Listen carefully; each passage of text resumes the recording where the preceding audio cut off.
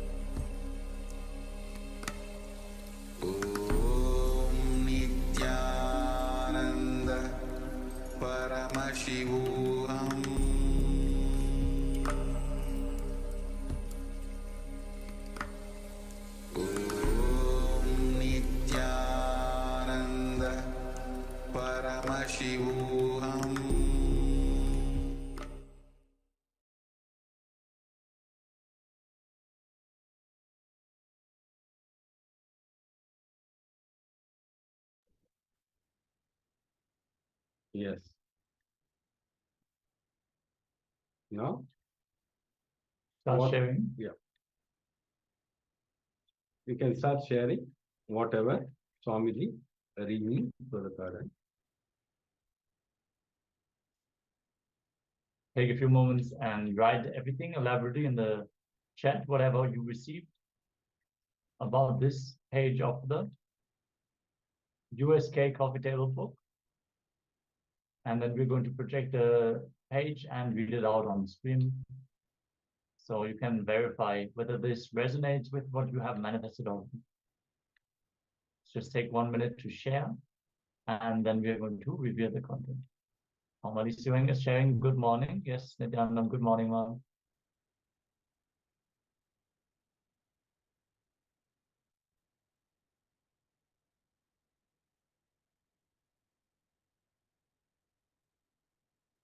Requesting our participants to also come on camera throughout the sessions and start interacting. This will make this program much more lively and involved. And this is how we can help you. When you share your breakthroughs, your struggles, your questions, misunderstandings, even if you get something wrong, if you share that, then we can shine light on that. We can help you. So make sure to participate actively in the Zoom chat as well. Naturally, if you're tuning in from any other social media, you can also share your questions and comments and remarks in the chat. We are happy to read that and respond to you as soon as possible. So now let us project the page number 285 on screen.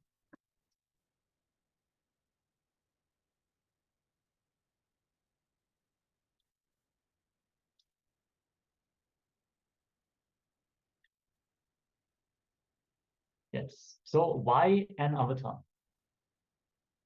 I'm here to give superconscious breakthrough to the whole humanity. This is naturally in Swamiji's words.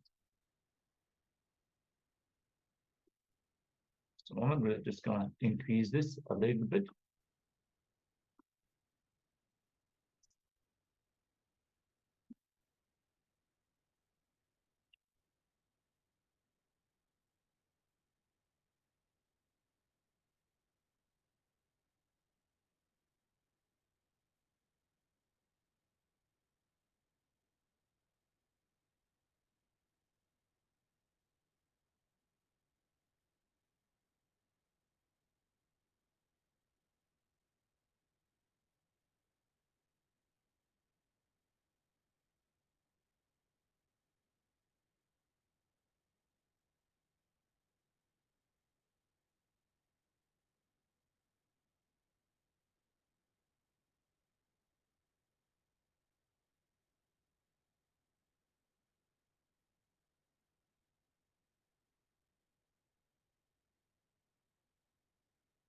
Yes, it is time humanity gets this superconscious breakthrough. I'm here manifesting KAILASA to give superconscious breakthrough to the humanity.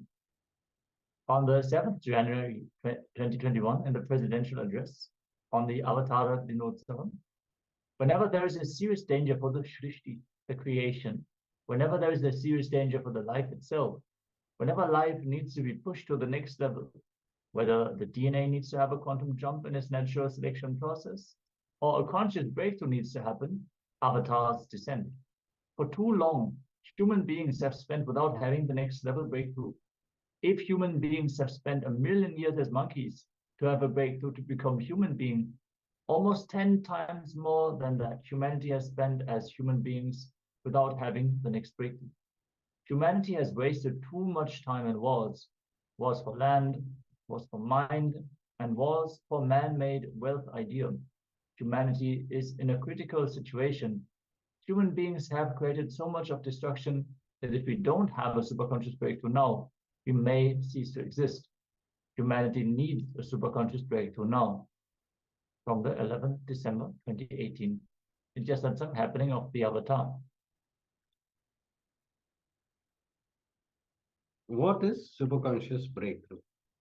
The consciousness which embodies the body and mind needs to start operating in the next level of frequency. A new body, a new mind, a new internal and inter organs need to be built for a new being to manifest.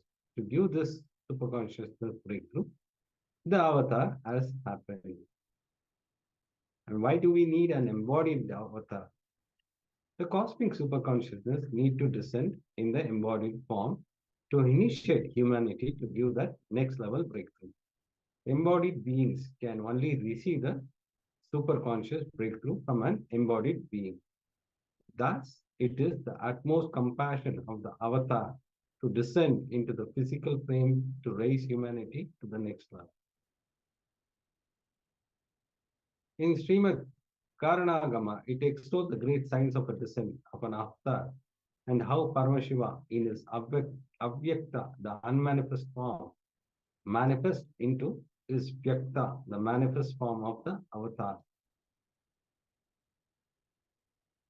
It says, Ityevam Nishkalam Proktam Param Bhavamiti Smritam Srishtitham Lokashrutam Lokasyopati Karanam Sadhakanam Itatham Tu Swechaya Grahate Tanu.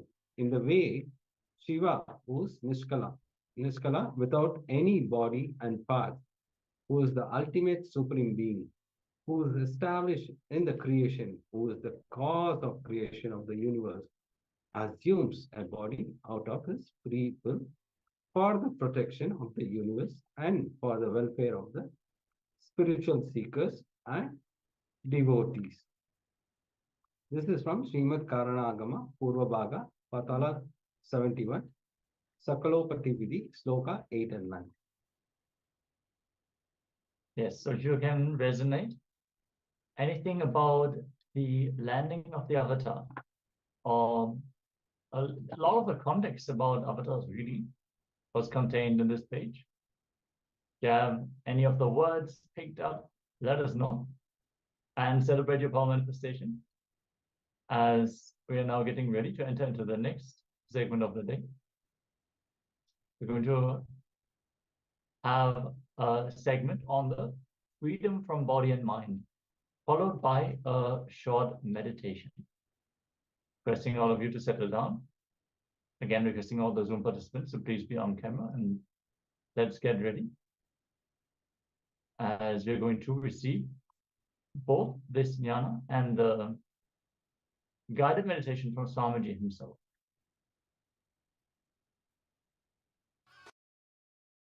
So whole campus we went round. It was such high energy. So the many bhikkhus, one, not only spiritually, even socially, this celebration forms a very important part of my life, because this is the only celebration I enjoyed from my birth, at least in this body.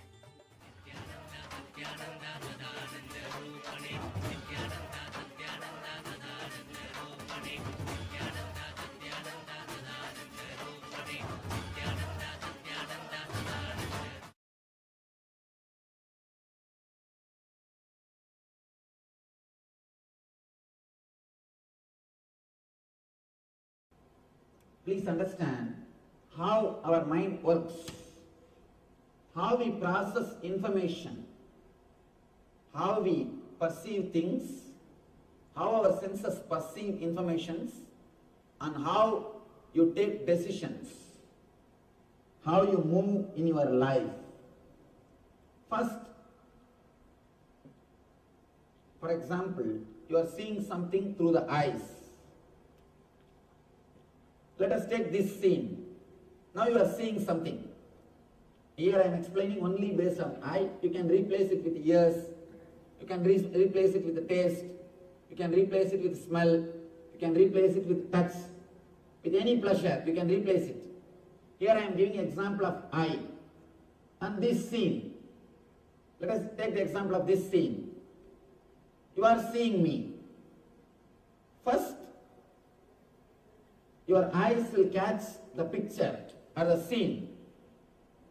This will be taken to chakshu. Chakshu means the energy which is inside the eyes. This is called indriya.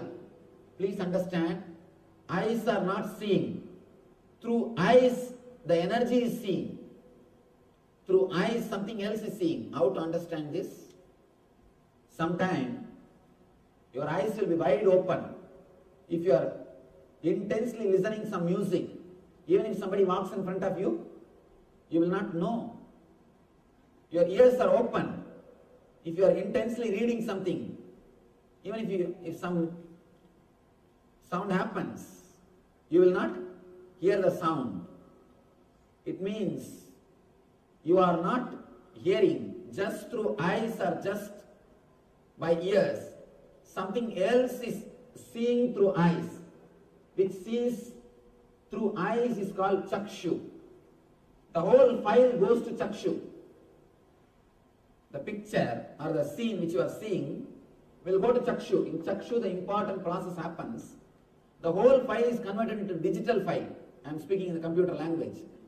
Understand? The whole thing is converted into digital file. It's almost like a DSP, digital signal processor. The whole thing is converted into digital file.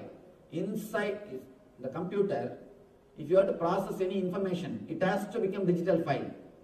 Whether it is a picture or whether it is a sound, it has to be converted into digital file.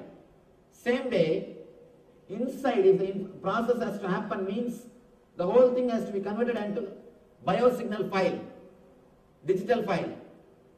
The file processing happens in chakshu. Whatever scene you are seeing now, that picture will be converted into digital file in chakshu. That file will now go to chitta, memory.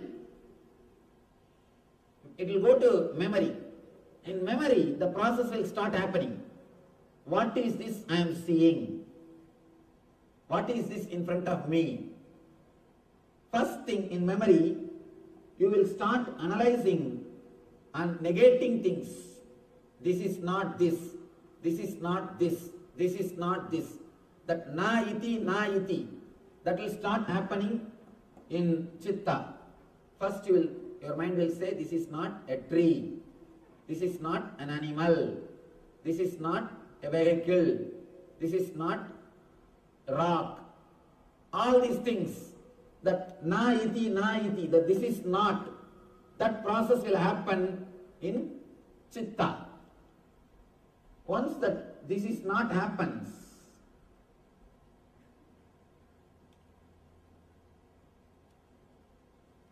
the file goes to mind. The mind starts saying, this is it, this is it. In mind, you start saying, the mind starts the identification process.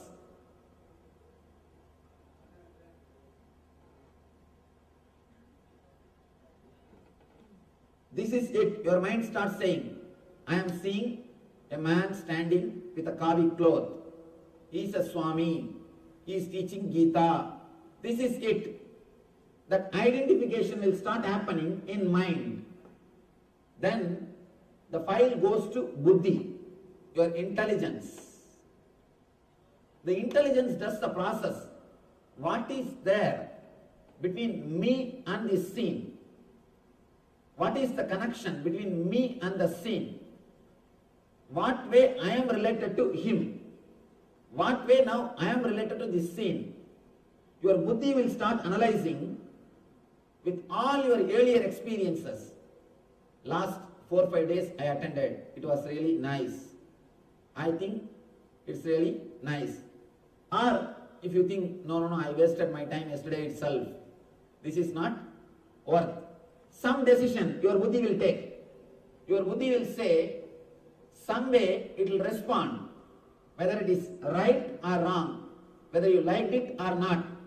Some way your buddhi will give the response. And now the whole file will go to ego. According to the buddhi's signature, the buddhi will write in the file, yes or no.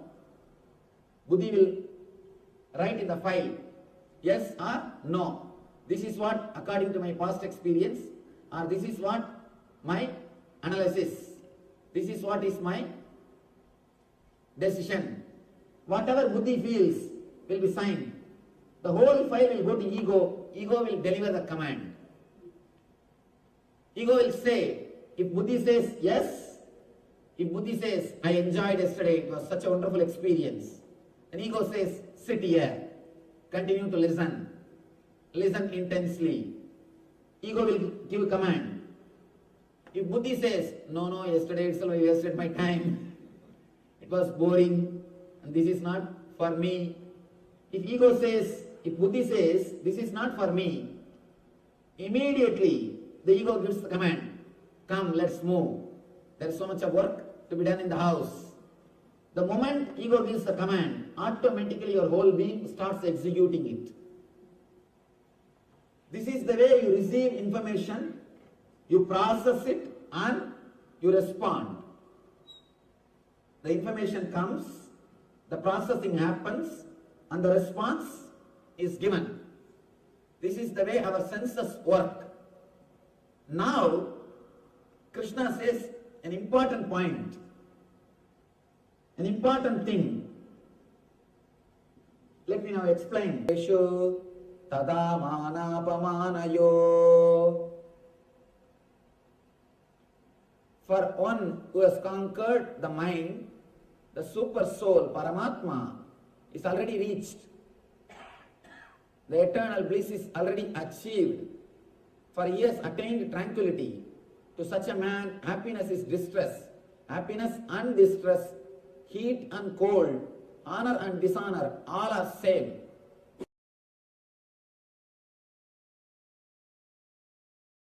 Listen carefully. I'll not only logically establish, I'll establish it experientially.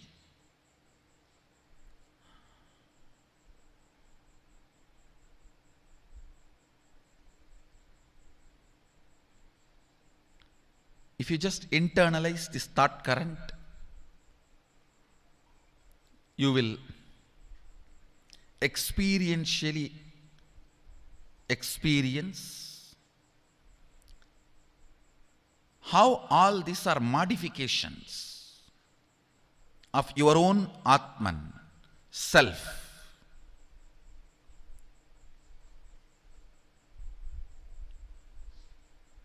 Your own existential experience is only one, your Atman. Everything else is your perceptual experience. Listen carefully. Gold, in its pure metal form, maybe in the form in which it is available for all of you guys to get to see, the biscuit form, pure 999.999 purity, something will be printed on it, it will be like a biscuit form.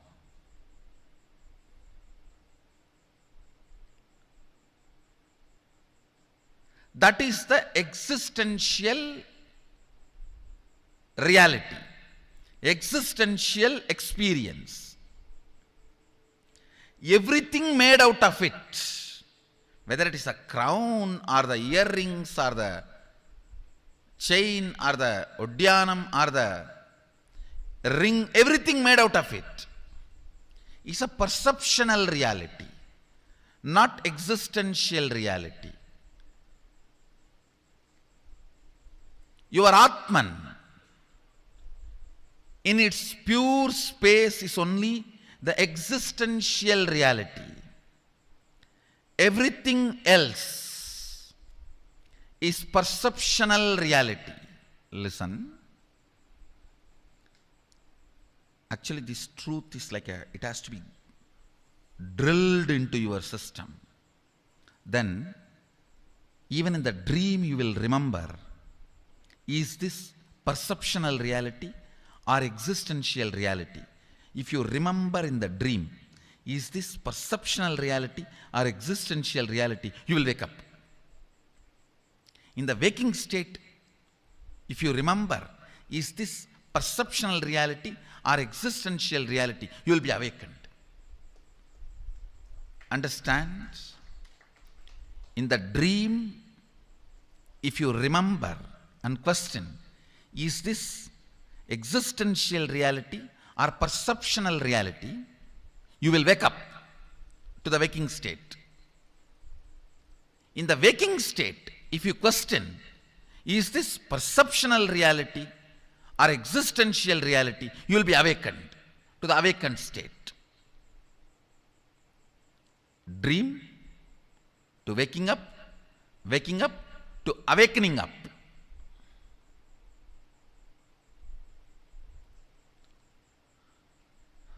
This verse need to be chewed.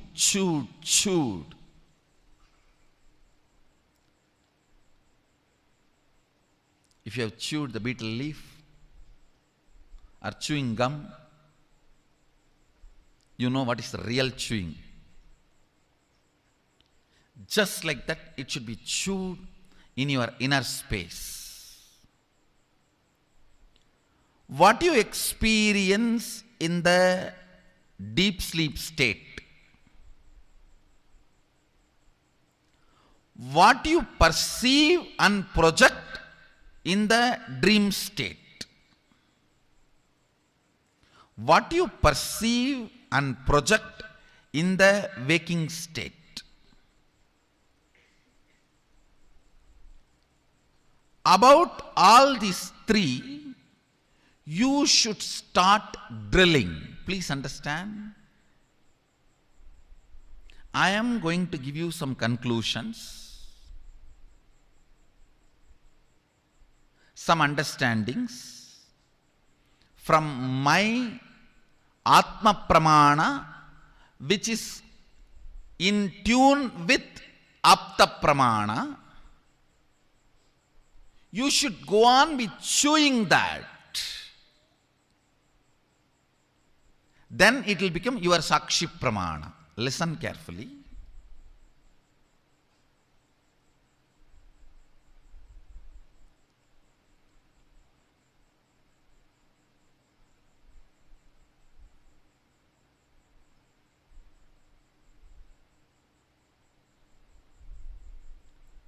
The first logical question we have is, things here look very solid. If I hit the wall, I feel the pain. If somebody touches me with a lot of love, I feel cared. If I put something in the mouth, the taste is felt. So here things are more solid. But in the dream state, it is not. Listen. Actually, in the dream state also, if you dream as if you are falling, you will experience fracture in the dream state. How many of you had the dream you have fractured yourself? Raise your hand. That's all. When you wake up, the fracture does not exist. It's different. But in that state itself, as long as you are in that state, there also everything is solid. Everything is solid, just like this state. When you are in the waking state, how you feel everything is solid. That is exactly the way, precisely, it is felt in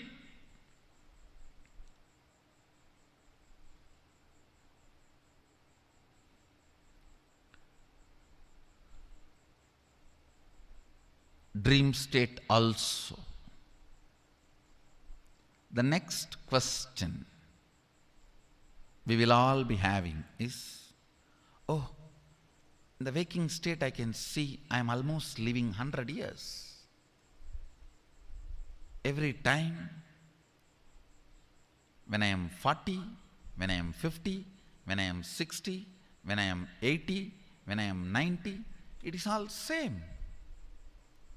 Consistent. But in the dream state, it doesn't look like that. Every day when I go back to the dream, it is different. Listen. Listen carefully to understand this question. How many of you have dreamt in one night itself? You are writing examination and you are getting married, then the nightmare you wake up.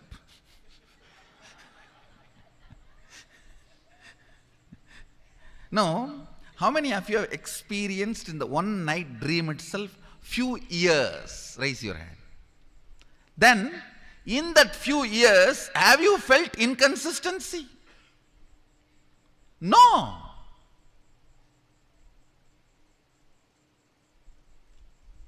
So who knows, this whole 100 years is not one night dream. Maybe you are writing examination, you are getting married, and kid, meeting the master, he roars in the dream, and you wake up, oh, who knows? Suddenly now you may wake up and say, whole thing was dream, Swamiji. Listen, perception of time, perception of stability is not existential, it is perception, because how you feel the time looks very solid in this waking state. You feel the same way in the dream state. But when you wake up, you understand it was not true as you felt in the dream state. Listen careful.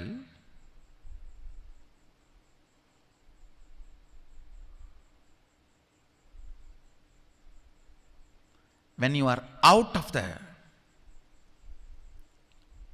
dream state, you can see the whole dream. You can see, you saw yourself as 20, you saw yourself as 30, you saw yourself as 40, you saw yourself as 50. You can see the whole.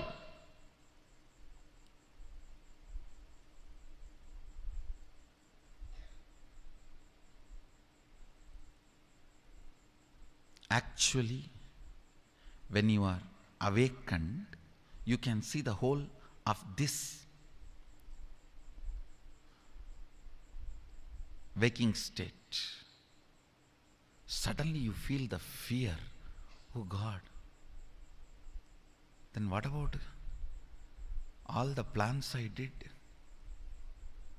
All my ambitions? I put so much energy, intelligence, and I fought for it. What is this? Suddenly whole thing is dream. No. Even if it is dream, it's okay. I want to live here because I have put too much energy in it. That is what I call pattern.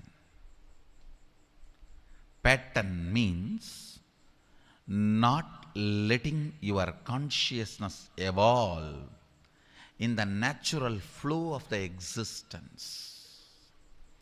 Even if I don't appear to you as a guru, the natural flow of existence, life, is hardwired to remind you by the continuous mild shocks about the true existential experience of life in the form of change. Every time when you lose a relationship or when you lose somebody near and dear one, either you lose them or you lose their love, you are reminded about the impermanence. This whole thing is perceptional existence, not existential existence. This whole thing is perceptional reality, not existential reality. Listen.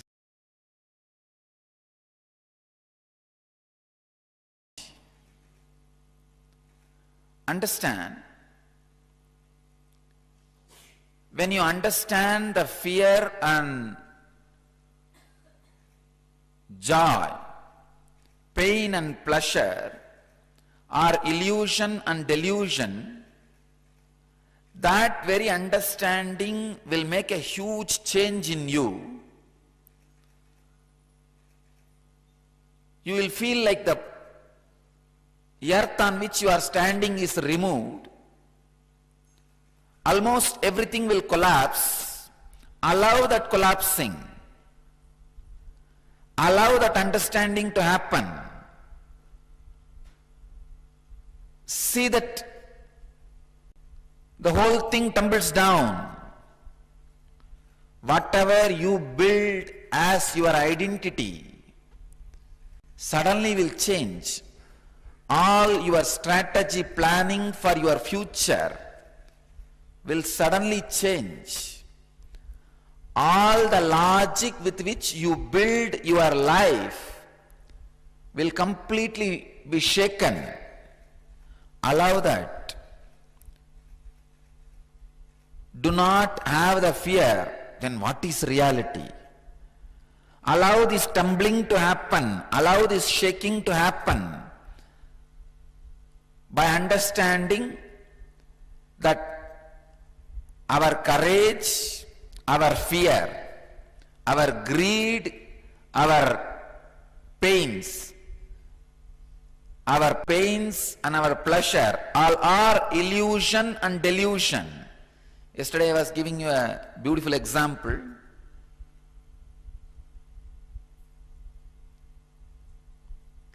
Many times life actually tests you. Life actually wants to test your stability, your understanding, your strength. But in a very foolish way, you respond and react and create whole thing as a mess. Please understand. Many times life really tests you. Do you stand this fear, which is delusion? Do you stand this greed, which is illusion? Or are you going to react in a foolish way and create bigger problems, bigger mess?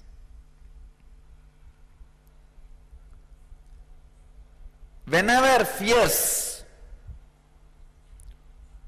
take over you, or greed takes over you,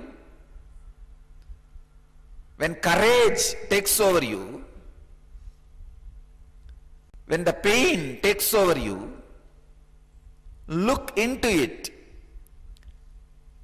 What is the percentage of it is real and what is the percentage of it is illusory or delusory? As I told you yesterday, I am coining a new word, delusory. It may not be in the Oxford dictionary. Let's add in our dictionary. See what is the percentage of it is contributed by the illusions and delusions, and what is the percentage can be attributed to the real incident, may not happen in your life. Let me give you a story. I have a story for you. The FBI had an opening for an assassin So they started interviewing people. After all the background checks, interviews and testings were done, there were 3 finalists, 2 men and a woman.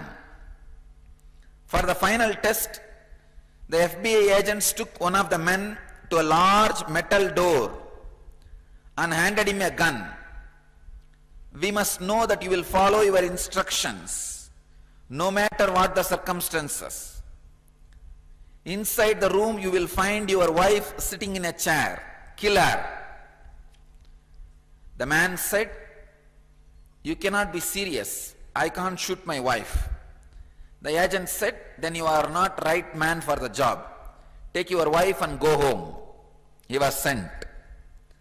The second man was given the same job.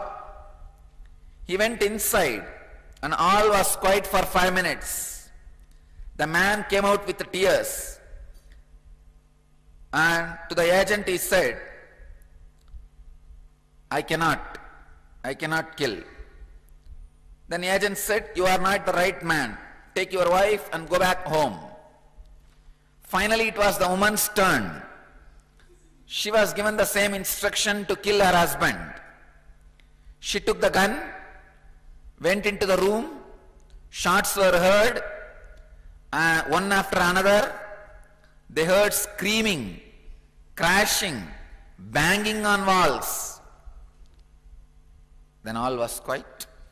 The door opened slowly. There stood the woman, wiping the sweat from her brow. Agent asked, what happened? She said, this gun is loaded with blanks. So I had to beat him to death with the chair. Many times life gives you the gun with blanks to test.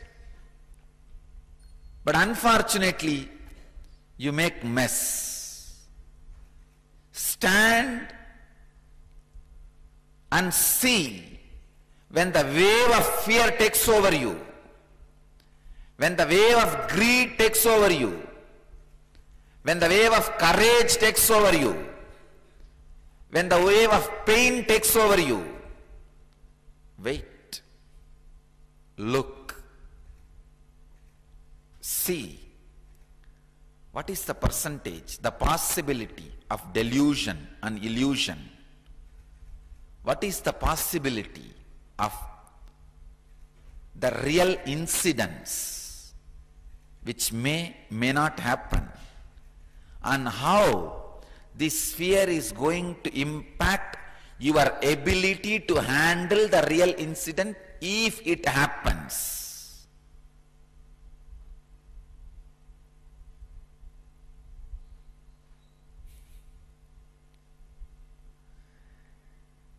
The ability to face, the ability to look, the ability to see. Please understand.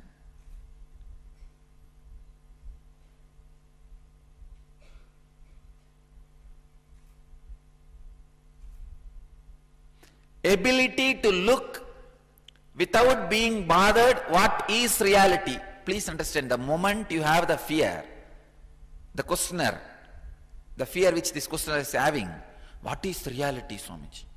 Means you don't want to let go these delusions and illusions. Don't bother. Let go. Let go. What is reality will flower in you. Allow that flowering. Now don't bother. Now don't worry too much about it.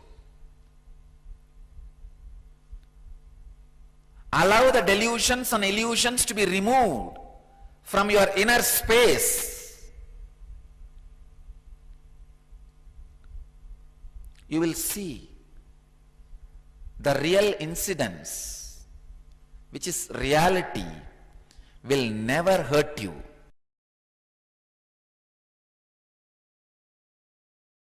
Live enlightenment now. That's enough. See, you are awakened, early morning you wake up. Do you have a fear? Oh, I should not fall asleep and have dreams. What will happen again if I have some more nightmares? Do you have fear? You know, nightmare can come, I'll come up, I'll wake up. So same way, you will not be afraid to fall back into this world and get up, because you know your true nature is this. See, once you know the true nature is this reality, you don't have fear of falling asleep and having a nightmare. Do you have the fear? No. You know, even if there is a nightmare, after a certain peak, you will wake up. Same way, once you are awakened, you know, even if you fall back into the same Maya, if certain amount of pain or suffering is built, you will wake up. You will wake up. There is an automatic waking up system. Once you wake up, the automatic waking up system is there. You don't have to be afraid, oh, I will fall back into the same Maya, I will fall into the same rut. Nothing. You will never be a same person. You will never fall back into that same person. Don't worry. Who put the question? Rishi.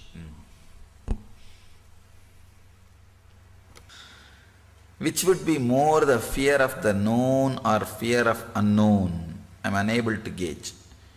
Neither fear of known nor fear of unknown. Fear of fear is the most horrible fear. Fear that you may have fear or you will have fear is the most horrible fear. Understand? Any definite thing does not create fear in you. You know for sure next year you are not going to become Bill Gates.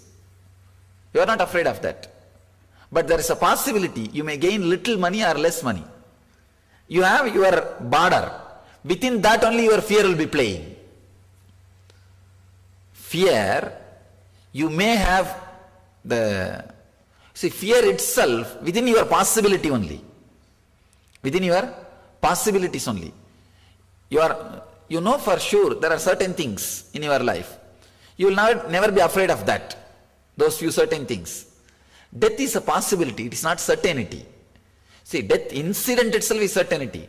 But the time and the way in which it will happen, all those things are possibilities. We are afraid because the possibility, the freedom is there. The possibility is there. So the worst fear is fear that you may have fear. That's the worst fear. Nothing else is worse than this fear. Known, unknown, even known things can create fear. Even unknown things sometimes may not create fear. But the fear that you may have fear. Afraid of fears, that is the worst fear. Especially these phobias and all is fear of fears only. The moment you have an idea you may have this phobia, you will start having that effect of that phobia.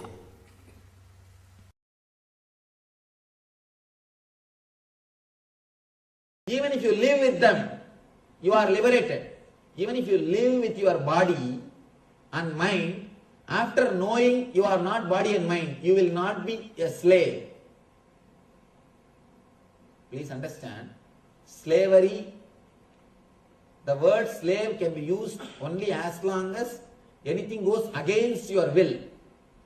After knowing the body and mind, even if you live with the body and mind, you are not slave. You are not slave. Let me tell you a small story from a life of a great sage, Greek sage, Diogenes. It's a great enlightened master. One day, a group of warriors, they wanted to arrest him and sell him in the slave market. He used to be so graceful. They thought, if we can capture him and sell him in the slave market, we will get a good money. We will get a lot of money. They prepared some 5-6 guys with all the weapons, with all the preparation. They are approaching him to attack. I don't know, it is attacking us now. Hey, what's happening? This group of people, they go and try to attack him. They were surprised. If he has responded, naturally, they wouldn't have felt surprised. It is usual. They went with all the preparation to capture him. They were shocked, surprised because he did not attack them. He just kept quiet. And he said, "What do you want?" He's asking like a master. These 4 or 5 guys, they felt a little shy. One guy said, "We wanted to capture you and sell you in the slave market." Arey, for that, you could have told me straight away. Why are you waiting half an hour, standing there, making all the plans and talking, doing all those things? Come, put the handcuff. Where is your handcuff? Take it out from the bag. Put it. These guys are shocked. They are taken aback. First time they are seeing a man who is ordering to put the handcuff. He is speaking like a master. He says, "Put the handcuff." Still, why are you waiting? You could have told me directly, I would have come.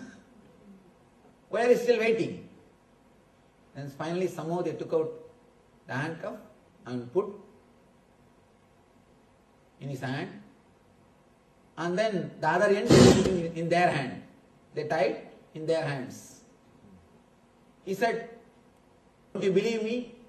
I am myself telling you to put the handcuff. Why are you tying with your hand? Come, let's go. Where you want to sell me, take. But be very clear, don't run away from me. Don't run away from me."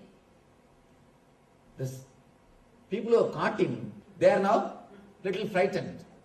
They are not able to understand what is going on. They are not able to understand what is happening.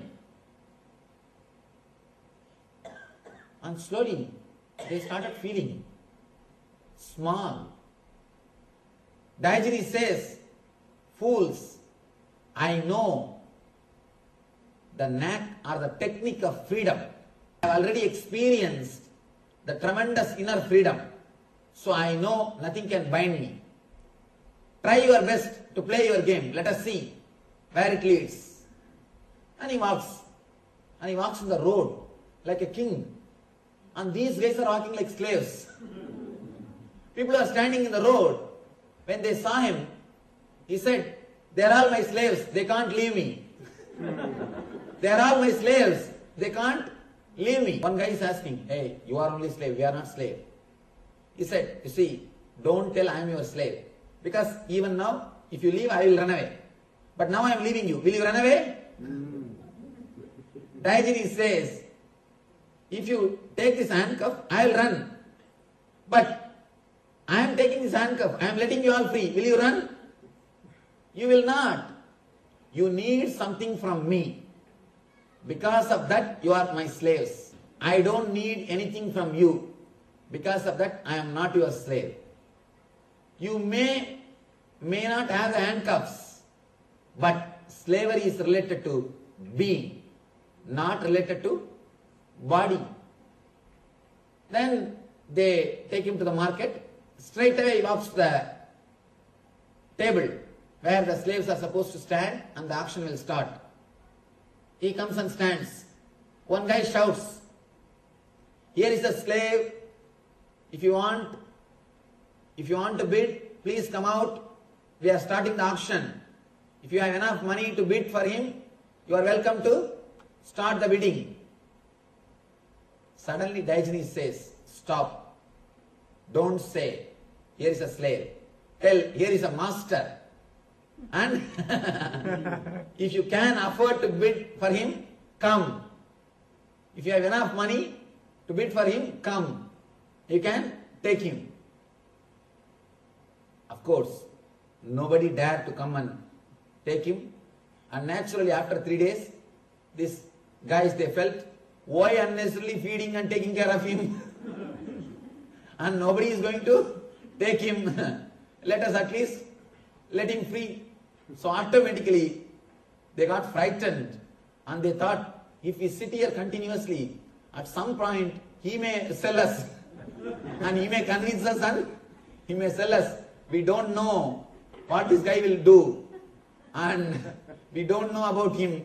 So they left him and ran away.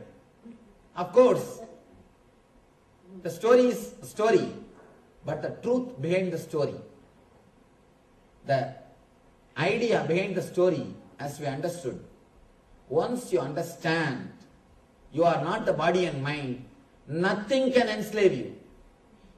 You can never become a slave. Even slavery cannot enslave you. Slavery can enslave you as long as you are not ready to cooperate the slavery. Please understand, it's a very subtle point. If you understand you are beyond body and mind, if somebody tries to enslave you, you will not resist. When you don't resist, you will never be slave. Anything which goes against your will only can enslave you. Here, you are in a totally different space, you are totally different consciousness, and nothing can go against your will. And you will never have a will which can make you feel like a slave. And you will be just flowing with the river. You will be just flowing with the current. You will disappear into the divine. So nothing like slavery can happen to you. Your very consciousness will be beyond slavery. Your very being will be beyond slavery. And nothing can enslave you. That's the reason here Krishna teaches you the secret of understanding the body, mind and consciousness. Kshetra and Kshetrajna. In those days only all this physical slavery existed. Now psychological slavery. Understand, many ways we are living in a psychological slavery way. We are psychological slaves of many things. When something is advertised, straight away it goes and sits in your head. And within few days you do something and get money and spend for that. We live in psychological slavery world. The world in which we are psychological slaves. Once you understand the body and mind, you will go beyond the physical and psychological slaveries. You will be totally experiencing the consciousness of freedom.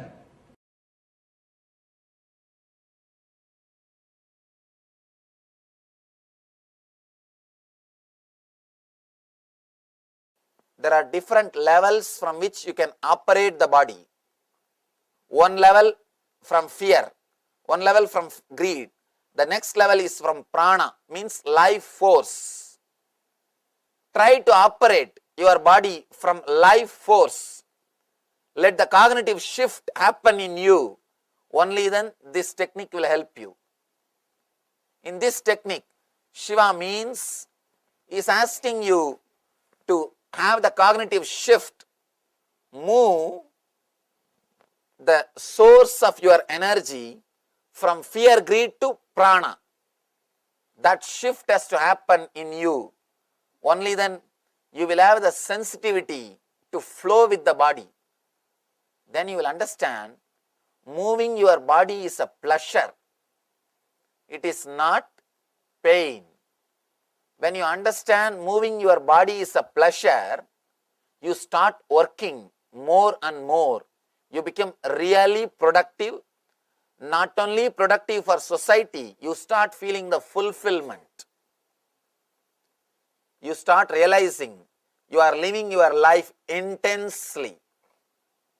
You are living your life intensely. In India, I have seen, especially in the villages, elders, they feel pride. They don't feel they are unwanted. Still I have seen 80, 90 years elders, they don't feel they are unwanted. The other day, one of our devotees in America, she was telling me, Swamiji, here we have to compete with youngsters. Whether it is job or anything, we have to compete with youngsters. One elderly lady, one of our devotees, she was telling me, we have to compete with youngsters. We have to prove ourselves up to their level. And in India I have seen people, elders, they don't feel they are unwanted. They feel they are respected. And not only that, they feel a tremendous pride and grace because they lived their life intensely. Whoever has not lived their life intensely, naturally they feel the unfulfillment. They go on cursing their sons, grandkids, the mother-in-law, daughter-in-law, constantly they curse everybody. They say, this fellow has not taken care of me, that fellow has not taken care of me, he ran away to that country, he ran away to this country, he is not around me. You curse others only when you have not lived your life completely.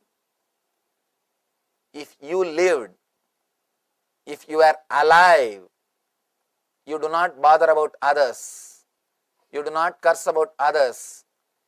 If you have just survived, then years have passed, but you never had any intense experience in your life. Just a mediocre life. What you achieved in your life? Had one car and house and paid mortgage to that car and house, that's all. Bought a house, bought a car, paid mortgage to that car and house, 30 years over. Nothing else. Your whole life can be written in 3-4 sentences. People come and ask me, Swamiji, why in all graveyards the date of birth and date of demise is written? Birth and death. Why these two are mentioned? I tell them, nothing much has happened between the two. In many lives, only that two has happened. Nothing much has happened between the two. So there is nothing else to mention. There is nothing much to mention.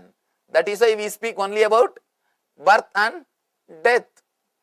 Our life, if it is driven only by fear and greed, greed means birth, fear means death.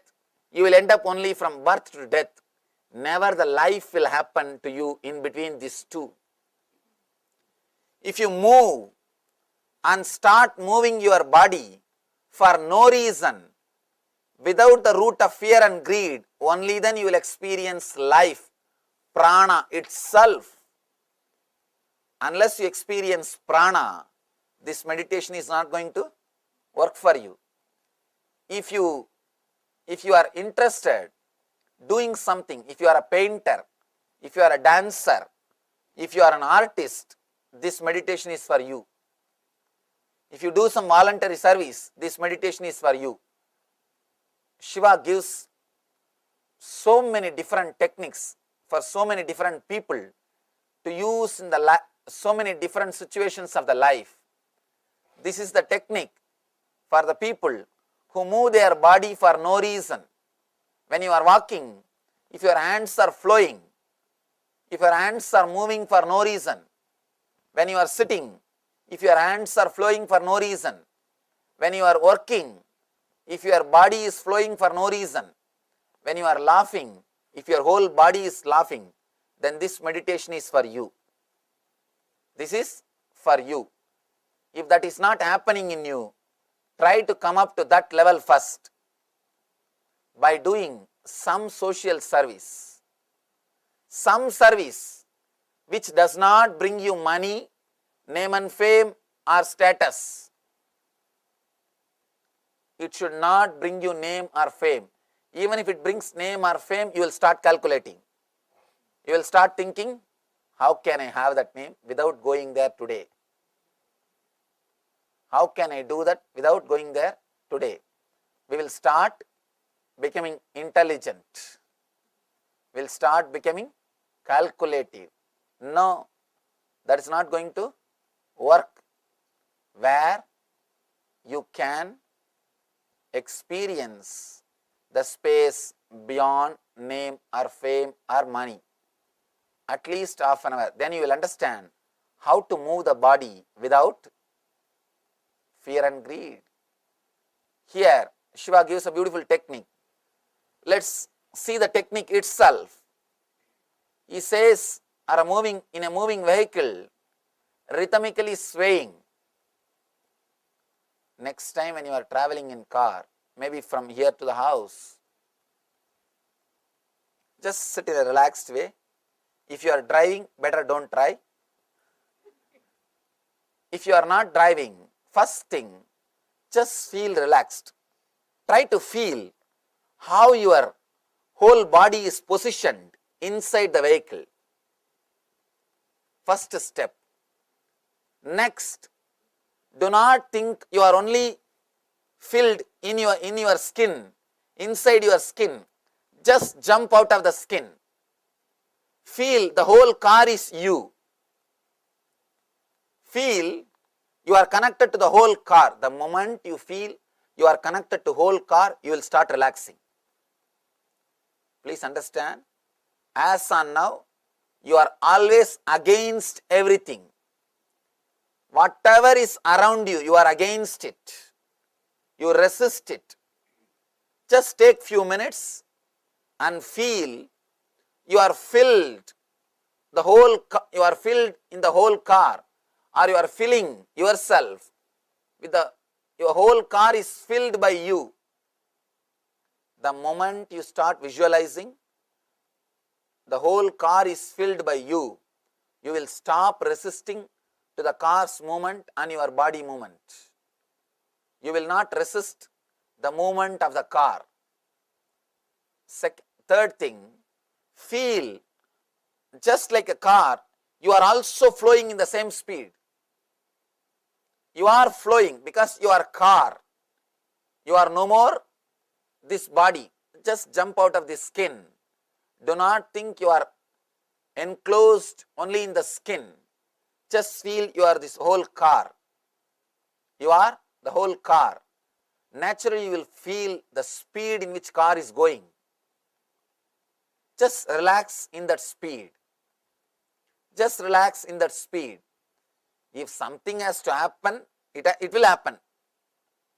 And just by you holding tight yourself inside the car, you are not protecting yourself much. Of course, maximum protection is seat belt, that's all. Nothing else. By you holding tight your body, can you do anything? No. You can't do anything. You won't be able to do anything. By you holding yourself tight is not going to help you at all. It is not going to help you. Of course, do not try this meditation when you are driving. First try when you are not driving, when you are relaxed, when you are sitting.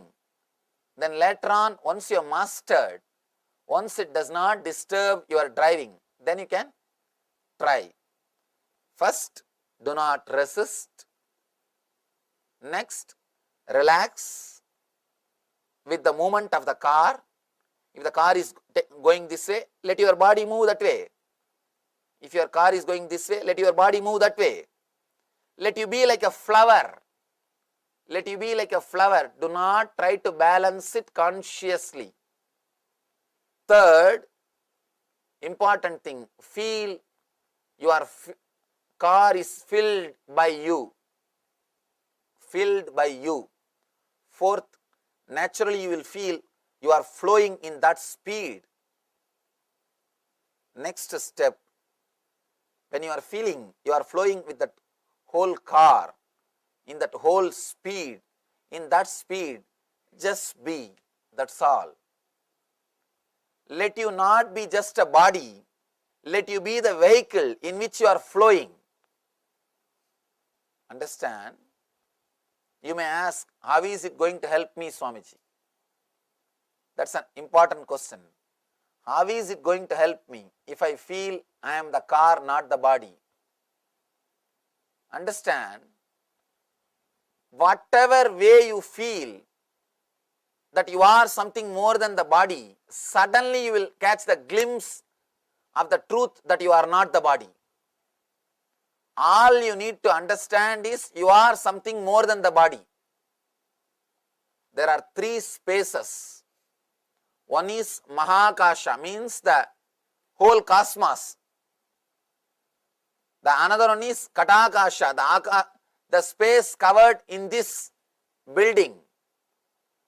The third one is the Chitakasha, the space covered inside your body. Chidakasha, Katakasha, Mahakasha. Enlightenment means you feeling yourself as a Mahakasha, means the cosmic space, instead of the Chidakasha, the individual space, straight away you will not be able to take a jump from individual space to cosmic space. So you can use this Kadakasha as the step towards that. If you feel, instead of feeling you are just a body, if you feel you are the vehicle in which you are sitting, you are taking one big jump so that you can take the ultimate jump. It's a beautiful step by step towards the ultimate spiritual enlightenment, towards the Atma Jnana or self-realization. The word Vishnu means who is filling, all pervasive, the whole universe. Vishnu means who is all pervasive. Vyapakatva means who is completely filling everything, is Vishnu.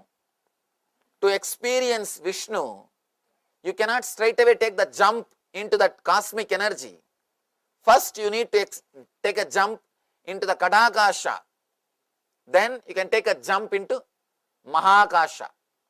From Chidakasha, individual space, to the Kadakasha, the space in which you are staying, then to Mahakasha, the space which is cosmic energy. So it's one of the beautiful technique to jump out of your skin. Jumping out of skin is always used with the wrong connotation. Now understand, Shiva is giving you beautiful technique to jump out of your skin, to experience the Katakasha and to take an ultimate jump into Mahakasha itself. The Chitakasha needs to expand into Katakasha so that it can expand and explode into Mahakasha. First thing, let me repeat the instruction so that it will be easy for you to practice. When you sit in the vehicle, relax. Do not hold your body. Let the body swing or sway along with the movements of the vehicle. Be like a flower. Flower dropped in the vehicle. It will never resist. Or a child sitting in the vehicle, it will never resist unless you train them. Pets which are in the vehicle will never resist unless you train them. In the modern day societies, we have spoiled even pets. I have never seen pets falling sick in India. In our ashram, we have so many dogs, cats, cheetahs, snake, everything. I have never even thought that they can fall sick. Here, every house I go, they ask me, Swamiji, please heal my pet. Please heal my pet. He is not feeling well. He is sick. Because we do so many things which is not natural. Which is not natural. What to do? That is why they feel sick. And I heard even they put clothes on the pet. God. Anyhow, let's not talk more about that. God. Now I have to tell him to develop his system. He doesn't know that pets will have winter and you know. He doesn't know, but we know. I'm surprised. Anyhow, just be like a flower. Do not resist. Third, feel the car is filled by you. Fourth, feel the speed of the car as if your whole body is moving. There is no two, your body and car. There is only one, the vehicle, car, that's all. Fourth thing, the fifth thing, just be with that flow, that's all. Just be with that flow. Now, there will be naturally one more question. When I am not in the vehicle, how to do it, Swamiji? Shiva gives a beautiful technique, the alternative technique for that also. Or in a still vehicle, by letting yourself swing in slowing invisible circles, you can experience the consciousness beyond the body. He says even when you are sitting, still vehicle means houses. Your homes are still vehicles. Even sitting here, by allowing the body to move or swing with its own way, invisible circles means there is a slight movement always happening in our body. If you sit in a relaxed way and feel the body, you can feel there is a slight trembling, slight movement, very slight, invisible movement, constantly happening in you. The more you try to possess the body, more you will stop that flow. If you do not possess the body, that flow will be there. Kids, they feel that flow. That is why they start whirling. They feel comfortable with that flow. They get the kick out of that flow. Because still they have not possessed their body. They have not created ego. They have not become dull. They have not started calculating. Why should I swing? Why should I whirl? How much of dollar I will make by whirling 10 minutes? They have not started calculating. Why should I jump around? Why should I laugh? Will I get a candy if I laugh? They have not started calculating. If they start calculating and start laughing, their smile becomes ugly like us. The calculated smile is the most ugliest smile. When you look at the next person before smiling for recognition, it's ugly. You can see in your life, even before smiling, you just look at the next person. Can we smile for this? You ask his approval. Means even for that you don't have a spontaneity. You just wanted to go with the society. If everybody is smiling, we can smile. We should smile. If nobody is smiling, let's keep quiet. Why to unnecessarily do anything? Or why to do something which others are not doing? You are so calculative. For every step, you have logical analysis. Before doing everything, you calculate, you analyze, you measure. And here, do not measure, do not calculate, do not analyze. The movements which is happening in you, allow it to happen, let it happen. In an invisible circle, if you close and see inside, you can see a slight movement, always happening, always happening. Just be with that moment, allow that moment to happen, and whenever you allow that moment to happen and meditate on that moment, suddenly you realize you are not a solid body, you are a flowing energy. Experiencing you are a flowing energy is what I call enlightenment. Shiva consciousness, ultimate experience. Suddenly you realize you are not just the body, you are in the body. You are in the body. So now let you have a small break of 10 minutes. We will come back and practice this meditation to disengage ourselves from the I. Let us experience the technique of Shiva.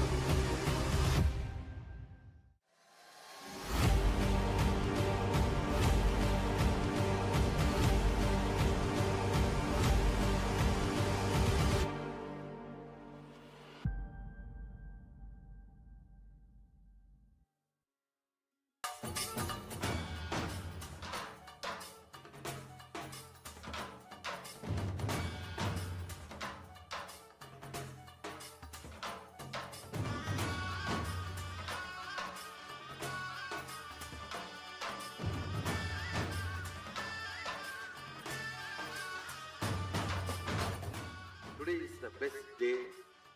Sadashiva appears for Brahma and Vishnu early morning, the form of light shaft, means the consciousness which is beyond time and space enters into time and space. Sadashiva declares, let me become many to celebrate myself. So morning, we celebrate he becoming many. You can see every deity, every god, we go and light the lamp. So each, the Sadashiva himself becomes many. So whole campus we went round. It was such high energy. So again the many becomes one.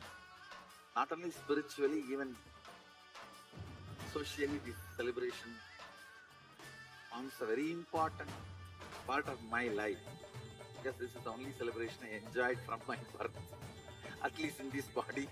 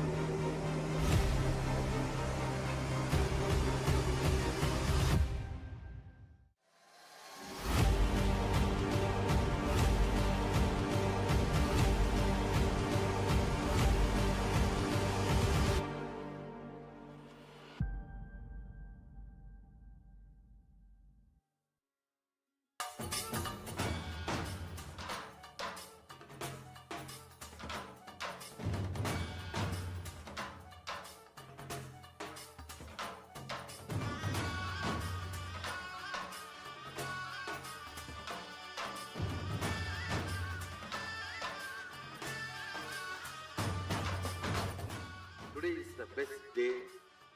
Sadashiva appears for Brahma and Vishnu early morning, the form of light shaft, means the consciousness which is beyond time and space enters into time and space. Sadashiva declares, let me become many to celebrate myself. So morning, we celebrate he becoming many. You can see every deity, every god.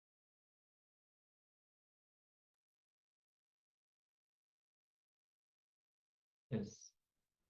We have learned about Swamiji, to learn from Swamiji how to go beyond body and mind. I hope you all enjoyed the powerful meditation. So let us now internalize on this very principle. Once you understand the body and mind, you'll go beyond both the physical and psychological slaveries. You will totally experience the consciousness of freedom. When one experiences the expansion of joy, of savory, arising from the pleasure of sweet eating or drinking, one should consciously bring the restful awareness at that perfect space of bliss and become the taste of the food. Then thereafter is the supreme bliss, the state of Sadashiva, which is explained in Vijnana Bhairava Tantra, Sutra 72. Krishna says an important point for one who has achieved the supreme bliss. For him, happiness and distress, heat and cold, honor and dishonor are the same. The ability to face, the ability to look, the ability to see, ability to look without being bothered what is reality. Understand? If you actually know what is not you, the moment you know what is not you, you are liberated.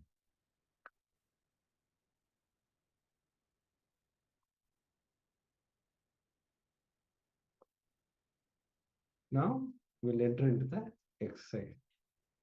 You will work on what is not you. Let's pen down this. For an example, if it is your house, that is not you. It is the house. If it is luxuries, that is not you. It is luxuries. If it is name and fame, that is also not you. It is just your name and the fame which can come and go anytime. And if you have a hotel business, that is also not you. Like this, you are going to pen down everything, which all are not you. But still you think that is you. That is the problem. You identify yourself with many other things and think that it is you. Now, pen down what all is not you.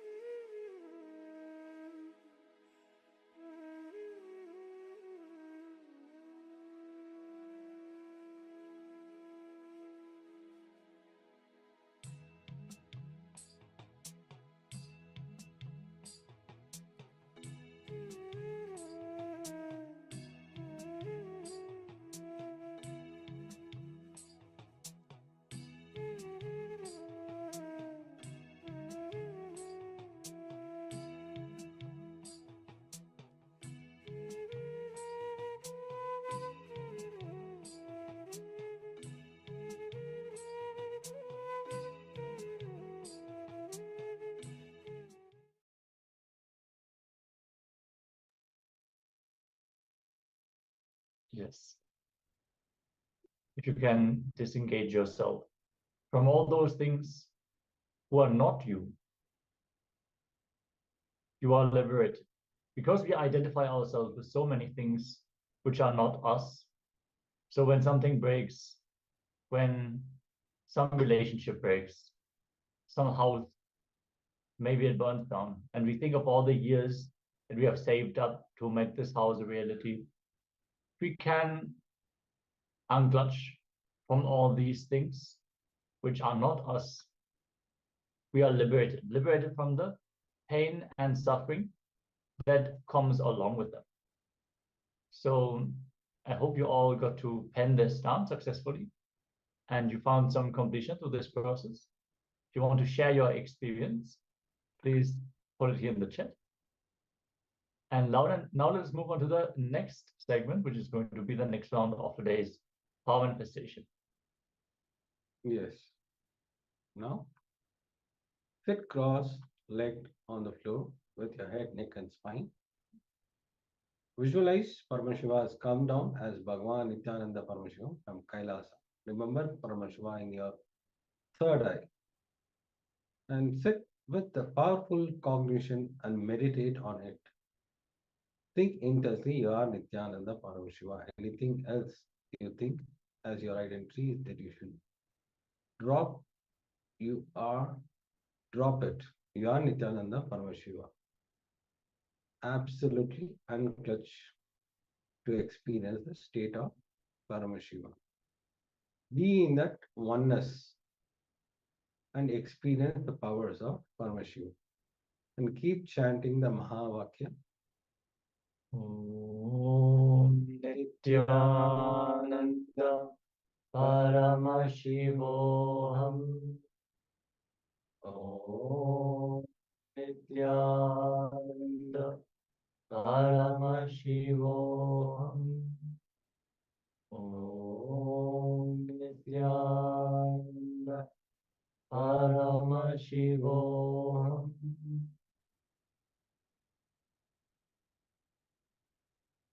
Today, you are going to manifest page number 425 of the Guaranteed Solution book. Begin verbalizing whatever is being revealed through the third eye. We'll give you some time. Just meditate on it. Surely, you will manifest this power. Just needs your surrender. Deep surrender to Swamiji. Start chanting the Mahavakya. Mahavakya is the key to manifest this power. So, keep chanting the Mahavakya intensely. Let us enter into this power manifestation. Nithyananda Paramashivoham.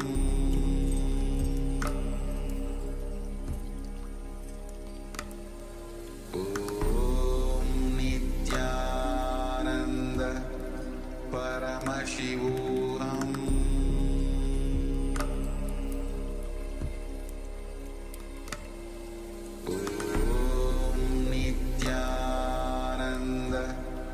Paramashivoham.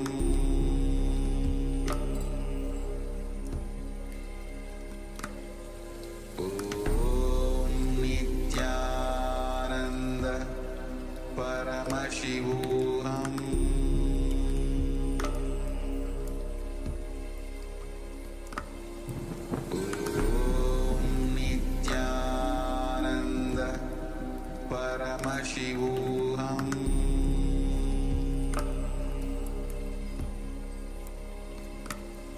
Om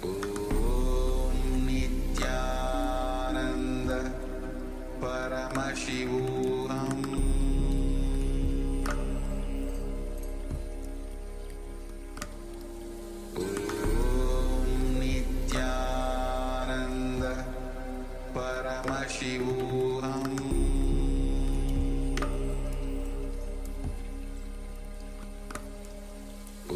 Om Nithyananda Paramashivoham.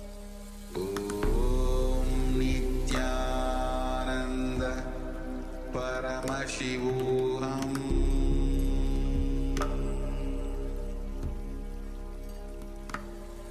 Om Nithyananda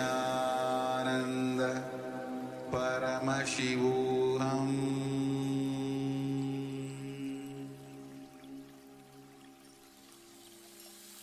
I bless you all. Let you all open all your three eyes.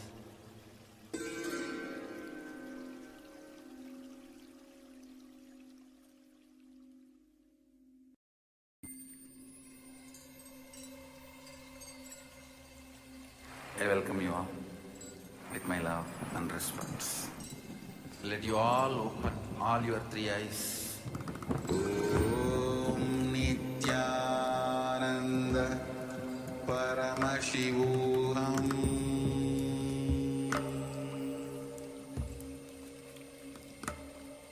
Om Nithyananda Paramashivoham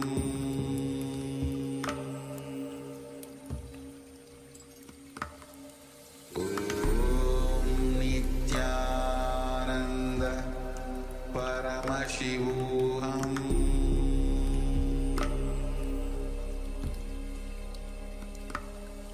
Om Nithyananda Paramashivoham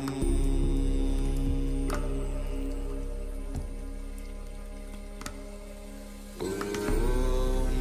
Nithyananda Paramashivoham Om Nithyananda Paramashivoham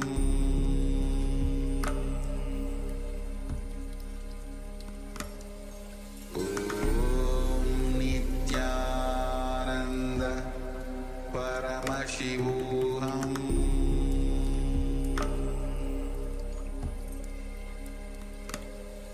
Om Nithyananda Paramashivoham Om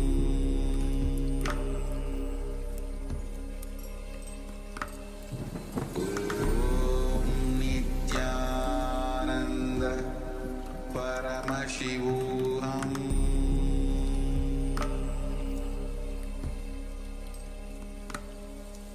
Om Nithyananda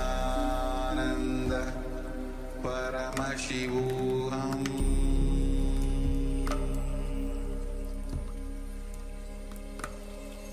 Om Nithyananda Paramashivoham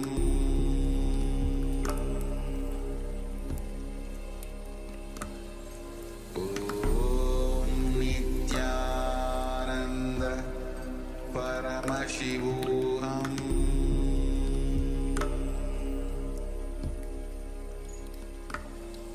Om Nithyananda Paramashivoham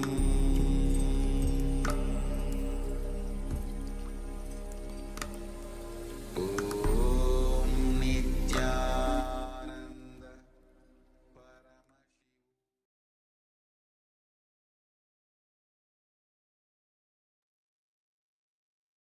Yes. Now,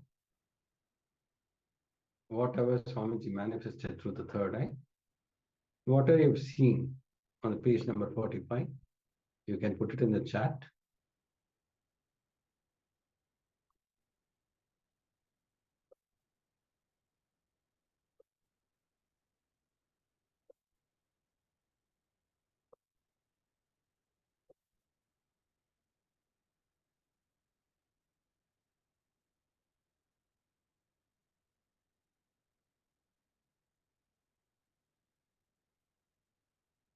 Yes, let's take a few moments to share. And then we're going to project the page on screen for all of you to verify your power manifestation.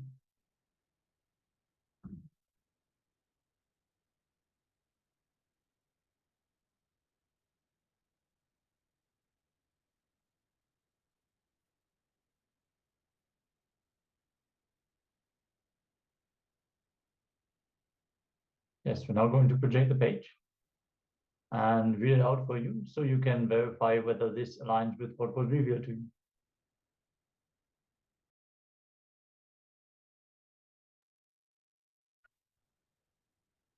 Drop the ego. A master is the one who makes you understand the purposelessness of life. When you search with a purpose, you miss reality. Because when you run behind the purpose, you miss the present. You simply miss existence. When you realize the purposelessness of life, a new consciousness starts blossoming in you. You will then understand that the diamonds that you were protecting all along are mere stones. You will understand that the things that you thought were great are mere toys. You will understand that money is not the real bliss that you are seeking. You are seeking beyond it. You will start looking at life as a great divine play of existence. You will enjoy the dreams, the drama, and play your role with utmost enjoyment and perfection. You will not live for goals. You will live for the sake of living and enjoying life. Understand that I'm not saying that you should stop earning money. Without money, there's nothing you can do in life. I'm only saying enjoy living every moment and make your goals just incidental. You must understand that the whole thing is just a drama and you are a player. When you get attached to goals, you miss this whole idea. In a drama, does it make any sense to get attached to your role or to another character or to anything? No. It will straight away seem ridiculous, will it not? In the same way, life is also a great drama, so don't get attached to it in any fashion. Just play your role and enjoy the whole show.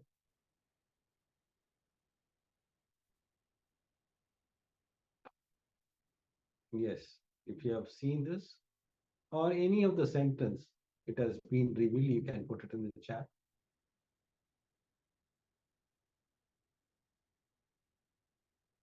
So that we can enter into the next powerful session from Swamiji.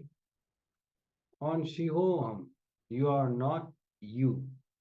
It's a powerful revelation from Swamiji.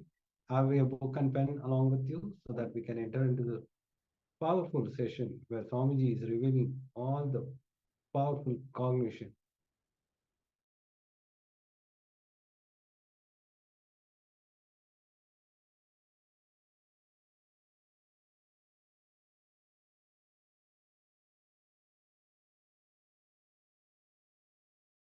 I'm going to introduce you to you. As I said, you are not just the body or your mind or what you cognize as you. Listen, you are not just body or mind or what you cognize as you. Let me show you a simple presentation. Visualize this as a round.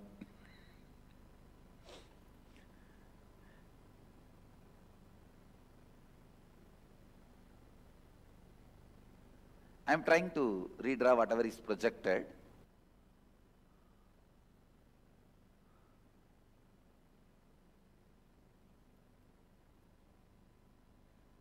Actually, you are totality of your body. Please, the first component of you is your body, the physical body which you are carrying, which is made out of bone, flesh, blood. This is the first component. Then second is your breathing structure. Inhaling, exhaling. The breathing structure is the second. Third, your mind. Sometimes up, alive, excited, sometimes depressed, sometimes frustrated, sometimes feeling guilty, sometimes feeling alive, bright, sometimes feeling tired, bored. Mind. That is the third part of you. Fourth, what you cognize as you, what in core of you, what you cognize as you, what you feel as you, that's the fourth part of you. Fifth, the bliss, freedom, beyond all these four. I can say the glimpse of real you. The real you is not what you think as you. Actually, the real you is covered by what you think as you. So whatever you think as you, your body, your breathing system, your mind, your cognition, when you penetrate all these four, then you realize the real you. You experience the real you. These 5 layers, in each layer you have certain mental patterns, incompletions. I can say that when you travel in city, if you are going from here and want to cross the city, so many diversions. Suddenly one political rally, take diversion. Then road is cut by PWD, take diversion. Road is cut by BSNL, take diversion. Traffic jam, take diversion. Finally, instead of crossing the city, you will end up back in the same road. No, that's what exactly is happening in our life. When you try to cross layer by layer and reach your core, please understand, every day, every one of you are struggling to experience your core. When you are back from your work, the way you throw your shoes, throw your clothes, lie down on the bed, even in that moment, you are trying to reach the real you.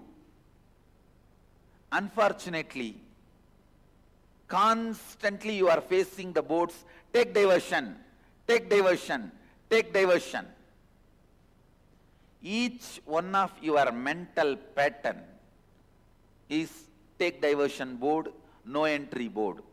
Take diversion, no entry, road closed, maintenance work going on, sorry for the inconvenience. These are the boards you are constantly facing.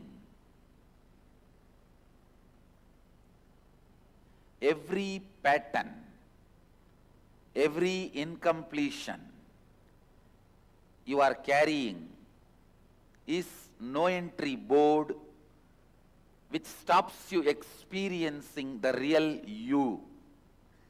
The real you. I should define the word incompletion. Words, thoughts, emotions, residues, hangovers of the past sitting in your present and not letting you live your future is pattern. Listen. Words, thoughts, emotions, hangovers, residues sitting in your past, not letting you live your future is incompletion or patterns. It can be as simple as morning cup of coffee. There are many people, without cup of coffee, they can't get out of their bed or they can't get out of their bedroom. Many can't even go for 1, 2, 3 without cup of coffee. Now it's a It's a physical level pattern. It can be as simple as cup of coffee and as complicated as always attracting abusive relationships.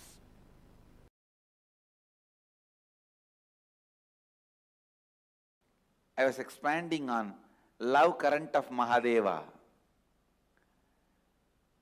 and Isavasya Upanishad, 10th verse. Anyadeva hurvidyaya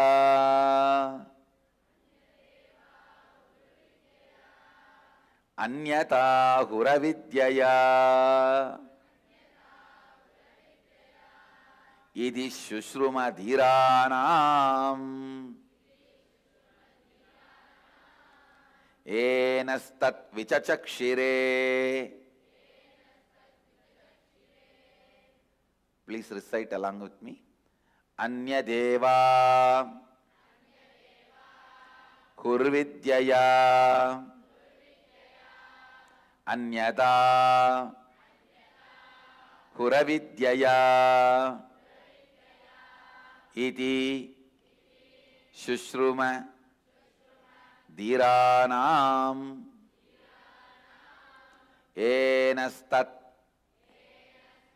vichachakshire. Yes. The translation. It is said that by Vidya, the knowledge cognized from the right context of grasping the truth, consciousness, and the superficial knowledge acquired from the wrong context of grabbing without cognizing the subtle truth, certainly a different result is achieved. Similarly, it is said that by avidya, the authentic actions and the ignorant actions, a very different result is achieved. Thus, have we listened from those wise beings who have explained that absolute principle to us. Essence, the sacred secret, the key truth from this verse. The context you set for you. Please understand. The context you set for you before entering into action or life is more important than your decision of entering or not entering into life and what you do or don't do in life. Listen once more. The context you set before entering into life is more important than what you do or don't do in your life. Context. If you set the context of bhakti, your travel becomes pilgrimage. Food becomes prasada. Water becomes tirtha.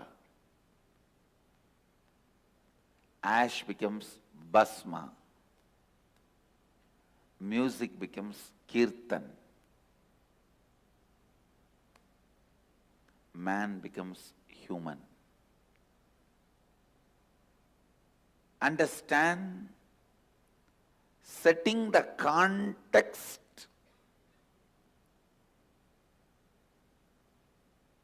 is much more important than the action, commission or omission of acts.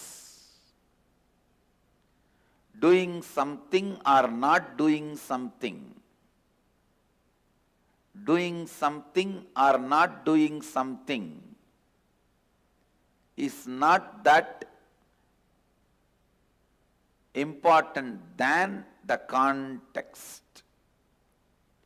So all the outer world rules and regulations, whether it is simple traffic rules or the law of the land, is based on the action performed. Commission and omission of acts, because outer world can understand only that, outer world functions only with that, outer world can measure only up to that. In search of stability and surety, possibility is forgotten. Listen. Yes, outer world can grasp only that. Whether you walk in the left side or right side, you should walk or not in the left side or right side. It can only go to that extent. Outer world can understand only that extent is not wrong, but they try to become fanatically declaring only that much exists is something seriously wrong.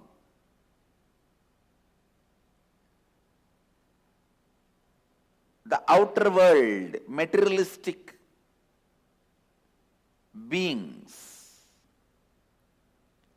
developing rules, regulations, laws, whether we should walk in right side or left side, whether we should go in left side or right side, whatever. Forming those rules, nothing wrong, useful for day-to-day life.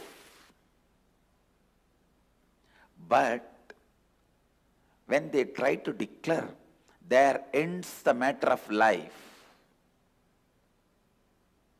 Nothing further exists, something is seriously wrong. Then something is seriously wrong. Things which may be conducive, guiding you in day-to-day life, may not help you, may not be conducive, may not be useful in life and death life. Understand? There is something called day-to-day life and something called life and death life.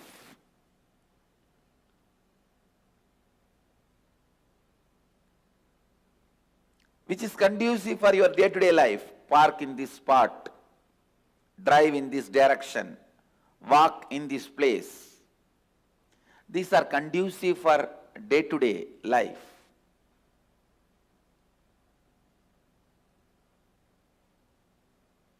When these people who form the day-to-day life's laws, rules, try to dictate the larger truths or interfere in the field of larger truths, there starts confusion. There starts ignorance. There starts manipulation. There starts exploitation. There is no lane system among the planets. There is no lane system in life and death, traffic.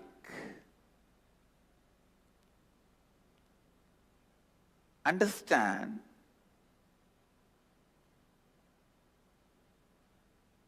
the context set for day-to-day life may not be sufficient for life and death life.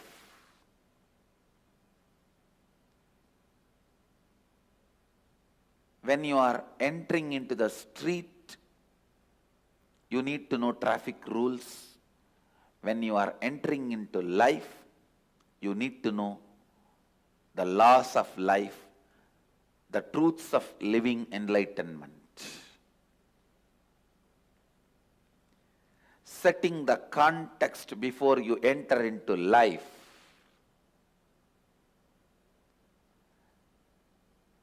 Please understand, life has no remote control. You have to get up and change it. Life has no remote control. You have to get up and change it.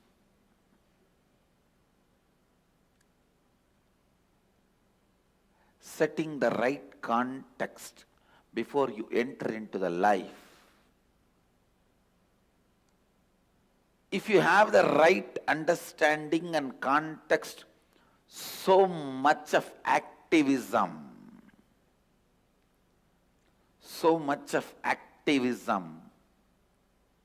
will be there in you. Please understand, being alive, active, intensely active is one of the first qualification for spiritual life.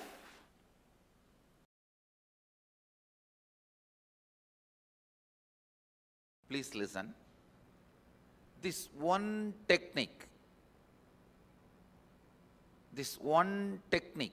can give you whatever you want and lead you to the space of not wanting anything. Enlightenment itself. Please listen.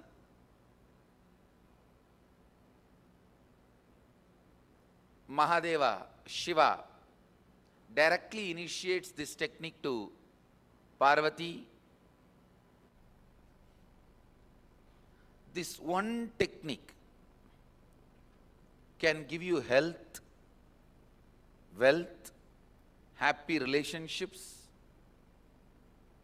whatever miracles you want in your life, and ultimately enlightenment itself.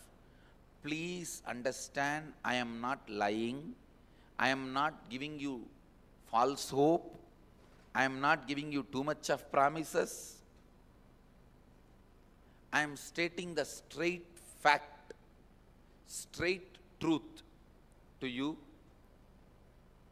Mahadeva himself, Shiva himself, gives this technique to Parvati in Shivahama. Shivahama is a large literature. Techniques Mahadeva himself taught to Devi, Parvati.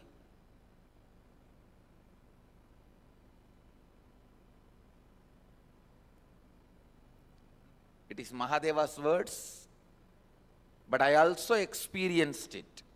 So I also stand for this technique and the truth revealed in this technique. This is from Shivahama, the portion called Shivajnanopanishad, Vijnana Bhairava Tantra, 94th verse, 22nd technique. Mahadeva is beautifully describing. I'll explain this technique and then give you exact procedure how to do it. Please listen carefully. Chittat yantaha kritir nasti mamantar bhavayet iti vigalpanam abhavena vigalpair uchito bhavet.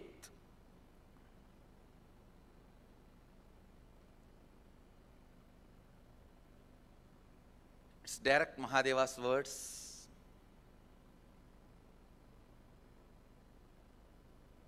I'll read out the translation. Consciously feel within the mind stuff of past memories of incompletion with its activities as mind, intellect and ego are not existing in me.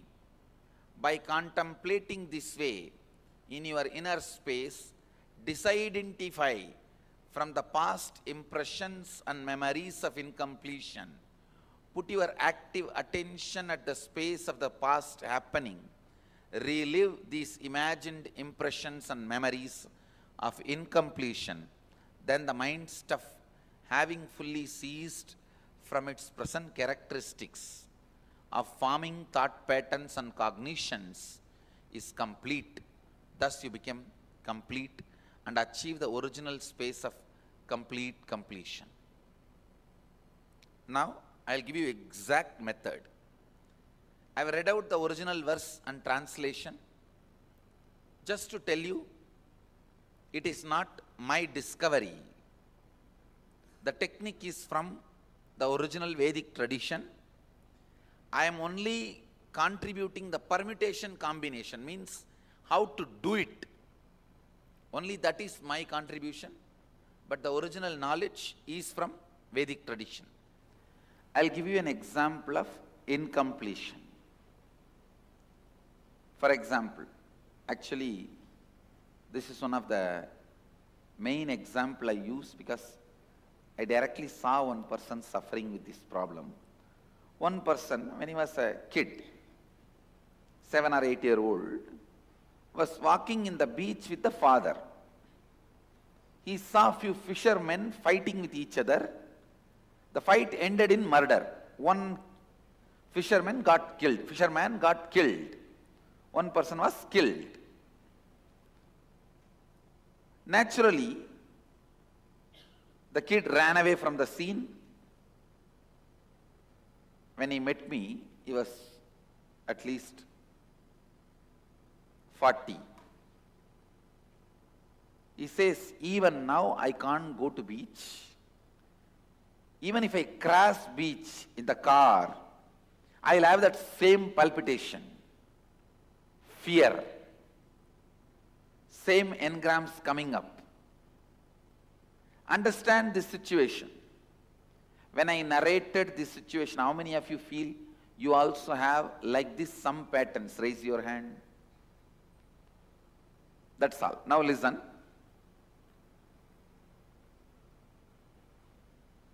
The situation, the incident which happened, the child is walking and he is seeing 3-4 fishermen, few of them fighting with each other. One got murdered. That situation, that is the root incident. When he saw that, the powerlessness he experienced, that fear he experienced, the child was not able to handle that situation.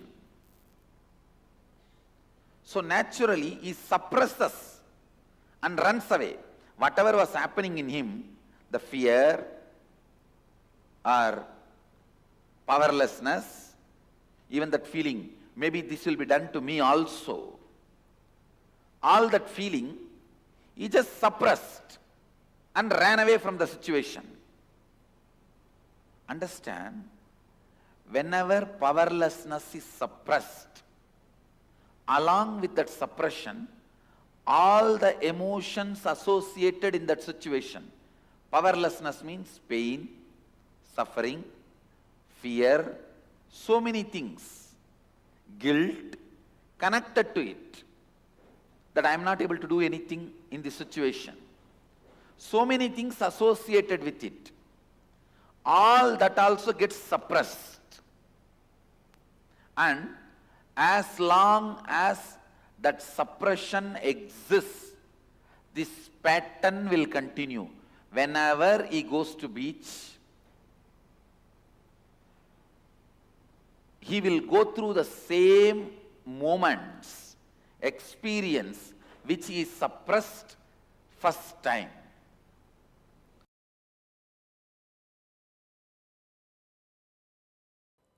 You can easily be put in pain if you are a business natured person. Please understand.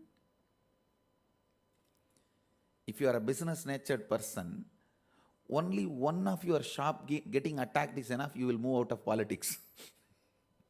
Or you will move out of all the power game. Always try to catch your nature based on your root pattern and fulfill that. That will bring tremendous feeling that you lived. Please understand. The feeling that you lived, that fulfillment that you lived, that is the first step for enlightenment. See, there are extraordinary Paramahamsas who doesn't even need to enter into life, who can just get everything out of their system and directly get enlightened. But 99% of us are not that way. We get into the regular life and go through the ups and downs and route pattern and everything. Only through this way we are going. So, 99% of us, the way we are traveling, please understand, the fulfillment you lived, self-actualization is the first step for self-realization. The feeling you lived is a basic requirement. In Vedic tradition, we call that as Pratyagatma Chaitanya Jagrata. The individual consciousness getting awakened in the body. Please listen. You don't have to memorize the word, but at least listen. Pratyagatma Chaitanya Jagrata. The individual consciousness, which you ultimately conscious is not is individual, it is cosmical. It is cosmic. But the individual consciousness, which you perceive as individual consciousness, getting awakened in your body, that is the first step. When that awakening happens, you will have a deep fulfillment. A Vaishya should be Vaishya.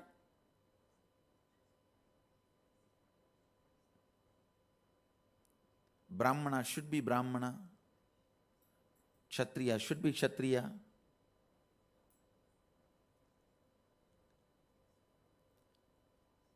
But I don't want to say the Vedic tradition does not allow the growth of the individual. It allows by the inner transformation. Inside, if you have transformed, you can evolve. There are thousands who are born as Shudras, worshipped as Brahmanas by the Brahmanottamas. Kashi is the example. Adi Shankara, the greatest architect of modern day Hinduism, establisher of all the Brahminical Sampradayas, fell at the feet of the Chandala. Not even Shudra, lower than Shudra. Later on, his disciples who are not able to digest that he fell at the feet of Chandala, made Chandala as the incarnation of Vishwanatha. That is different. But the truth is he fell at the feet of Chandala. That's all. That's a fact. Means what? Vedic tradition does not stop growth, but the growth should always be propelled, initiated, incited from inner space. Not that for the sake of external comforts, you can try to act as if you are moving to the next ladder.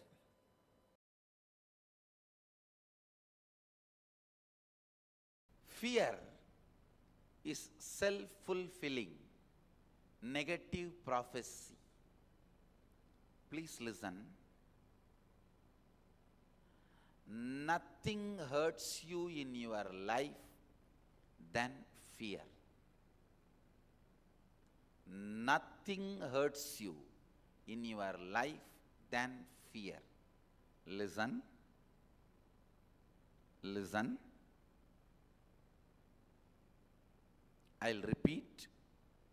Nothing hurts you in your life than fear. Fear. Even if you have some blind technique to break the fear, I tell you, follow it.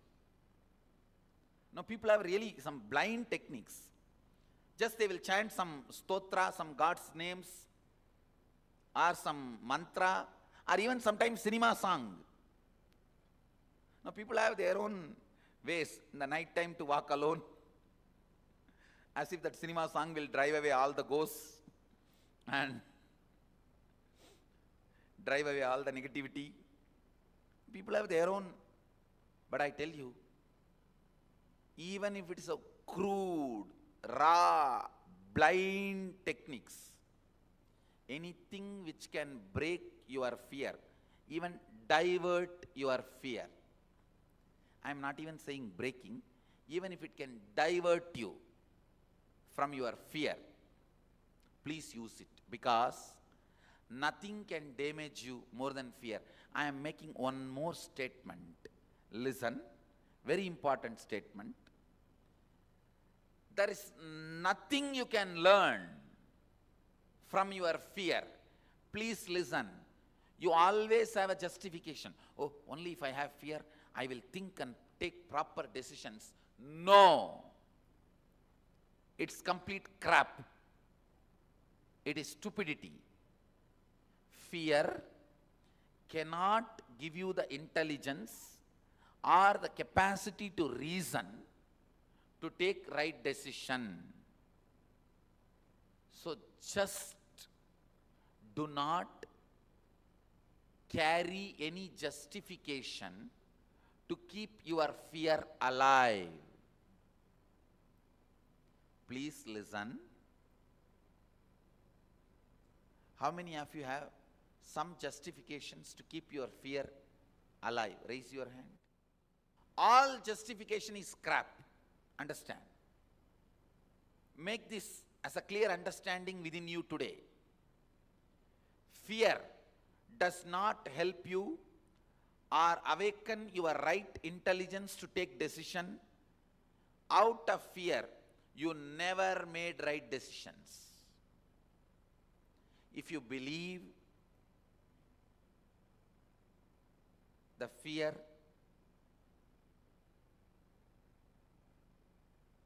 will help you to take right decisions, it helps you to make right choices, it gives you discriminatory power, it gives you understanding, you are wrong. It is equivalent to blood washing the blood. If you believe blood can wash the blood, you are fool. Same way, if you believe fear can give you the intelligence, knowledge to make the right decision and right time, that can be of some support, some help, forget about it. It is completely wrong. Understand, in no way, any fear can be useful for you. I just want to give you a few minutes for you to look into your fears, because you have layers and layers of fears. Dig out your fears. Then I'll help you and lead you into process of completing that fear. Ultimately, whatever you are not able to complete, I'll directly intervene and see to it it is completed through Shivoham process. Shivoham process means it's a very powerful process using light and sound, which is from our Vedic tradition, bringing completion to you, freeing you from all incompletions.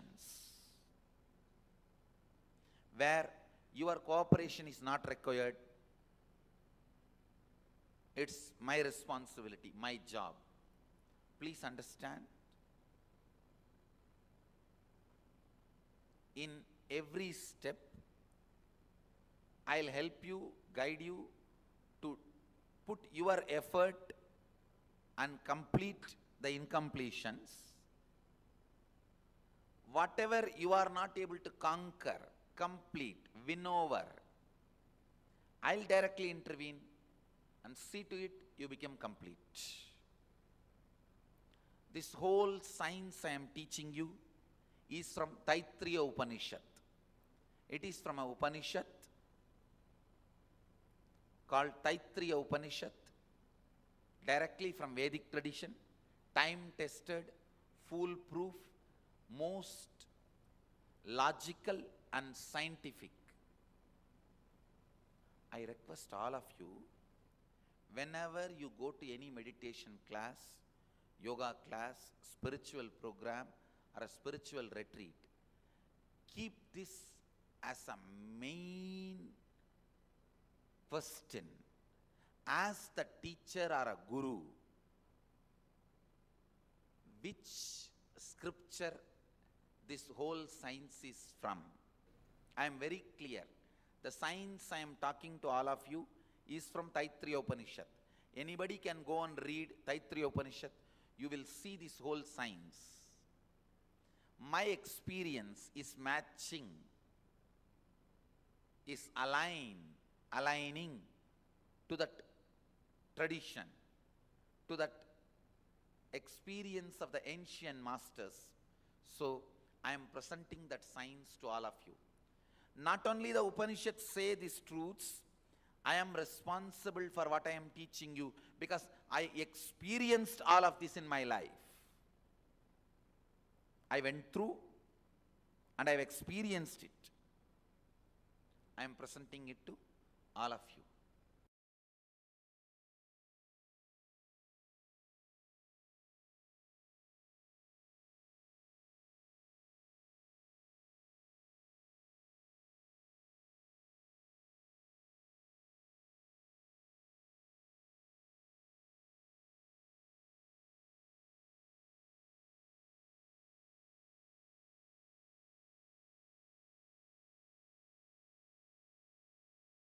Think this Kriya helps people to receive teleported objects or materialize.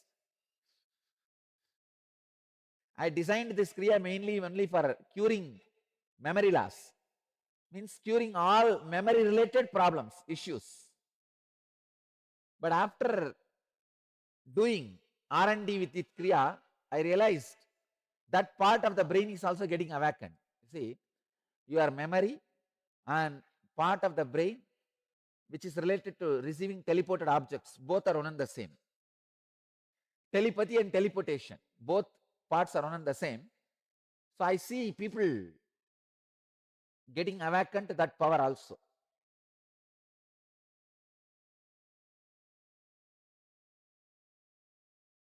Today's Kriya you may need to master. Means at least 48 days you should do. Only then completely the problem will be cleared, but it will be healed once for all. This Kriya will heal all problems related like Alzheimer's,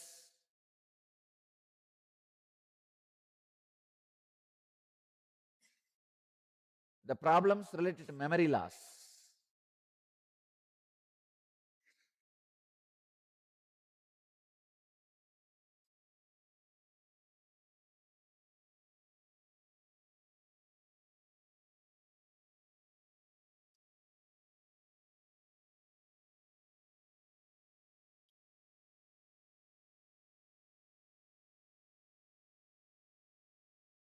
Please come to the Virasana. Virasana is from Garanda Samhita Upadesha 2, verse 17. Place one foot on the other thigh and fold the other foot backwards. This is termed as Virasana. Sit in this posture and inhale and exhale in a relaxed way for a few seconds. Let your body settle with that muscle tension.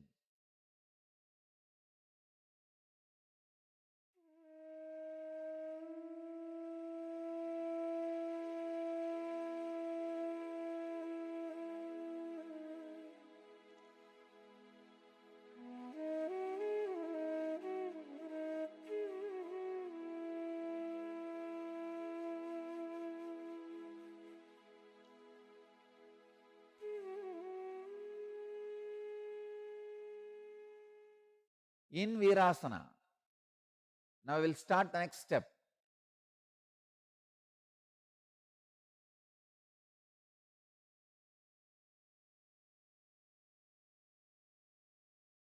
Nada Kumbhaka. Chant the Homkara. When you inhale deeply for prolonged time and hold with Omkara inside, exhale in a prolonged way with Omkara. Let me show you.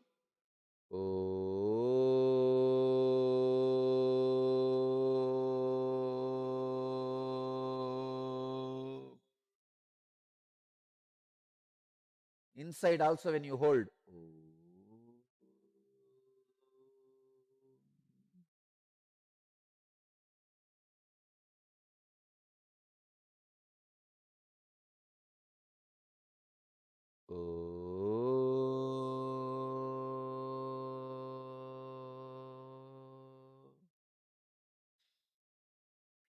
Understand?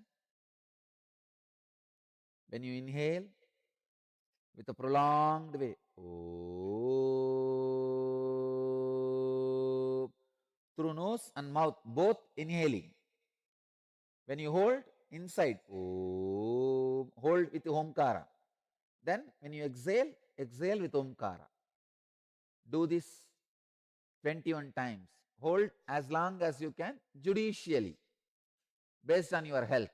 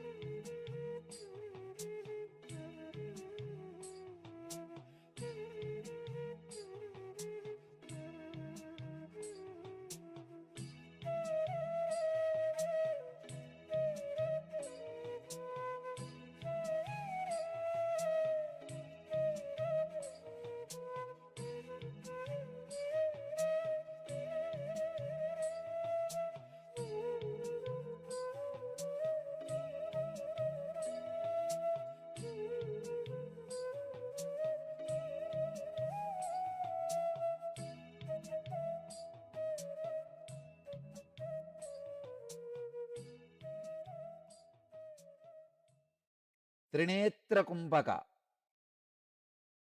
Let me describe. It is Kumbhaka Patati, 192nd verse.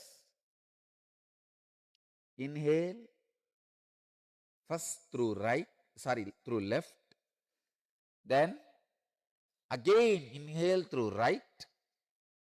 Then again inhale through both and hold.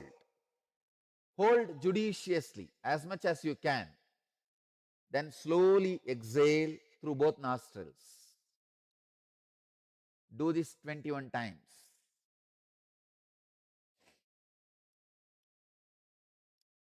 Inhale through left without exhaling. Inhale through right also.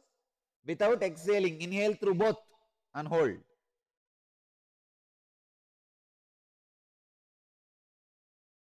Hold judicially as long as you can, and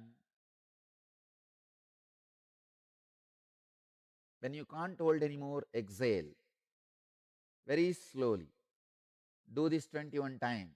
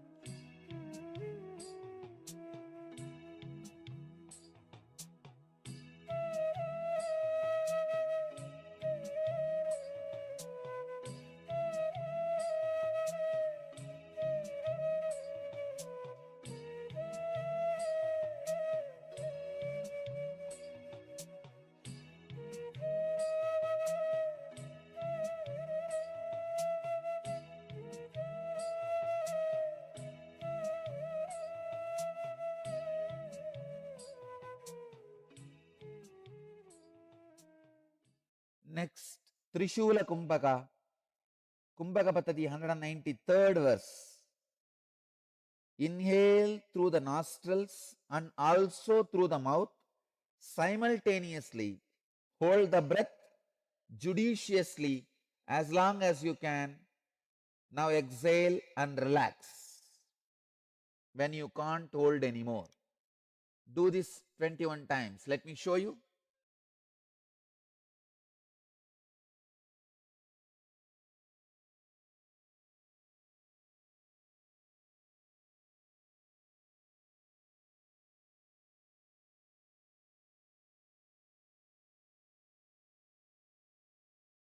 Do it 21 times.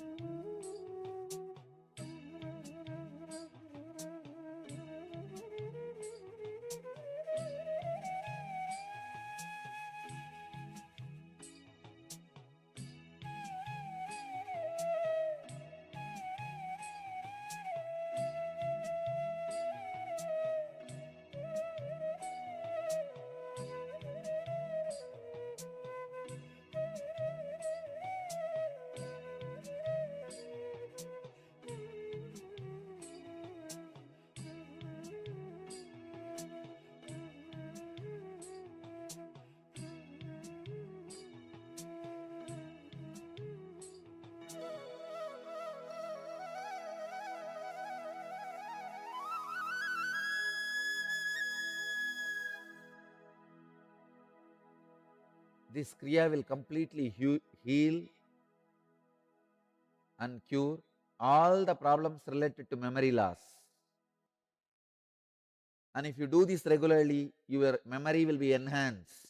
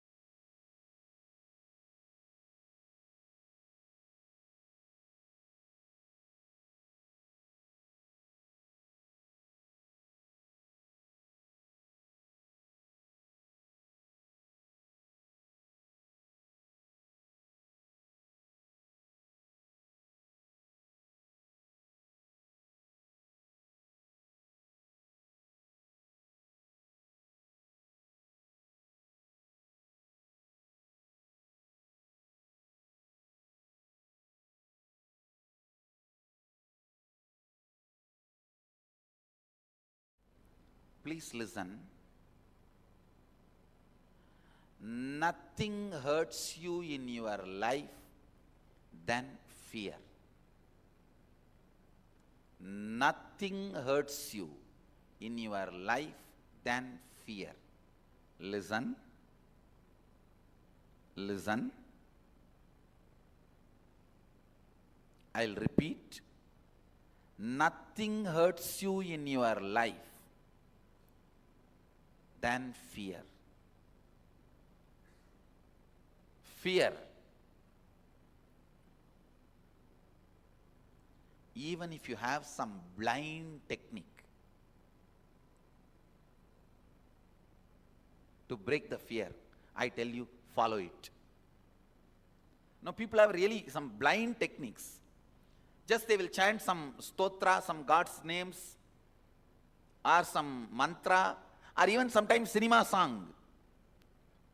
Now people have their own ways in the night time to walk alone, as if that cinema song will drive away all the ghosts and drive away all the negativity. People have their own, but I tell you, even if it is a crude, raw, blind techniques, anything which can break your fear, even divert your fear. I am not even saying breaking, even if it can divert you from your fear, please use it, because nothing can damage you more than fear. I am making one more statement. Listen, very important statement. There is nothing you can learn from your fear. Please listen. You always have a justification. Oh, only if I have fear, I will think and take proper decisions. No. It's complete crap. It is stupidity. Fear cannot give you the intelligence or the capacity to reason to take right decision. So just do not carry any justification to keep your fear alive. Please listen. How many of you have some justifications to keep your fear alive? Raise your hand. All justification is crap. Understand. Make this as a clear understanding within you today. Fear does not help you or awaken your right intelligence to take decision. Out of fear, you never made right decisions. If you believe the fear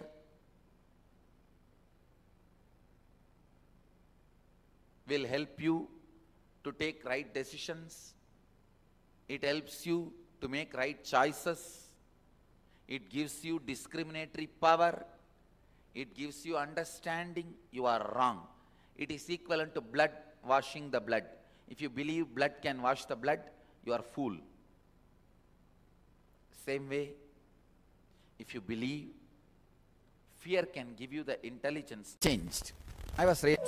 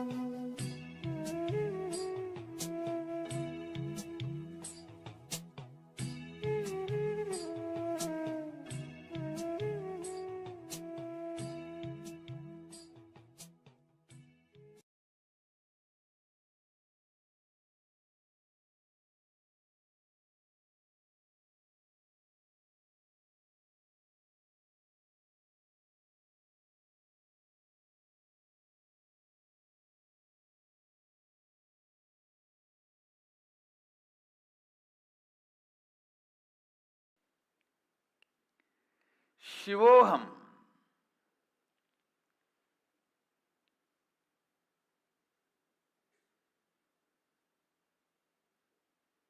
This truth is not only a reality, it can be a powerful medicine, antidote for all the root patterns you develop, parental conditionings you develop, societal conditionings you develop, and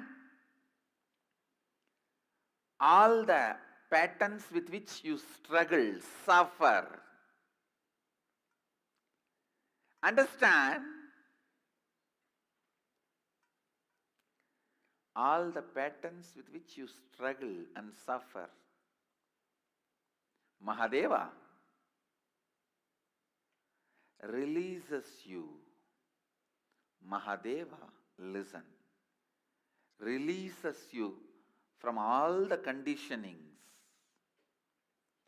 The moment you remember, meditate, create the space of Shivoham. You need to know Mahadeva is not the totality of some dead qualities. It's like if you have poverty, meditate on richness, immediately poverty patterns will be broken. No! That is only a formula. If you are weak, meditate on power, immediately you will start receiving the power. It's a technique. If you are ignorant, meditate on knowledge and your knowledge will start opening up in you. It's a methodology.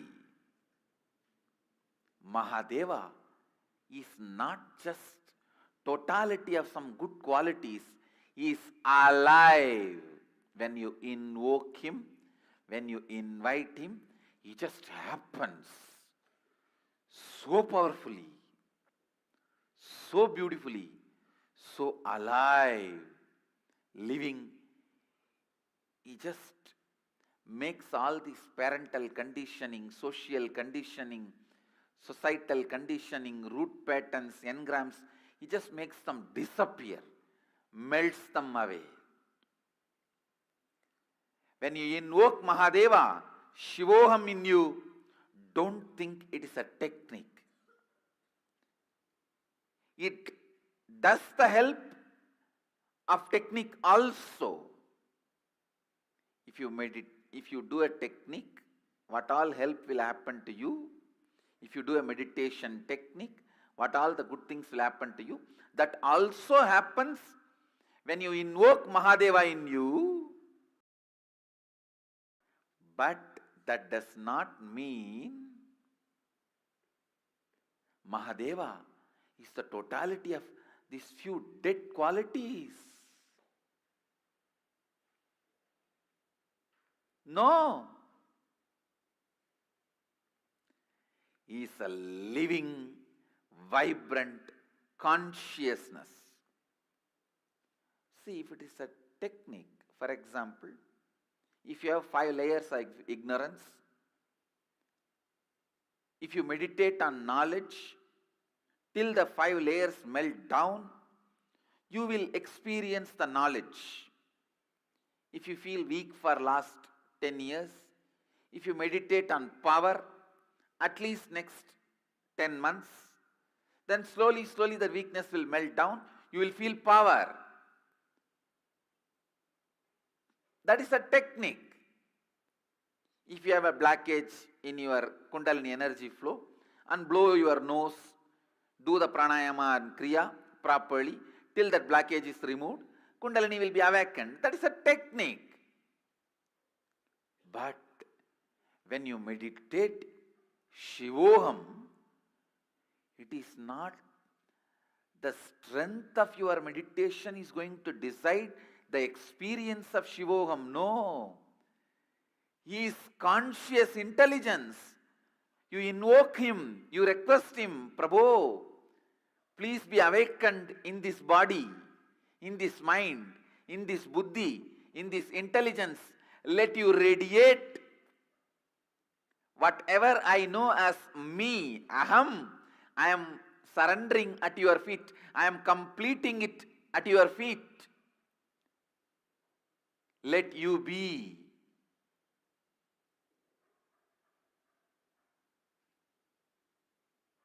The experience of Shivoham, explosion of Shivoham, does not happen based on the strength of your practice. No. It happens because he is intelligent. He is consciousness. So he just explodes. It is not like a technique. What you do, you get the result. No. You invoke him, he fills you. He is there. He is there. He is there.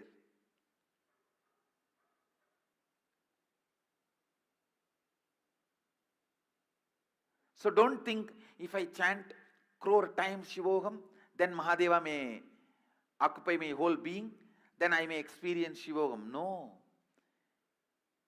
He is not going to see your japa bank balance. How many crore times you chanted Shivoham? No. You invoke him, he is there. Because he is consciousness. Understand?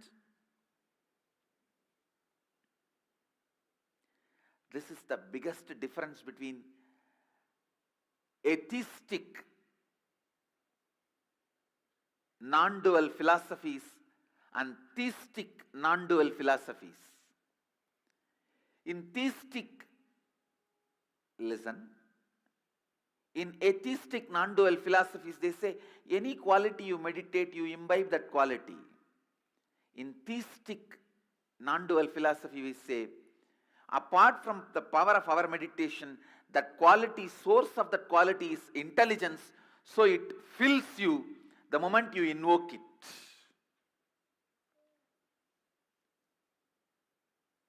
Shiva is not just the totality of few auspicious qualities. So by meditating on it, you become that. He is totality of auspicious qualities and consciousness. That is why when you invoke him, invite him, he occupies you and graces through you, radiates through you.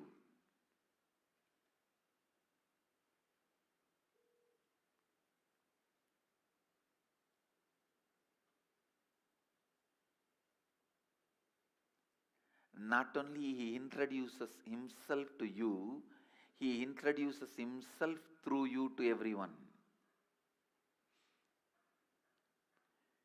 He introducing himself to you is authenticity.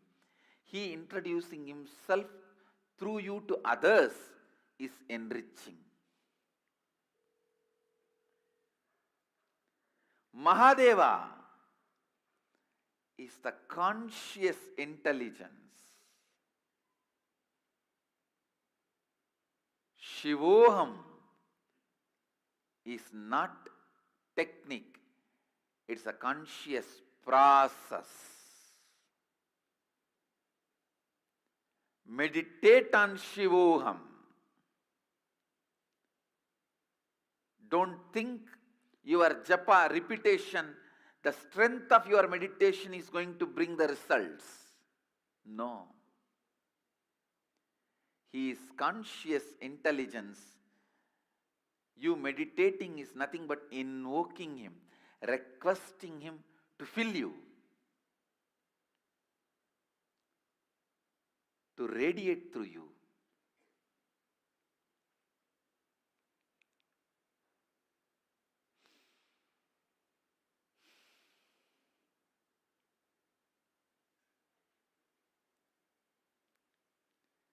Mahadeva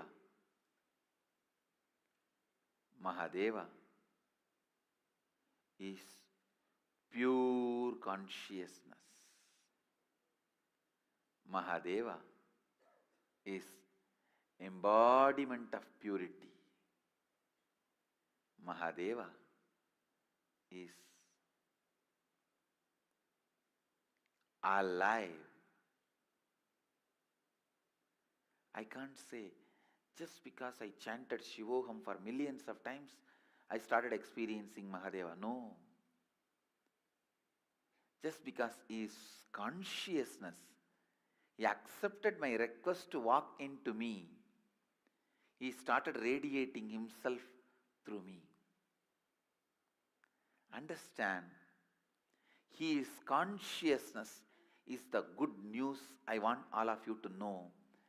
He accepts your request even if it is made once. He is Bholenath. Simple guy. His presence is not heavy, demanding. No. He is not Vaikunthavasi. He needs the Lakshmi to press the feet and the Ananta Sesha for a bed and the milk ocean for his presence.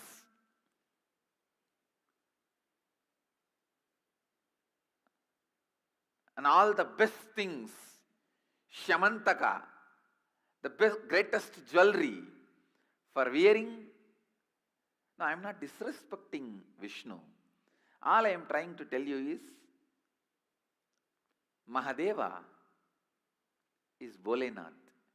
Even if you are already depressed like a cremation ground, you are almost there, your whole mind is dull, dead, depressed cremation ground, even then, he is happy to dance there. And all your thinking, feeling, everything is full of negativity, negativity, negativity, negativity like a ghost. Even then, he is ready to have you as his companion. Understand, he is too simple and his presence is not that heavy. His presence is powerful but not heavy. Heavy means demanding. Powerfulness is different, heavy is different.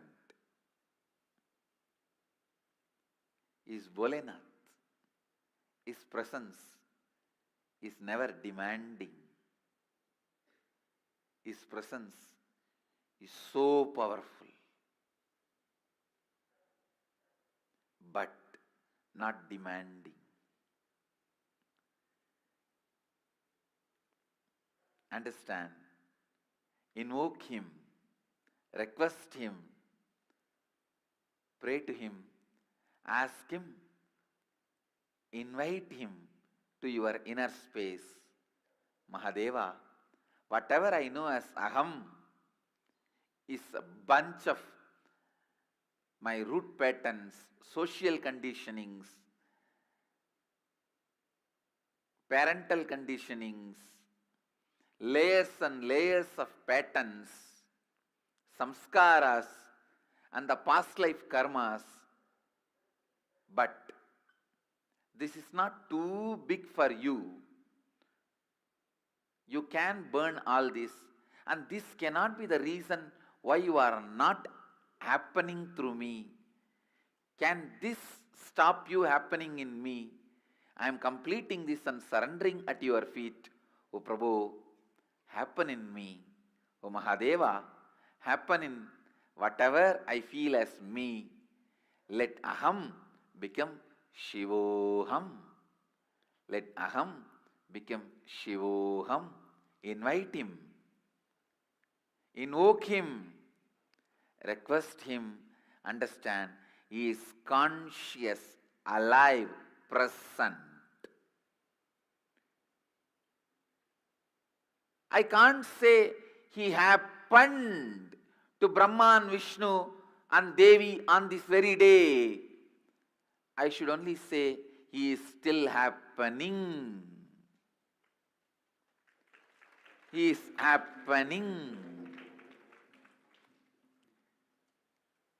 It is past, present, future, continuous tense. I have to create a new tense.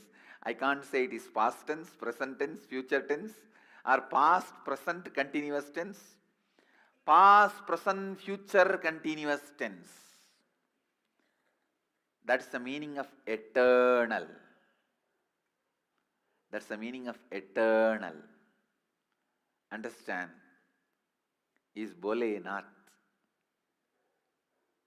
He is powerful, but he is not heavy. He is not demanding. You can have 10,000 SDHD, self-doubt, self-hatred, self-denial, but that cannot stop Mahadeva getting invoked in you. He can just happen and remove, burn all those SDHDs in a second. The moment you invoke him, he burns it away. I tell you, Shivoham is not just technique, it's a space. It's a powerful space.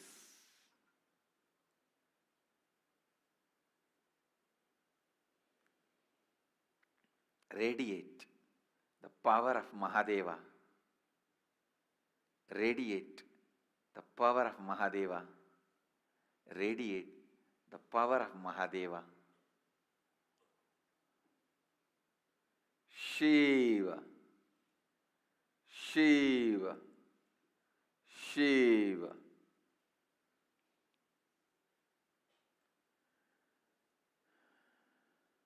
As I said,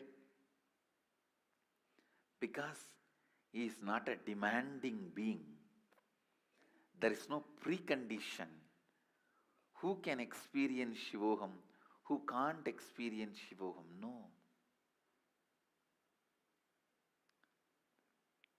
Invite him authentically. Invoke him authentically. You will merge in him. He will merge in you.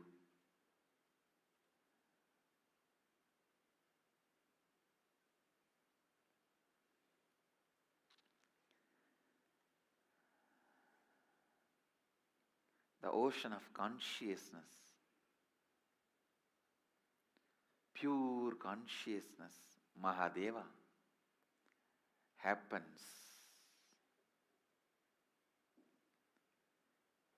and radiates.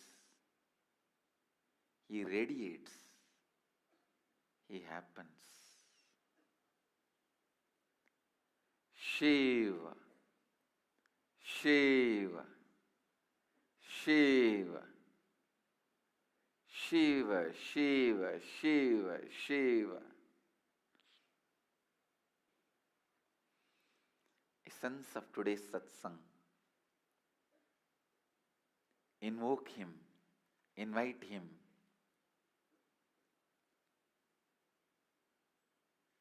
To radiate in your inner space.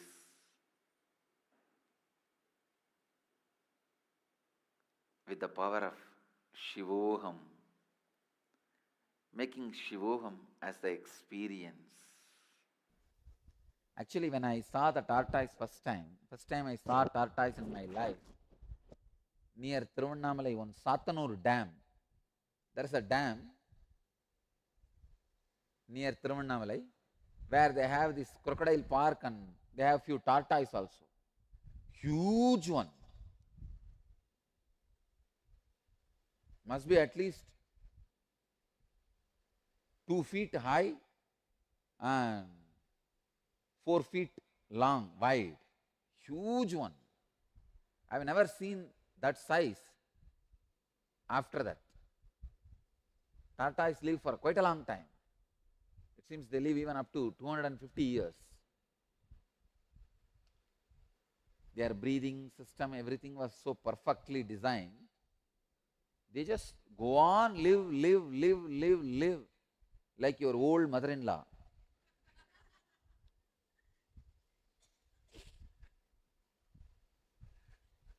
Or the old father-in-law who is sitting on a lot of property. If your father-in-law is sitting on a lot of property, you will really feel he is living very long. Huge size. And you know, these kids, the moment they see that tortoise or any animal, they try to throw some fruit or sweet, or they try to feed. So all these group of boys, all of us went from the school. Usually in the schools, they will take you for the education trip and all that. useless thing. It is just little fun. You go with all the students and jump around, and that's all, nothing much. So,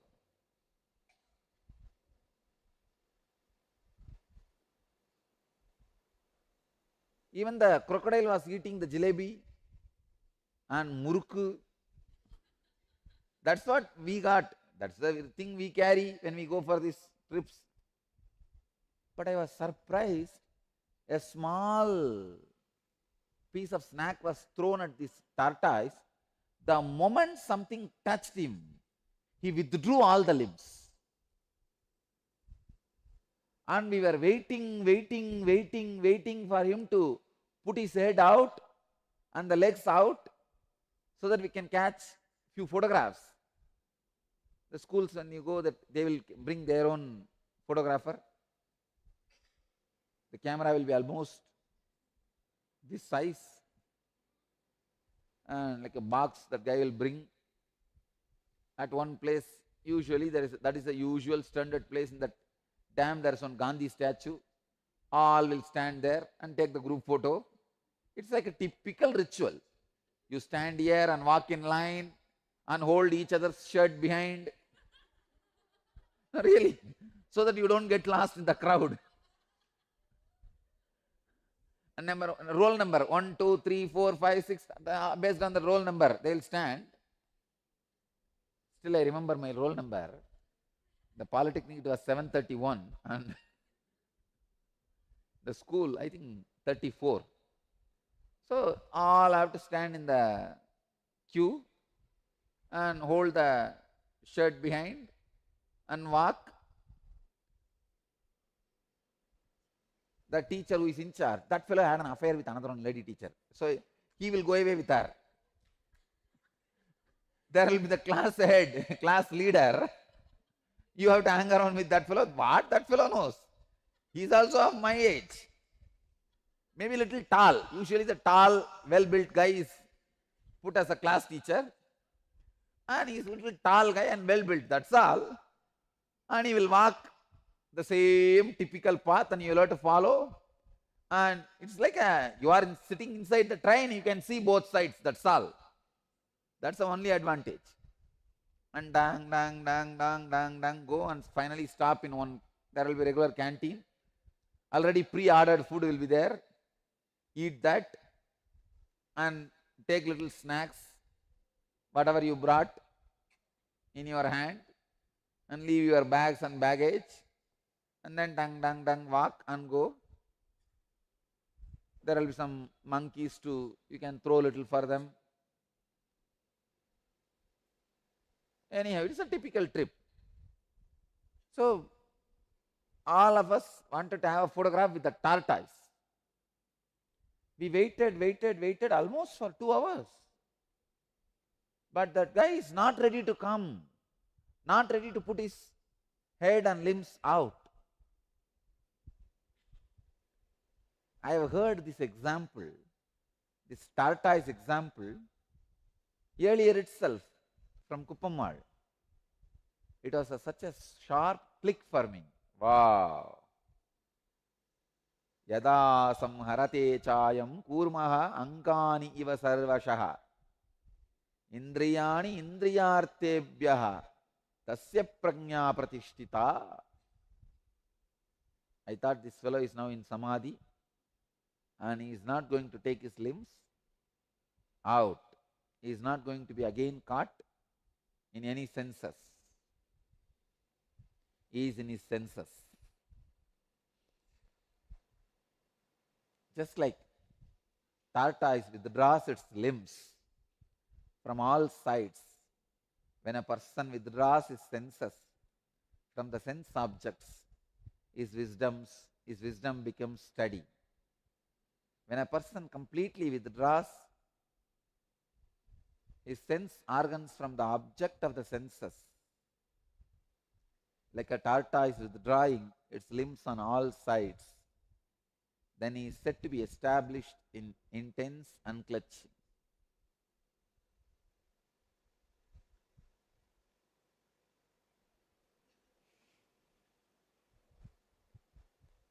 key word. Yada samharate chayam kurmangani iva sarvashaha indriyani indriyartebhyaha. The key word is indriyani indriyartebhyaha. Withdrawing sense organs from the object of the senses, like a tortoise withdrawing its limbs.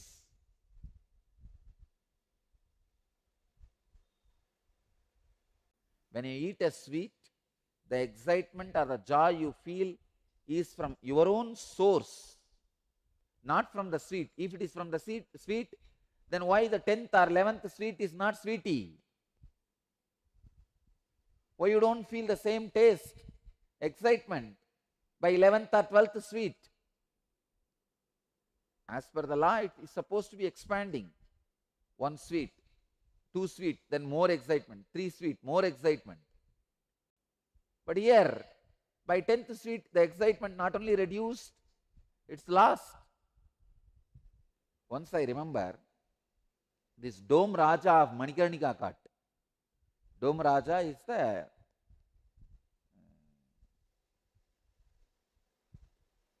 successor of Harichandra, the present generation of the Harichandra.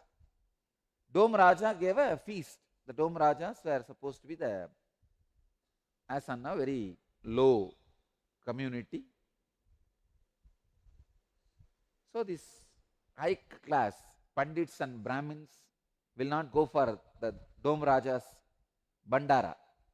The Dome Raja gives this Bandara feast for all the sadhus once a year to wash all his sins, purify himself of burning these dead bodies day in and day out. So, he is a very humble man. I know the present Dome Raja, very humble man. Any sadhu comes, I know many of them who come there, not even sadhus, just ordinary beggars.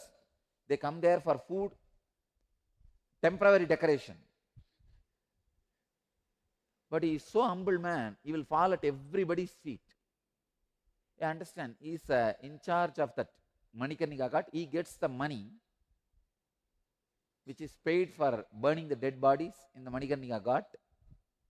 Per day around 360 bodies are burnt average.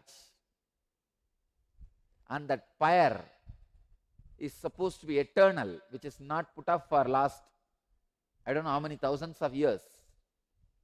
It is there. So this Dome Raja is a rich guy. It's not a poor guy, understand? He's a rich guy. But still he himself comes personally, inspects and takes care of burning the dead bodies every day. This Dome Raja, present Dome Raja, is little intelligent, so he is maintaining the Ganga also pure. He takes care that half-burnt bodies are not thrown in the Ganga, and he is a very nice person. Only if the relatives are, of course, these are very intelligent things. Only if the relatives are of, all of them are there and certified it's a natural death, he will cremate the body. All that he has done very wonderful job of organizing that whole area. Otherwise in those days they will just, even the murdered bodies will be brought and nobody will ask anything and just you burn it and go away and later on police will be searching. Because even the ashes will not be left, it will all be in the Ganga. So he made everything now organized. This Dome Raja was giving a feast, Bandara. Only, as I said, that a low community sadhus, means the sadhus and the priests who are from lower community, only they will come and attend.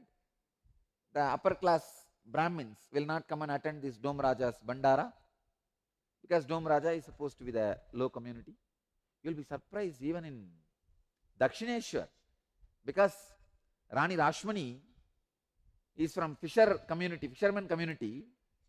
She is a fisherwoman. No Brahmin want to be a priest in the temple. Finally, because of poverty and the knowledge of the scriptures, Ramakrishna's brother accepted the post. He said, no, I will take up the job. So they were heavily paid. Ramakrishna's brother and Sri Ramakrishna were heavily paid. In those days, 8 rupee salary, almost equivalent to collector's salary. In those days, collector himself received only 10 rupee. Each Jilla collector received only 10 rupee. Ramakrishna received 8 rupee. Ramakrishna's brother received 8 rupee. So those days, collector's salary, because the upper community, Brahmins will not go for the lower caste people's ritual or the temples and all that. So this Dome Raja was giving a bandara. I don't have a caste or community problem. I said, come on, he's giving food, that's all. I had my death experience in Manikarnika Ghat only. After my death experience, when I came back, I was going around and that Dome Raja was talking to me in broken Hindi. Baba, what? 3 days you sat silently in dhyan, in meditation. I asked him, I told him, yes, I had some spiritual experience, samadhi experience. Vishwanath gave darshan in my broken Hindi. I was trying to tell. The moment I said, Vishwanath gave me darshan, blessed me, he did not even think twice. He just fell at my feet and went round rolling. He just went round rolling, doing Anga Pradakshina literally. Then I asked him, Dome Raja, why did you not remove me from that area? Because that area belongs to him. Where I sat and had the death experience, that area belongs to Dome Raja. And Dome Raja and his servants, they came and sleep there. Dome Raja is a post, means the family eldest man takes the post, but his whole family is doing that same, taking care of all the dead bodies and cremating. So he has a lot of assistants. Only his family people will do, cutting the wood and taking care, and the whole family is fed by this income only. And not only that, a lot of people, so they are rich guys. So all his assistants, all of them used to sleep there only. So I asked the Dome Raja, why you did not wake me up and send me? No, Baba, I saw your head was not hanging. I know only if the head is hanging, people are sleeping, your head was straight. So I know you are in meditation, so I did not disturb you. That guy did not disturb for 2.5 days. We only wanted to give food for you, but you were meditating, so we did not disturb you. Anyhow, so that guy was giving bandara. We went and sat there. Some maybe 50 sadhus were there, all agoris. Agoris also don't have community.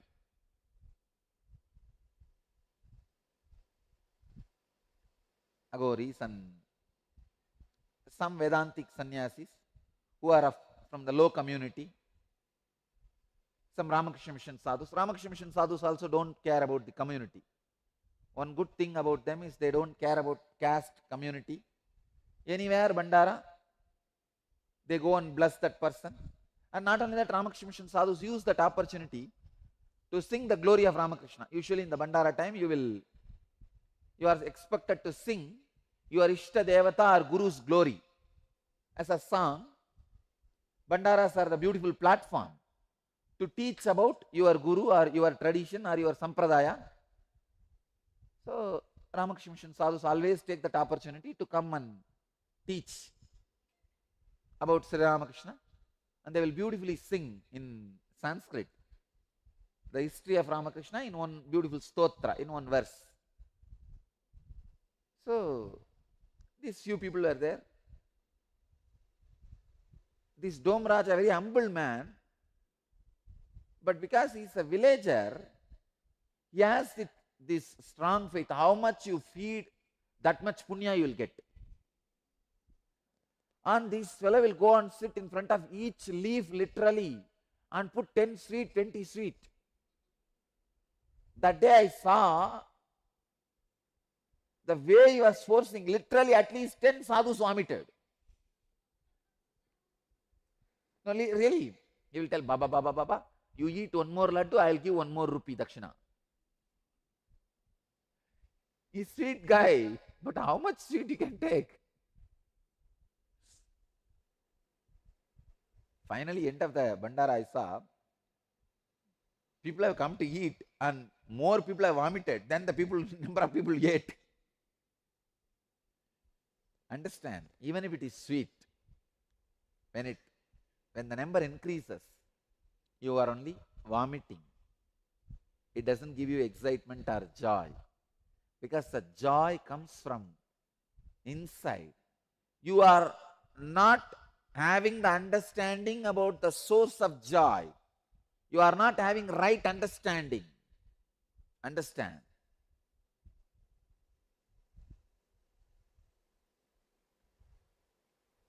A small story. After closing time at a bar, a drunk was proudly showing off his new apartment to a couple of his friends. Fully drunk, he is taking his 2 friends and showing them his bedroom, where there was a big brass gong and a mallet. The friends asked, what is that big brass gong? The drunk said, hey, it is not a gong, it is a talking clock.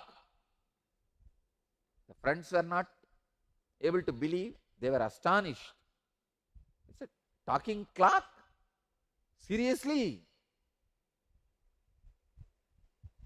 The drunk replied, yep. How is it work? Friend asked. Watch. The drunk replied. The drunk fellow picked up the mallet and gave the gong an ear-shattering pound. Dong!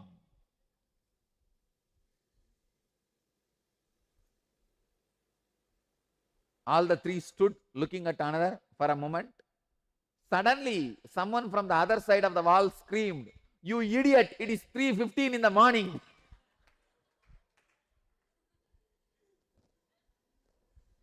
Understand? The sound is not coming from the clock. It is coming from the neighbor. Same way, joy is not coming from the sweet. It is coming from the Atman. Having the understanding about the wrong source, a wrong understanding about the source, will make your life hell and others' life also hell. Understand? As long as you are thinking it is the Irish clock, it's the talking clock, the neighbor cannot sleep. As long as you think your spouse is the source of your joy, she cannot sleep or he cannot sleep. As long as you think sweet is the source of your joy, the man who is supposed to supply sweet for you cannot sleep. When you have wrong understanding about the source of your joy, neither you can rest nor the other person can rest. So, understand the right source of joy, your wisdom becomes steady. You are established in intense unclutching. Tasya prajna pratishtita.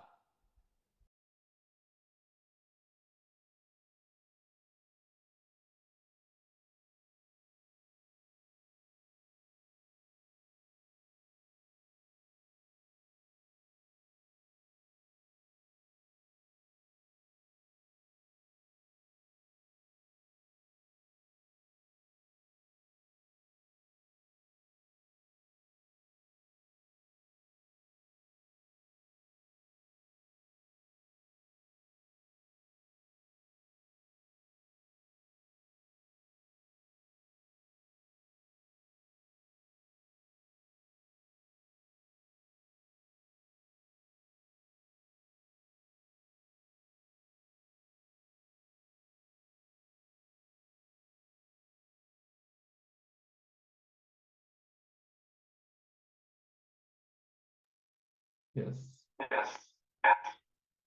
So many beautiful sharings from Swamiji on his own death experience in the Manikarnika Ghat.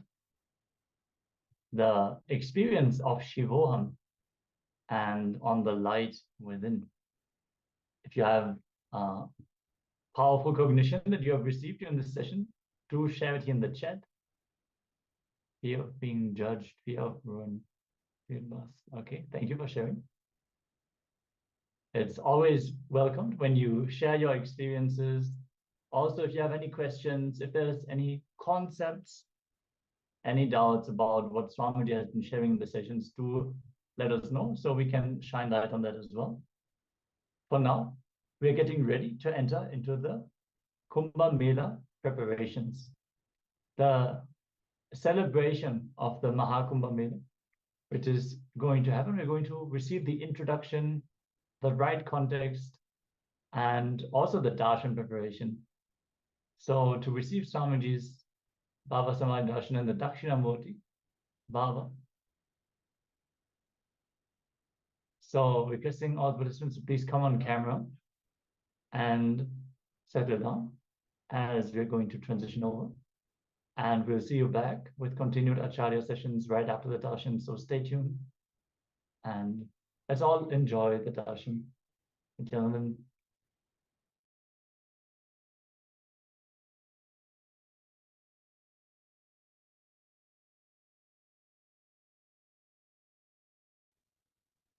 Then I'm sorry about that for the technical glitch. Yes. So there's another beautiful story. One day, a guru and a disciple is walking by the banks of a river. And the disciple is a very sincere disciple. He's been connected to the master for a long time.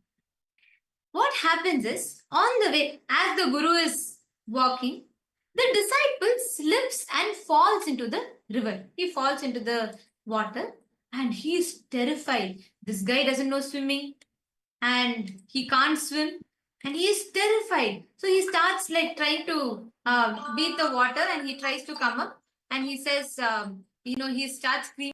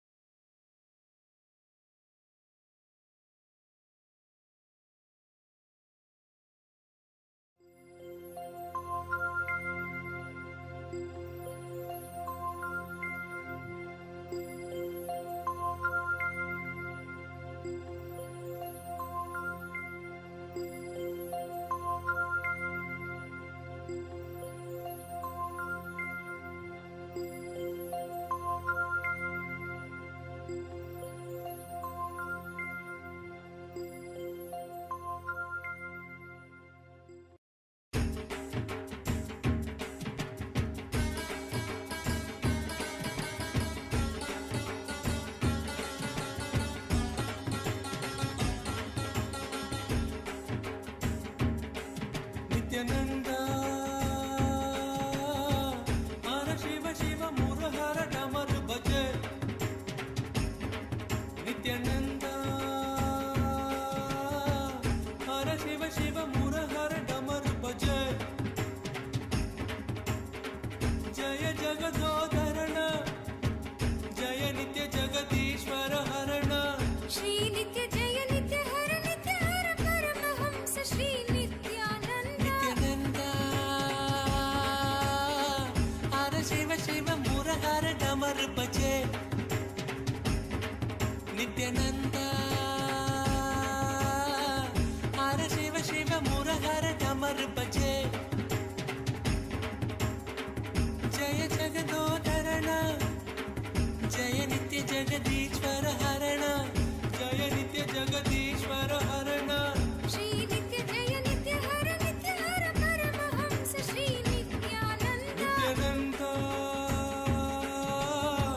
Hara Shiva Shiva Murahara Damar Bhaje.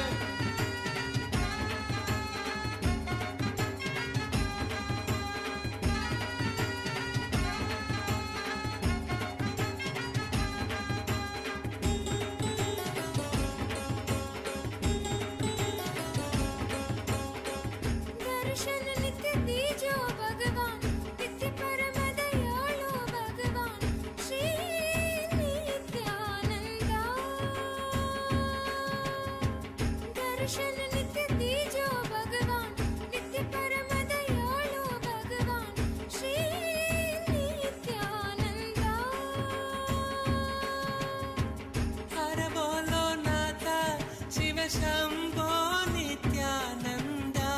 Hara Bolo Nata Shiva Shambho Nithyananda. Shiva Shiva Hara Hara Hara Hara Shiva Shiva Nitya Parishwara Hara Parameshwara Jai Gurunatha Sri Gurunatha Nithyananda.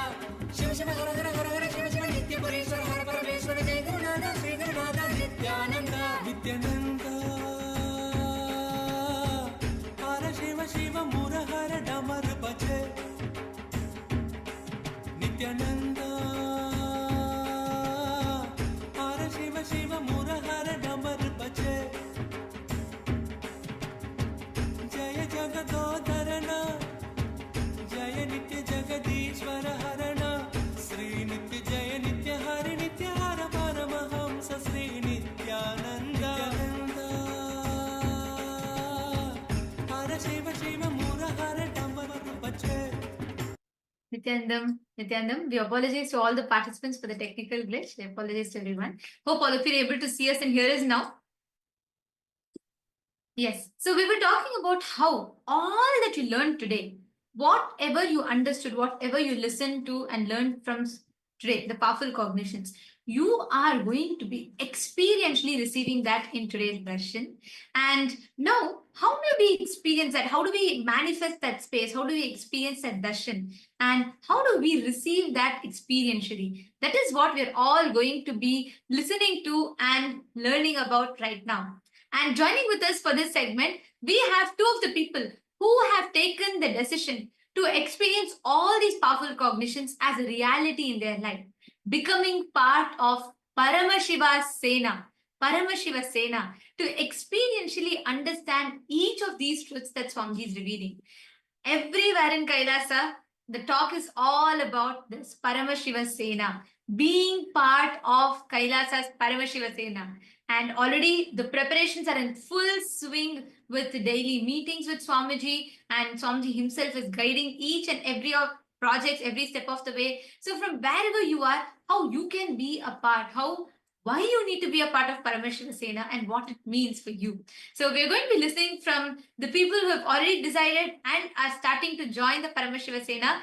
And joining with us now, we have Manitya Pushkalananda, and she's already there, not just preparing, she's already registered for the program, but she's also part of the core preparations of the Paramashiva Sena program. So we have Manitya Pushkalananda who's joining here with us. Nithyananda,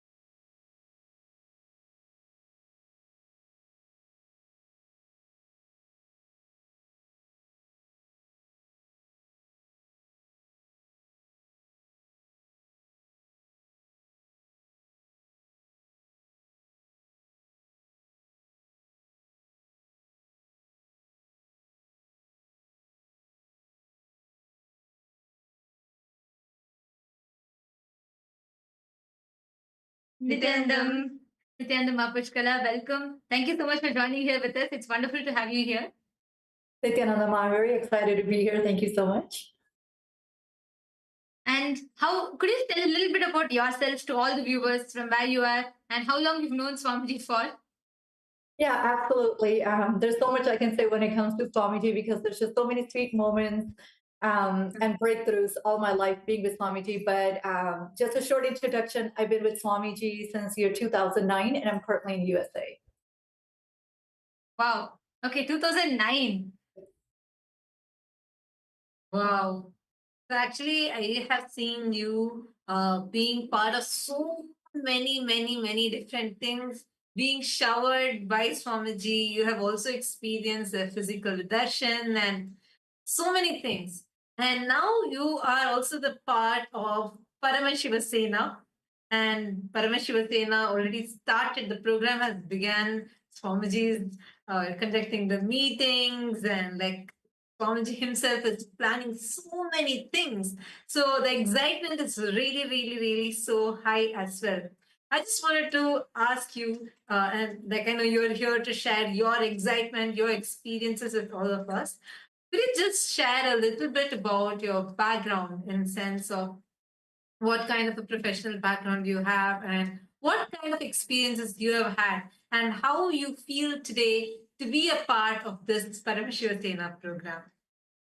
Absolutely. So, you know, Ma, what I can say for me is, as far as my profession goes, I come from different backgrounds. So currently I'm in the public health.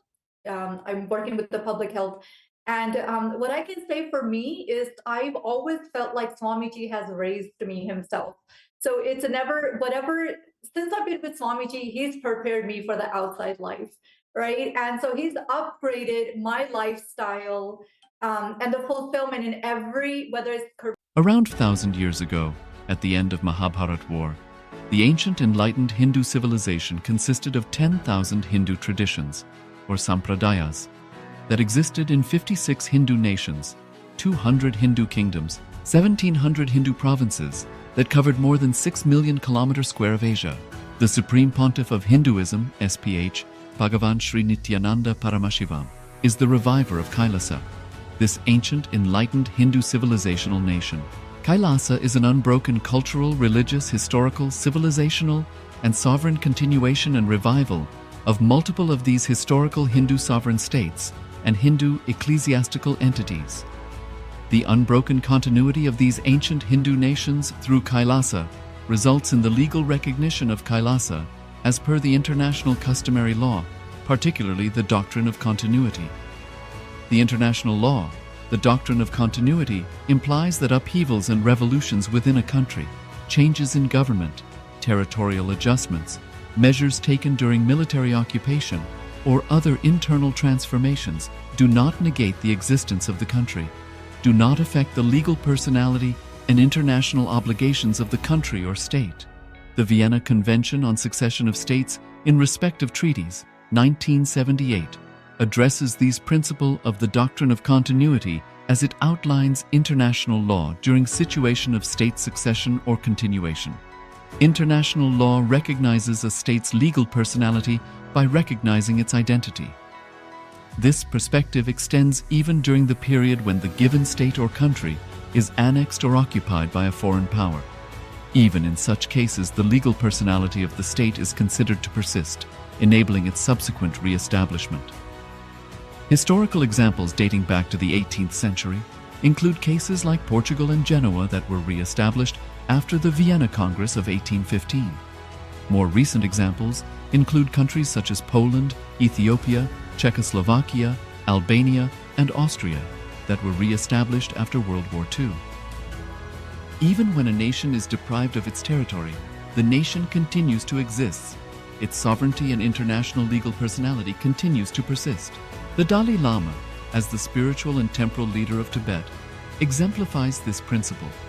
In 1959, the Dalai Lama was exiled and forced to flee. Despite the challenges faced, the Dalai Lama continues to advocate for the preservation of Tibetan culture and garners worldwide support for Tibetan autonomy on the global stage. Similarly, from 1309 to 1376, the Pope of Catholicism had been in exile in Avignon. Despite this, he was recognized as the head of state as well as head of the church, and given full privileges of the position after their return to Rome. Even in 1861, much of the papal territories had been lost, leaving the Pope with no sovereign territory other than the papal residence and related buildings. Yet his temporal powers were still acknowledged. He was recognized as a head of state, and later, the Lateran Treaty of 1929 formally re-established papal sovereignty over the Vatican City. The Sovereign Order of Malta further exemplifies this principle, retaining international recognition as a sovereign entity despite the permanent loss of their territory upon Napoleon's invasion in June 1798. Despite such permanent loss of territory, the sovereignty and the international legal personality of the Sovereign Order of Malta continue to persist. Much later in 1894, the order settled in Rome and acquired two properties, the Magistral Palace and the Magistral Villa that received extraterritorial status. Today, the order maintains diplomatic relations with 112 countries, issues its own diplomatic passports, currency, stamps, and vehicle registration plates, and has been granted observer status in the United Nations. All these examples of state re-establishment illustrate the principle of continuity of states, as per international law, that a state's legal personality persists over time. A nation continues to exist even after a complete loss of territory. A far more striking example is of the oceanic countries, which are under the threat of their entire nation being drowned and submerged due to rising sea levels owing to global warming. In response to such existential threat of climate change, Pacific Island nations, including Tuvalu, have enacted constitutional amendments and made international declarations affirming that their nation and their sovereign rights will continue to persist, despite their entire territory being lost to the sea. This proactive stance is highlighted in the Constitution of Tuvalu Act 2023 and the Pacific Islands Forum Declaration of 2021. The Supreme Pontiff of Hinduism, Bhagavan Sri Nithyananda Paramashivoham, through the line of succession is the present 203rd Emperor of the Hindu Sovereign Kingdom of Surangi Samrajya. He was crowned on the 31st of December 2004 at the age of 26. Thus, by very same principles of the doctrine of continuity, through which the international legal personality of Portugal, Genoa, Poland, Ethiopia, Czechoslovakia, Albania, Austria, Vatican, Tibet, Sovereign Order of Malta, and several other nations has been recognized despite having undergone a period of exile, annexation, occupation by a foreign power, or despite loss of territory. The SPH Nithyananda Paramashivoham, through well-established legal and historical facts about the Hindu sovereign state of the Surangi Samrajyam, derives all sovereign rights and powers of the royal lineage of the Surangi Samrajyam as its 203rd sovereign emperor from his inheritance and continuation of the unbroken succession of the kingdom of Surya Vamsa Surangi Samrajyam Sarvanapitha. Surya Vamsa Surangi Samrajyam, through unification with 20 other sovereign Hindu states and sovereign ecclesiastical, historical entities, became part of the United States of KAILASA, which thus became a sovereign, independent juridical state, with the SPH Nithyananda Paramashivoham as the sovereign. Just as how the oceanic nations like Tuvalu have safeguarded their sovereignty from the existential threat of total submersion by amending their constitution and asserting that their sovereignty will persist regardless of the loss of their territory, KAILASA, which is a sovereign continuation of 21 sovereign Hindu states and sovereign ecclesiastical historical entities, is also reviving and continuing the Kumari Kandam Hindu nations that got submerged. As per the doctrine of continuity, these facts imply that the Kailasa's statehood is recognized by international law and manifests as a natural outcome of well-established historical legal facts. Share your time, talent, and treasure. Become part of KAILASA. Sign up as an eCitizen https://kailasa.ecitizen.info.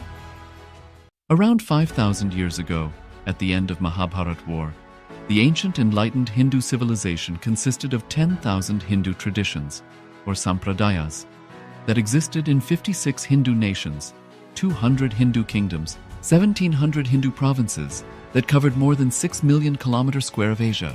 The Supreme Pontiff of Hinduism, SPH, Bhagavan Sri Nithyananda Paramashivoham, is the reviver of KAILASA, this ancient enlightened Hindu civilizational nation. KAILASA is an unbroken cultural, religious, historical, civilizational, and sovereign continuation and revival of multiple of these historical Hindu sovereign states and Hindu ecclesiastical entities. The unbroken continuity of these ancient Hindu nations through KAILASA results in the legal recognition of KAILASA as per the international customary law, particularly the doctrine of continuity. The international law, the doctrine of continuity, implies that upheavals and revolutions within a country, changes in government, territorial adjustments, measures taken during military occupation, or other internal transformations do not negate the existence of the country, do not affect the legal personality and international obligations of the country or state. The Vienna Convention on Succession of States in respect of treaties, 1978, addresses these principles of the doctrine of continuity as it outlines international law during situation of state succession or continuation. International law recognizes a state's legal personality by recognizing its identity. This perspective extends even during the period when the given state or country is annexed or occupied by a foreign power. Even in such cases, the legal personality of the state is considered to persist, enabling its subsequent re-establishment. Historical examples dating back to the 18th century include cases like Portugal and Genoa that were re-established after the Vienna Congress of 1815. More recent examples include countries such as Poland, Ethiopia, Czechoslovakia, Albania, and Austria that were re-established after World War II. Even when a nation is deprived of its territory, the nation continues to exist. Its sovereignty and international legal personality continues to persist. The Dalai Lama, as the spiritual and temporal leader of Tibet, exemplifies this principle. In 1959, the Dalai Lama was exiled and forced to flee. Despite the challenges faced, the Dalai Lama continues to advocate for the preservation of Tibetan culture and garners worldwide support for Tibetan autonomy on the global stage. Similarly, from 1309 to 1376, the Pope of Catholicism had been in exile in Avignon. Despite this, he was recognized as the head of state as well as head of the church and given full privileges of the position after their return to Rome. Even in 1861, much of the papal territories had been lost, leaving the Pope with no sovereign territory other than the papal residence and related buildings. Yet his temporal powers were still acknowledged. He was recognized as a head of state, and later, the Lateran Treaty of 1929 formally re-established papal sovereignty over the Vatican City. The Sovereign Order of Malta further exemplifies this principle, retaining international recognition as a sovereign entity despite the permanent loss of their territory upon Napoleon's invasion in June 1798. Despite such permanent loss of territory, the sovereignty and the international legal personality of the Sovereign Order of Malta continue to persist. Much later in 1894, the order settled in Rome and acquired two properties, the Magistral Palace and the Magistral Villa that received extraterritorial status. Today, the order maintains diplomatic relations with 112 countries, issues its own diplomatic passports, currency stamps, and vehicle registration plates, and has been granted observer status in the United Nations. All these examples of state re-establishment illustrate the principle of continuity of states, as per international law, that a state's legal personality persists over time. A nation continues to exist even after a complete loss of territory. A far more striking example is of the oceanic countries, which are under the threat of their entire nation being drowned and submerged due to rising sea levels owing to global warming. In response to such existential threat of climate change, Pacific Island nations, including Tuvalu, have enacted constitutional amendments and made international declarations affirming that their nation and their sovereign rights will continue to persist, despite their entire territory being lost to the sea. This proactive stance is highlighted in the Constitution of Tuvalu Act 2023 and the Pacific Islands Forum Declaration of 2021. The Supreme Pontiff of Hinduism, Bhagavan Sri Nithyananda Paramashivoham, through the line of succession is the present 203rd Emperor of the Hindu Sovereign Kingdom of Surangi Samrajya. He was crowned on the 31st of December 2004 at the age of 26. Thus, by very same principles of the doctrine of continuity, through which the international legal personality of Portugal, Genoa, Poland, Ethiopia, Czechoslovakia, Albania, Austria, Vatican, Tibet, Sovereign Order of Malta, and several other nations has been recognized despite having undergone a period of exile, annexation, occupation by a foreign power, or despite loss of territory.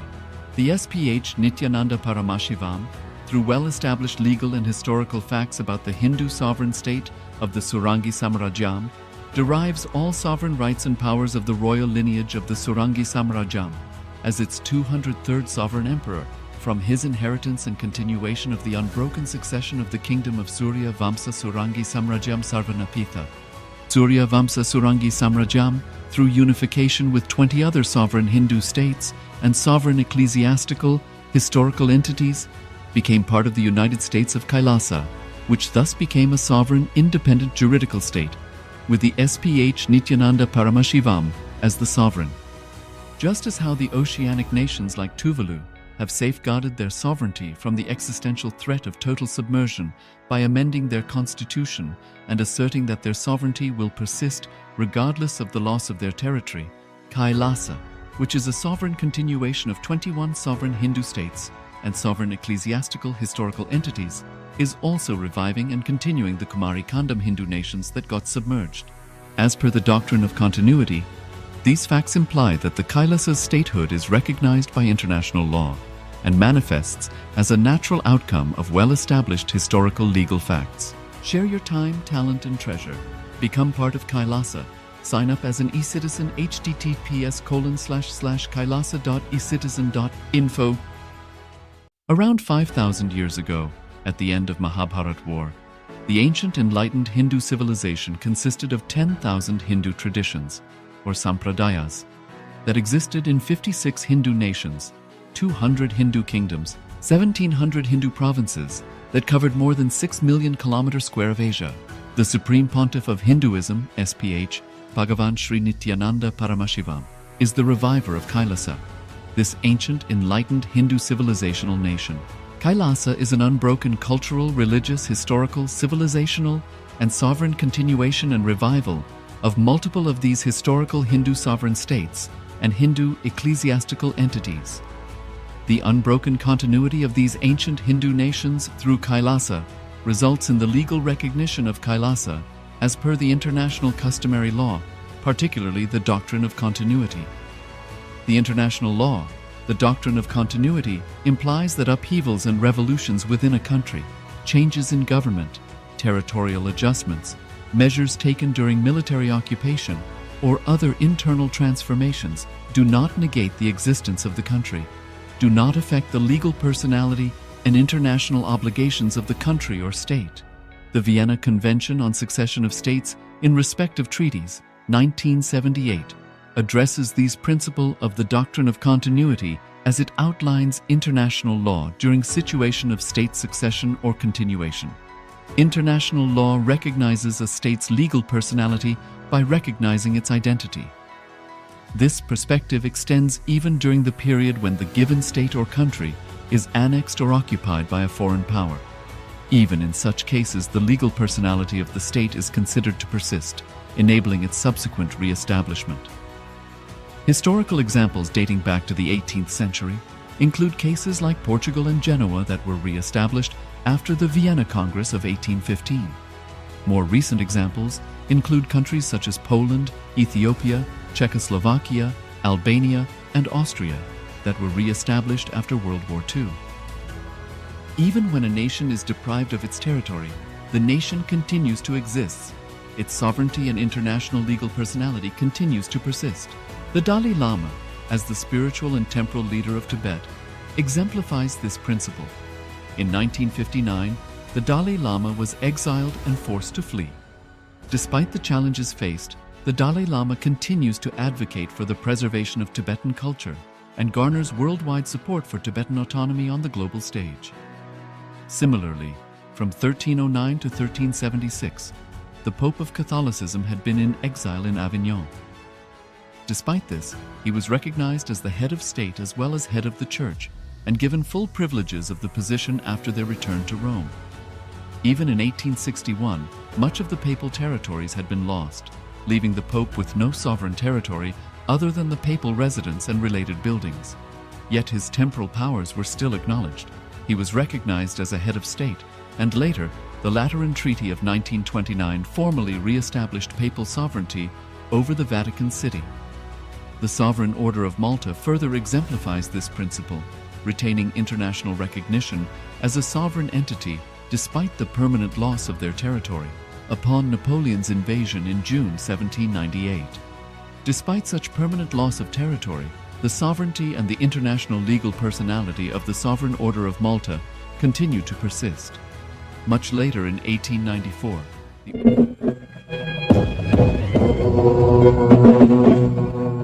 Jagadguru Vande Paramahamsakhya Nithyanandaya Swagatam.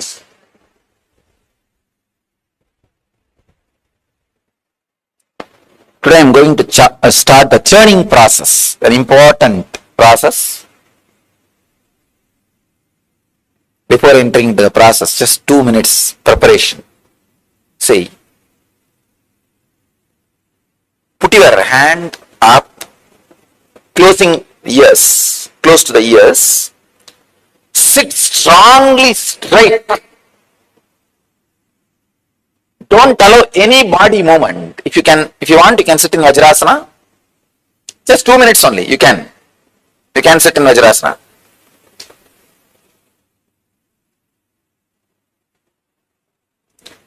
Just stretch your hand straight up,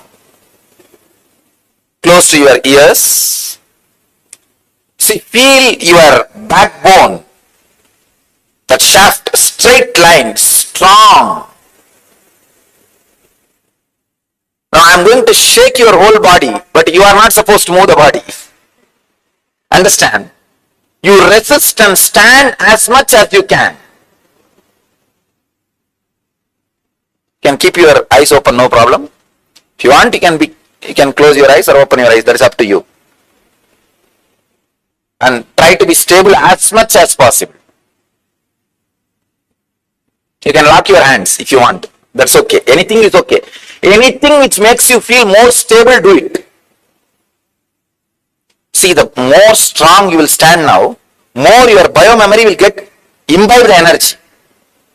Quickly if you shake, if your body is taken away, it means it's overflowing. So, strong. Just feel like a Merudanda. Merudanda means the mountain shaft. You should feel like you are a mountain. Raise your hand and close to your eyes. Feel you are a mountain. Merudanda, Achala, immovable, strong. Because just for a few minutes, I am going to completely churn your whole muscle memory and biomemory. So don't allow the physical movement. You try your best not to move. Just feel you are strong like a Merudanda.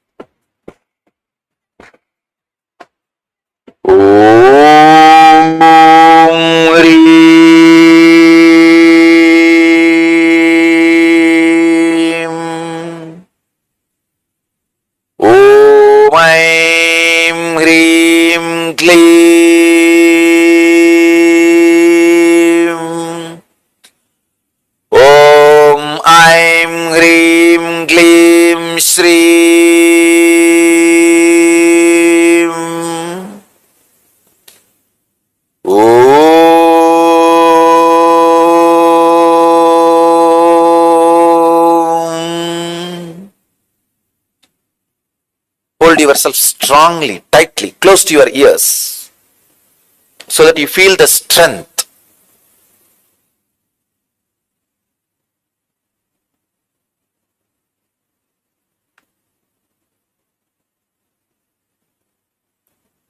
You resist as much as you can and be strong.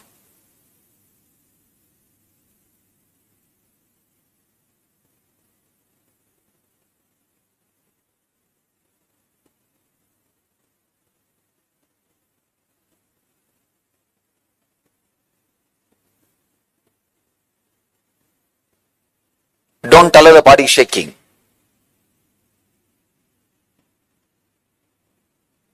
Just be completely centered on your backbone. Feel that straight, that whole bone structure. Om Hreem.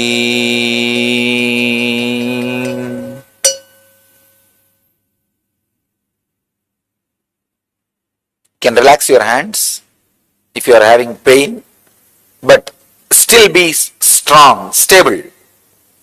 If you feel you can't keep the eyes and the hands stretched, you can relax.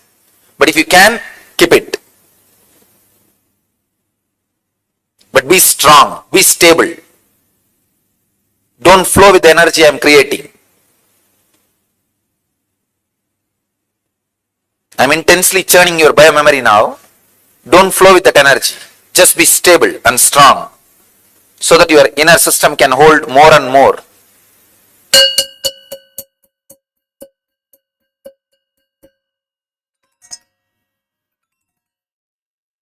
Om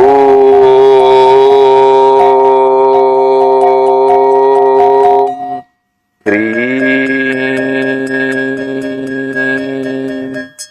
Aim Kleem.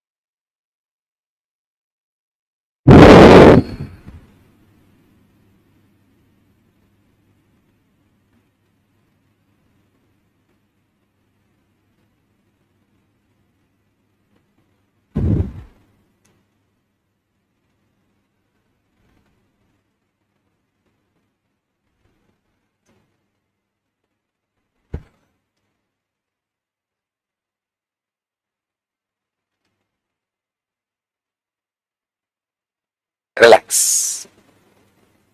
Now allow any physical movement. Just relax.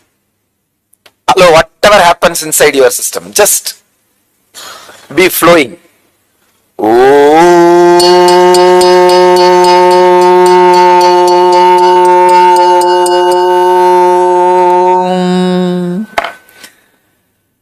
Om.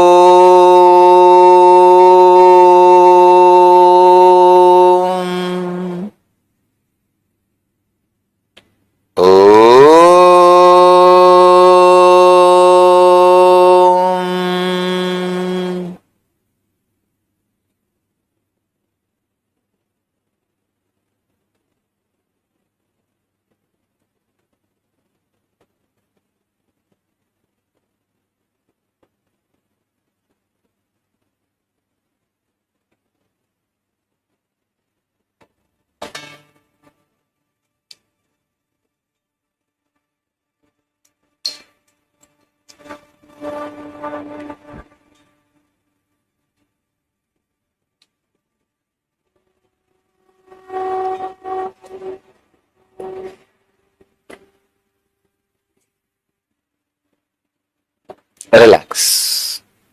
Have you heard the story of churning of the Milky Ocean in Hindu tradition? How many of you heard that story? How many of you have not heard? Raise your hand. Oh, there are enough. So I'll tell the story again. In Hindu tradition, we have a story that in the Milky Ocean, the nectar is there. It's like from milk, how the butter is churned out. Same way the nectar is available in the Milky Ocean, but you need to churn it out. So when the nectar comes out, whoever drinks that nectar will become immortal. So all the gods, devas, the demigods, all of them wanted to have that nectar. But unfortunately, the poor guys, they cannot churn the ocean by themselves. They need the help of demons also. Please understand, every line is full of philosophical truths. So the gods, they went to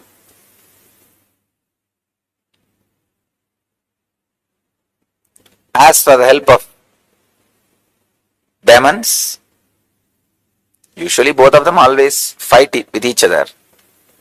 But the deal was struck that when the nectar comes out, off 50-50 share. So then because the share they agreed, after all they are brothers. Both of them have decided, all right, we will do it together. Then both of them go to their father, Brahma, ask Brahma, creator, we both have decided to churn the Milky Ocean and get the nectar out. Brahma was delighted and excited. Oh God, I have never seen both teams coming together. It is always an headache for me. One will come and snatch some boon from me and go and torture the other one. The other one will come and complain and take some other boon from me and go and torture the other one. This is a whole day is same work. First time both of you guys have come, great. What do you want from me? They asked, we want your help and suggestion and guidance, how to go about. He said, you need the Shivas on which Shiva is sitting, the Meru hill, and on which Vishnu is lying down, the Vasugi, Adisesha, snake. You need the hill, Meru, Kailash as a spindle, and snake, largest snake in the world, on which Vishnu is lying down, the Adisesha as a rope. These guys thought, oh God, that's too much. How to go and ask? Brahma says, no, go and ask both of them, they will give you. It's not a problem at all. But they were not able to, these demons and demigods are not able to trust the Shiva and Vishnu. They directly went and struck a deal with the Kailash hill and the snake. They said, you guys come, cooperate, you will have one share of nectar. Finally, without the Shiva's blessing, Kailash came. Without the Vishnu's blessing, snake also came. And they started the churning. And the Kailash is the spindle, the snake is the rope, and one side the demons, other side the demigods. Even before starting the churning, the fight started. Who will be in the head side? Because head is always special. God said, we only will be in the head side. Demon said, no, we will be in the head side, you be in the tail side. Finally, somehow, Brahma intervened and advised, hey, allow the demons to be near the heads. Anyhow, they agreed. The demons were near the head and demigods were in the leg, feet, in the tail side. The churning has started. Suddenly, because neither Shiva gave permission to Meru, nor Vishnu gave permission to the snake, the hill has started sinking inside the ocean. How many of you have seen that churning in when they churn the milk for butter? The Indian villages with spindle, they'll churn. The same way the churning has started. One side demons, one side gods, and it has started sinking. That spindle. Now big problem. What to do? They ran to Shiva. Shiva is just in samadhi. Nothing can be done. They ran to Vishnu. Vishnu thought it's too much because not only that spindle is sinking, it is dragging the whole crowd inside the ocean because all these guys are holding that rope. When that is sinking, naturally what will happen? The whole world is sinking and there will be no population, no fun. What to do? Vishnu is supposed to be a protector. He rushes and he becomes a huge tortoise and lifts that spindle and holds that spindle on his back so that they can continue the churning. The hill will not be drowning and the people will not get drowned. Because he is a protector, he has to protect. So, Brahma created the chaos. Vishnu is protecting the chaos. The churning is going on. So many things came out. Like a kalpa vriksha, tree which gives whatever you want. Parijata, the eternal smelling flowers. Parijata, kalpa vriksha, ratna singhasana, shining throne, and chintamani griha, the house of diamonds, and everything, all the celestial thing, all the Ujjaisravas, that horse, Airavata, elephant, and Shamantaka, the most powerful and valuable jewel in the world. All of you should know that even in the modern day, the world's most costliest jewel is not that what is in the Washington. How many of you have seen that diamond? In the Washington there is one diamond. Washington Museum they have displayed. That is not the world's costliest. There is another one jewel which Venkateshwara is wearing, is the world's costliest. Still there is no, they are not able to put any value for it. Venkateshwara's right chest is having, on the Srivatsam they put, on Vaikuntha Ekadasi day they will put on those festival days. That huge, it's called Vaidurya, the ripe portion of Vaira, diamond. The diamond, if it is at least 1,000-year old, older than the diamond. I think this Vaidurya word is only a Sanskrit word. Because in the West, they don't know this concept of Vaidurya. It's like a wine, the old wine is valuable. The most stronger diamond, strongest diamond, Vaidurya, he wears. So that jewel is supposed to, it is supposed to have come out of the churning. And there is a one piece, only one piece available in the planet Earth that Venkateshwara is wearing. Anyhow, it's a story, we don't know what else. But all these things came out. Parijata, Kalpa Vriksha, Chindamani Griha, and Airavata. Airavata is the four tusk elephant. 4 tusk, not 2. So all these celestial things came out. And the funny part is, when all these things came out, each one went and grabbed. It's mine, it is mine, it is mine. When Parijata came out, Indra went and grabbed. When Kalpavriksha came out, Kubera went and grabbed. When Shanganidhi, Padmanidhi came out, again Kubera grabbed. And when Ujjaisravas, the horse came out, Asuras, Rakshasas grabbed. When the Ramba Menaka Urvasi came out, Indra grabbed. When finally Lakshmi came out, the wealth, energy itself, then Vishnu grabbed. When the Akshamala, the Rudraksha Japamala and Kamandalu came out, Brahma grabbed. When all the useful things came out, everybody grabbed. It is theirs, they all grabbed. Unfortunately, the snake has become completely tired. These fellows went on churning, did not bother to feed that snake, poor snake. And that fellow, so tired, he just vomited poison. See, when they were churning, the hill was sitting on the tortoise back. That lot of friction, heat, intense heat was created. When this fellow vomited the poison, it went and exactly hit that heat, and poison heated. That is what is alagala. It's not a cold poison. Cold poison will not spread and do damage. The heated poison will spread even in the air and start killing people. The first air pollution, chemical attack. Or I can say first chemical mishappening. Maybe 10,000 times like Bhopal gas accident. Something has happened in that heat.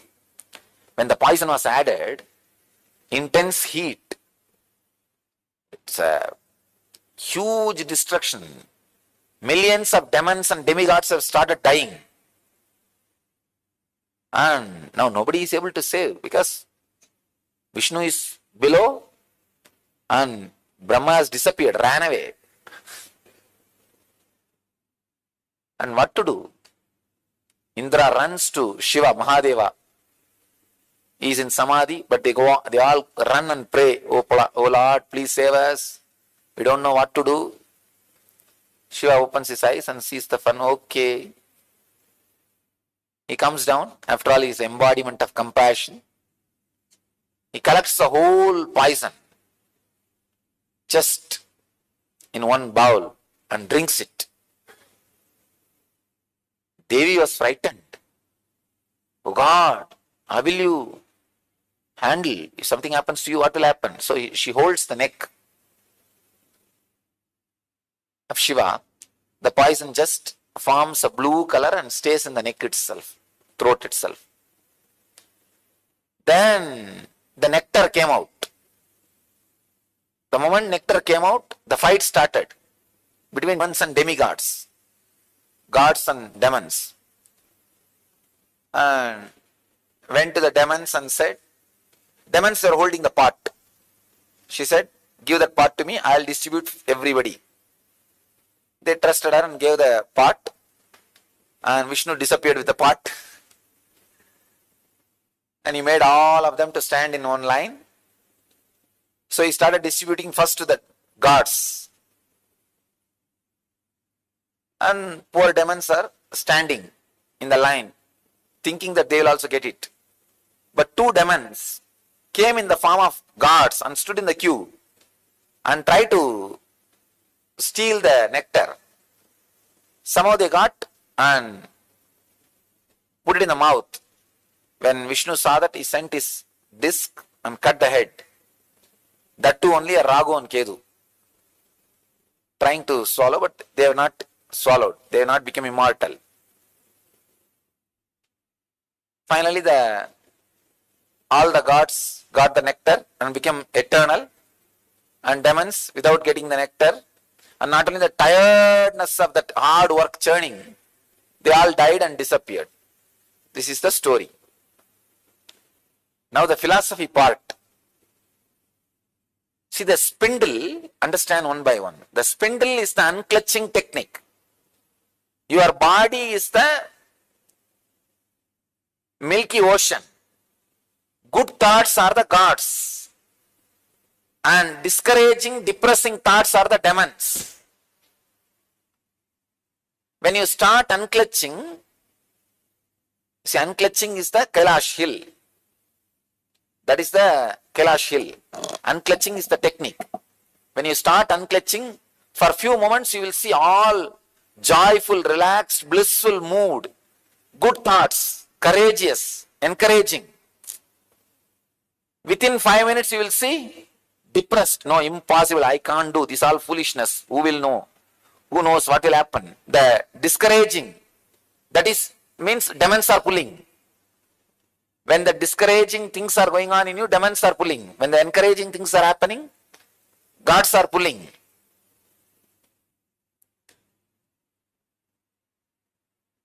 The tortoise below, holding without the spindle sinking, is the encouragement which you get from master. Come on, do it. Don't allow sinking. Don't allow. Continue, continue, continue. That is the tortoise holding. And all the auspicious things comes out of that ocean. Like Kalpavriksha, or gems, jewels, wealth.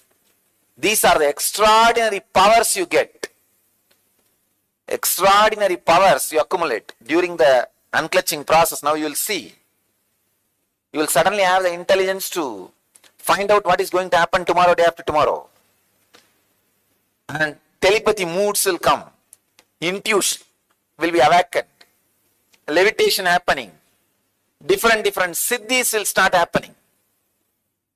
These are the extraordinary powers, things coming out of the churning. But be very clear, don't be stuck with it. Don't be stuck with it. They will all come and don't bother about it. Don't bother much about it. You will have wealth. Whole life is this churning only. And the way many things comes out. So many things comes out. Your body will become so alive, ecstatic. These are all different products coming out during the churning. Then finally, the heavy, unbearable, dead-end depression. That is what is alagala visha, alagala poison. Deep hatred towards everything, including master. Unable to trust anything. Every seeker will go through this mood at some point.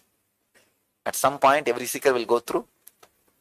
That is the alahala poison. At that moment, you should have the intelligence to run to Shiva, Guru.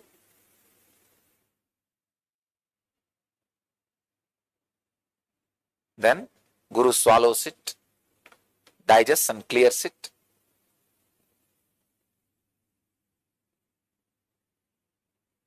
After that, when the churning happens, only then the nectar comes out, enlightenment.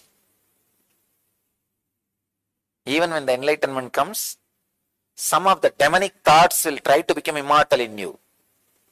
But protector, Vishnu will take care. The Guru's grace is Vishnu. Guru is Shiva, Guru's grace is Vishnu. He will take care that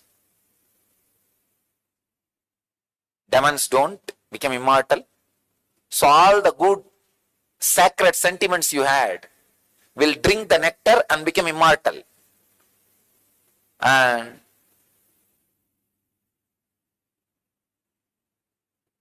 the experience of superconsciousness stays inside you eternally, like a person who has become immortal by drinking the nectar.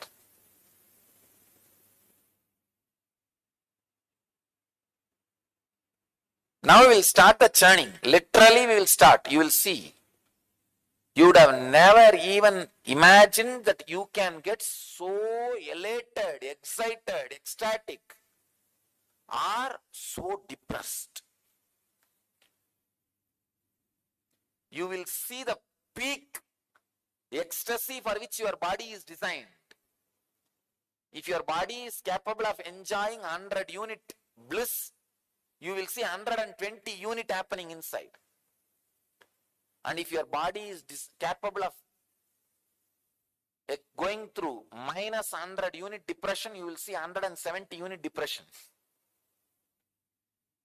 The peak and valley, I'll be breaking your biomemory. Not me, just because of the churning process. See, when that comes, tell yourself, you gave the faith and you are giving the doubt. Now I am putting both at your feet. You do what you want and leave me. You gave the faith. Nobody else can give. And you are giving the doubt. Now you take both and leave me. That is what we call surrender beyond the doubt. Anyhow. So you guys are clear now? No, nothing. Don't allow anything out. Body movements are okay. Don't allow any sound. Any of you have any doubt in this story?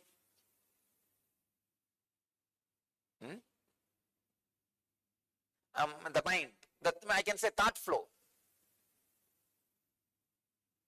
See, the spindle is the unclutching technique. The mind which moves this side and that side.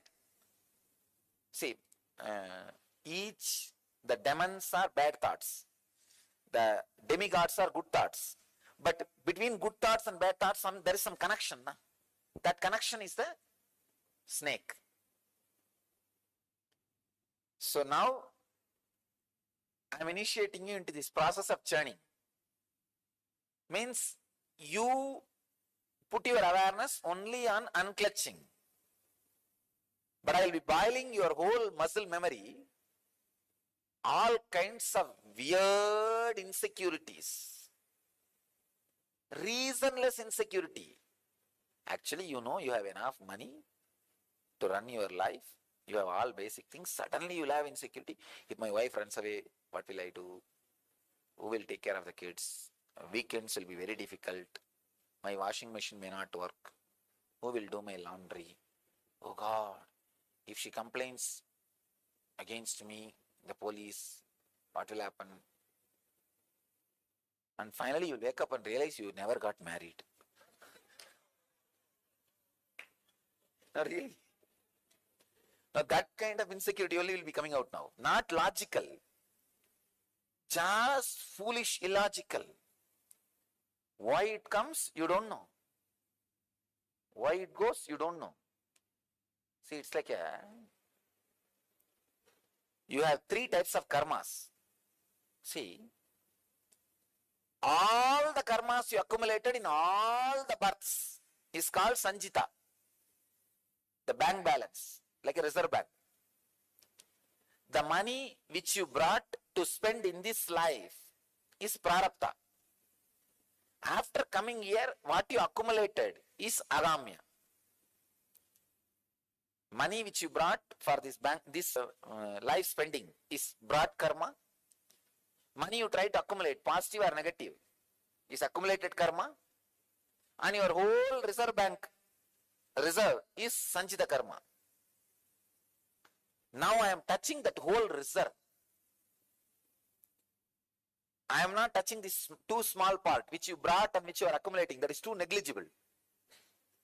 But unless I burn the reserve, your bio memory will not become pure. So it will be like a literally churning.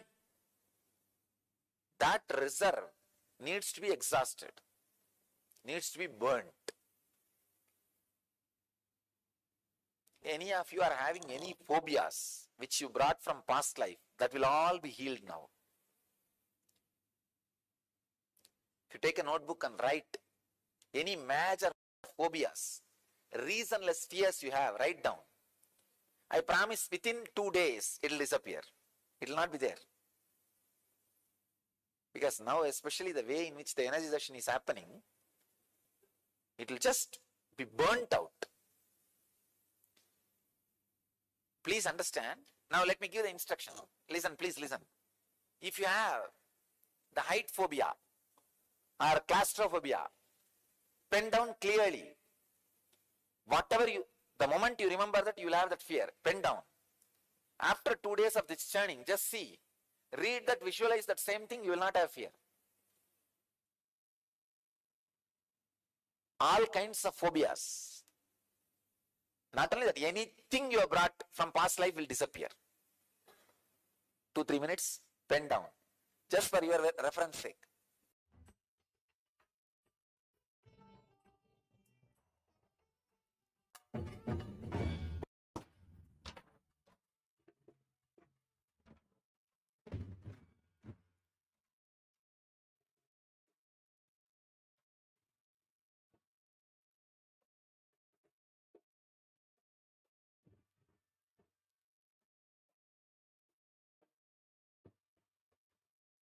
Today is the best day.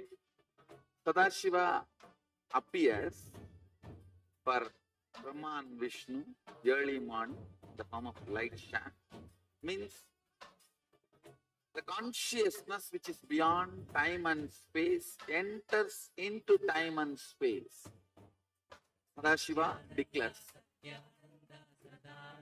let me become many to celebrate myself. So morning, we celebrate he becoming many. You can see every deity, every god, he go on light the lamp. So he, that Sadashiva himself becomes many. So whole campus we went round. It was such high energy. So again the many becomes one. Not only spiritually, even socially, the celebration forms a very important part of my life. Because this is the only celebration I enjoyed from my birth, at least in this body.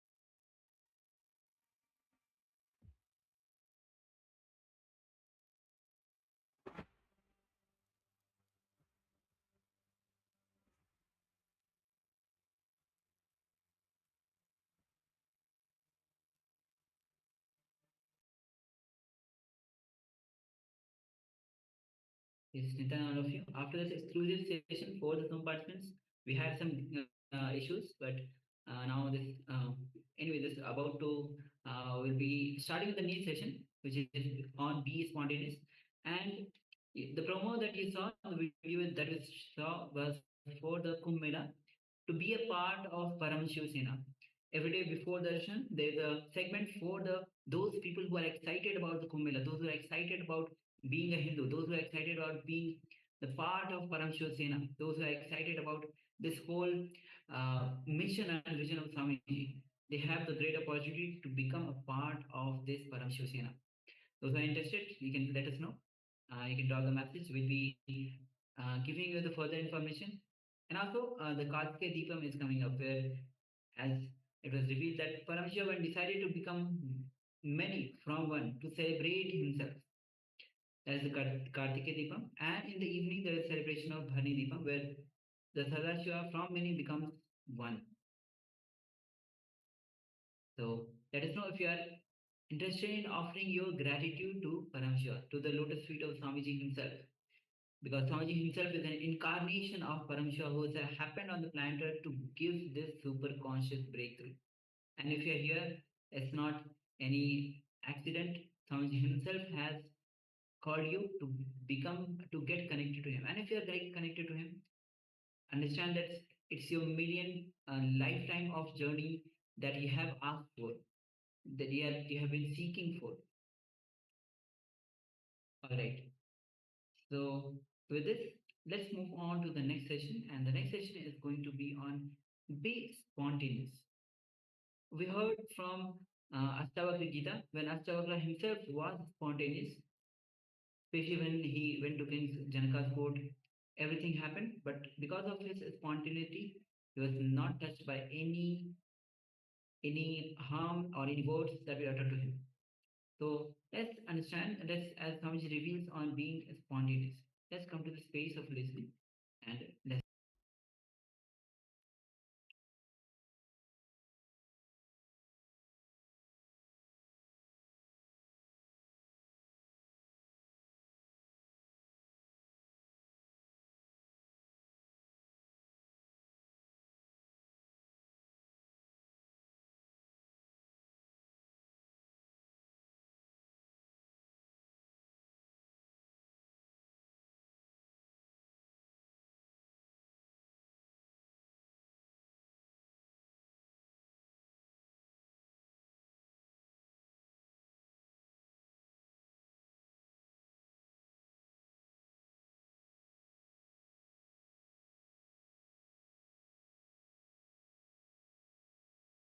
spontaneity.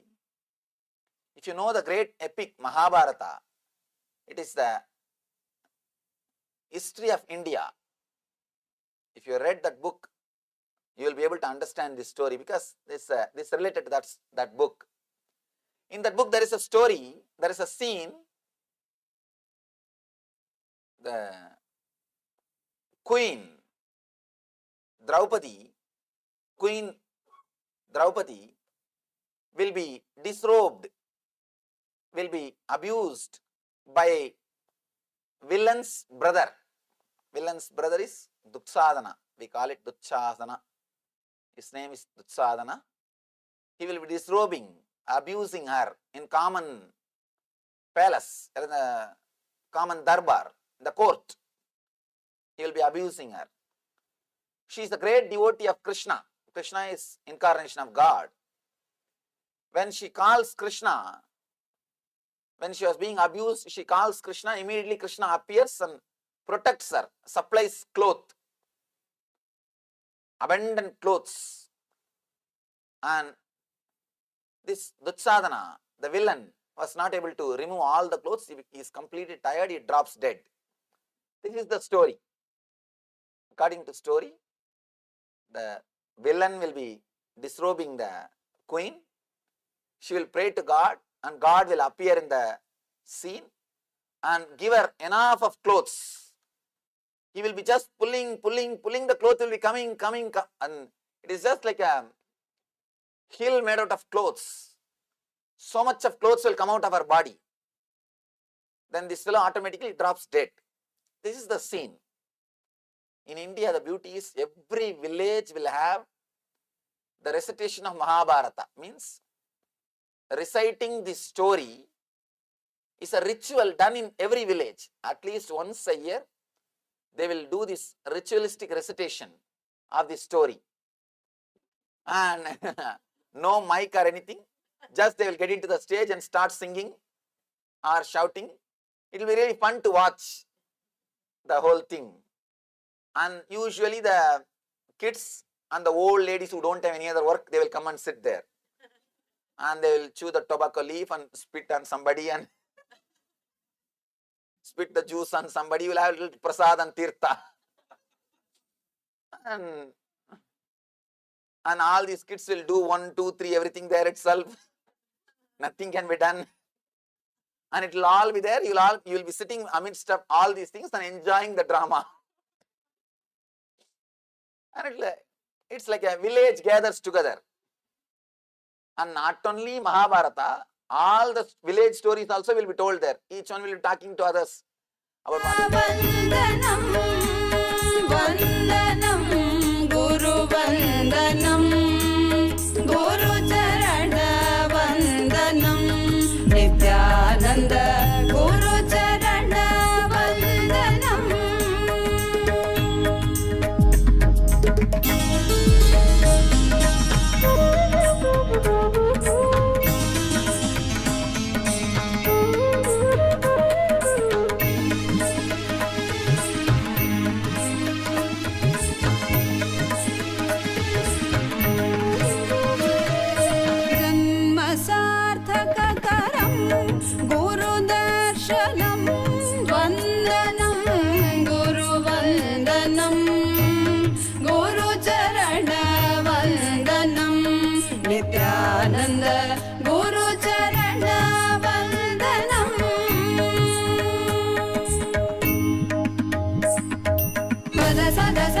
Pada pada pari ga pa ga pa ga sari ga re ga pa ga pada pada sari ga re tere sada sa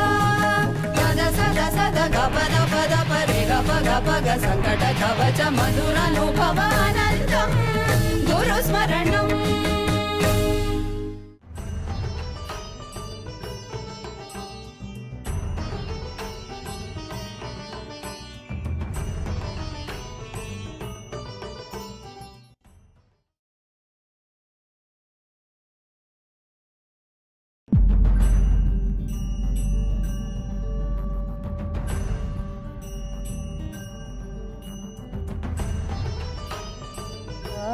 Anandam परमसुखदं केवलं ज्ञानमूर्तिं द्वन्द्वातीतं गगनसदृशं तत्त्वमस्याधिलक्ष्यम् एकं नित्यं विमलमचलं सर्वधी साक्षिभूतं भावातीतं त्रिगुणरहितं सद्गुरुं तं Namami. Nithyanandam. We welcome every one of you, all the viewers, Paramashivoham participants, Paramashivasena participants, all the members of KAILASA's Rajya Sabha, Chit Sabha, and all the different houses of KAILASA's parliament. We welcome every one of you for this very, very special segment. We welcome each and every one of you that are joining with us today for this very special segment that is awaited, the most awaited segment. Each and every one of you that have joined here with us, and all the viewers on YouTube, social media platforms, Facebook, and all the other social media platforms, we welcome every one of you for this very special live segment.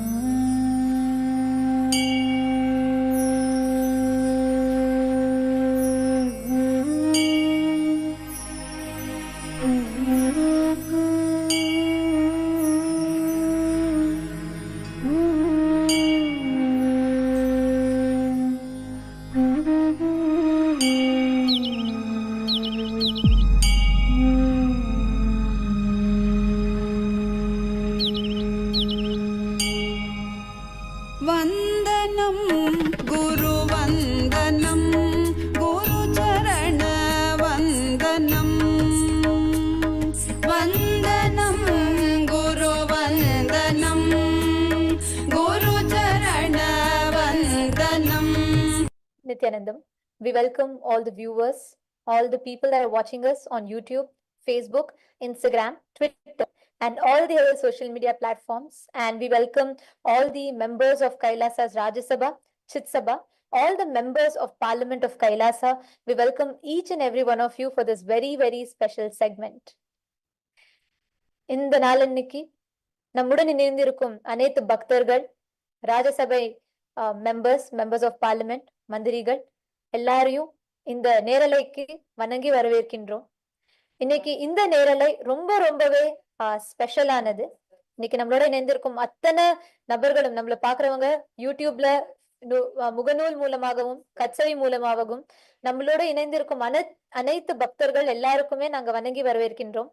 இன்னைக்கு இந்த நேரலை காட்சி நம்மளோட பக்தர்கள், கைலாசவாசி, நம்மளோட கைலாச விசுவாசிகள் எல்லாருக்குமே ரொம்ப முக்கியமானது.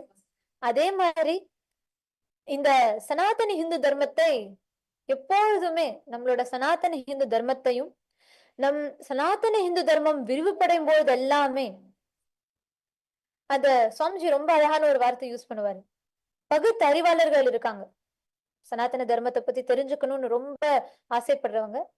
அதே மாதிரி நிஜமாவே ஜெனுவனான இன்ட்ரெஸ்ட் இருக்கிறவங்க, சுவாமிஜியின் சத்தியங்களை கேட்டு அவங்க வாழ்க்கையின் அதன் மகிமையை அனுபவபூர்வமாக உணர்ந்தவர்கள். இரண்டாவதாக இருக்கிறவர்கள் பகுத்தறிவாளர்கள். அதாவது பகுத்து அறியறது கிடையாது, ஒண்ணுமே அறியாமலையும் பகுத்தறிவாளர்கள். நம்மளோட media houses, deep state back media houses, அதாவது கைலாசா அப்படின்னு பேரு போட்டாதான் தன்னோட டிஆர்பியே இன்க்ரீஸ் ஆகும் அப்படின்னு டார்வினையா ஓல்ட் வீடியோவான்னு கேக்குறீங்க. This is live right now. What you're watching is live. Swamiji is going to be coming live just in a few minutes from now. We welcome all the viewers, all the visitors, every one of you that are watching us. We welcome all the members of Rajya Sabha, the members of Parliament, every one of you. As all of you join us here for today's Satsang, this is very special. The essence of who Swamiji is, what Swamiji is doing. Swamiji's whole life, for the last 49 years of his life, Swamiji has dedicated it for Sanatana Hindu Dharma. Swamiji has dedicated it for Hinduism. almost nearly 5 decades of his life.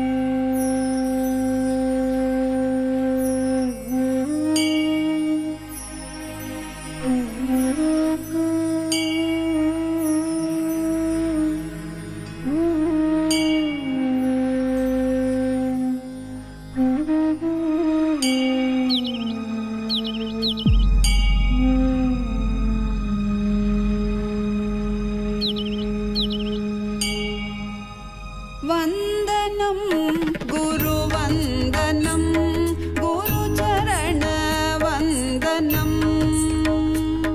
वन्दनं गुरुवन्दनं गुरुचरणवन्दनं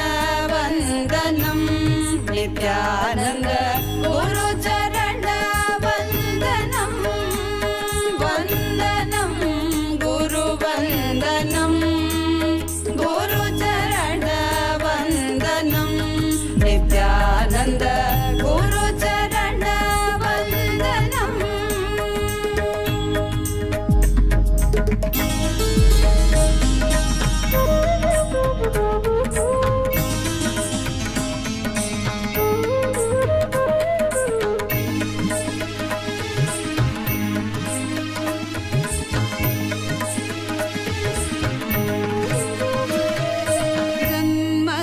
जन्मसार्थककरं गुरुदर्शनं वन्दनं गुरुवन्दनं गुरुचरणवन्दनं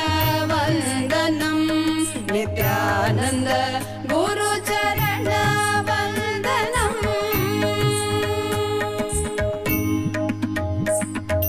पद सद सद ग पद पद परि ग प ग प ग सरि ग रि ग प ग पद पद सरि ग रि रि सद स पद सद सद ग पद पद परि ग प ग प ग संकट कवच मधुरानुभवानन्दं गुरुस्मरणम्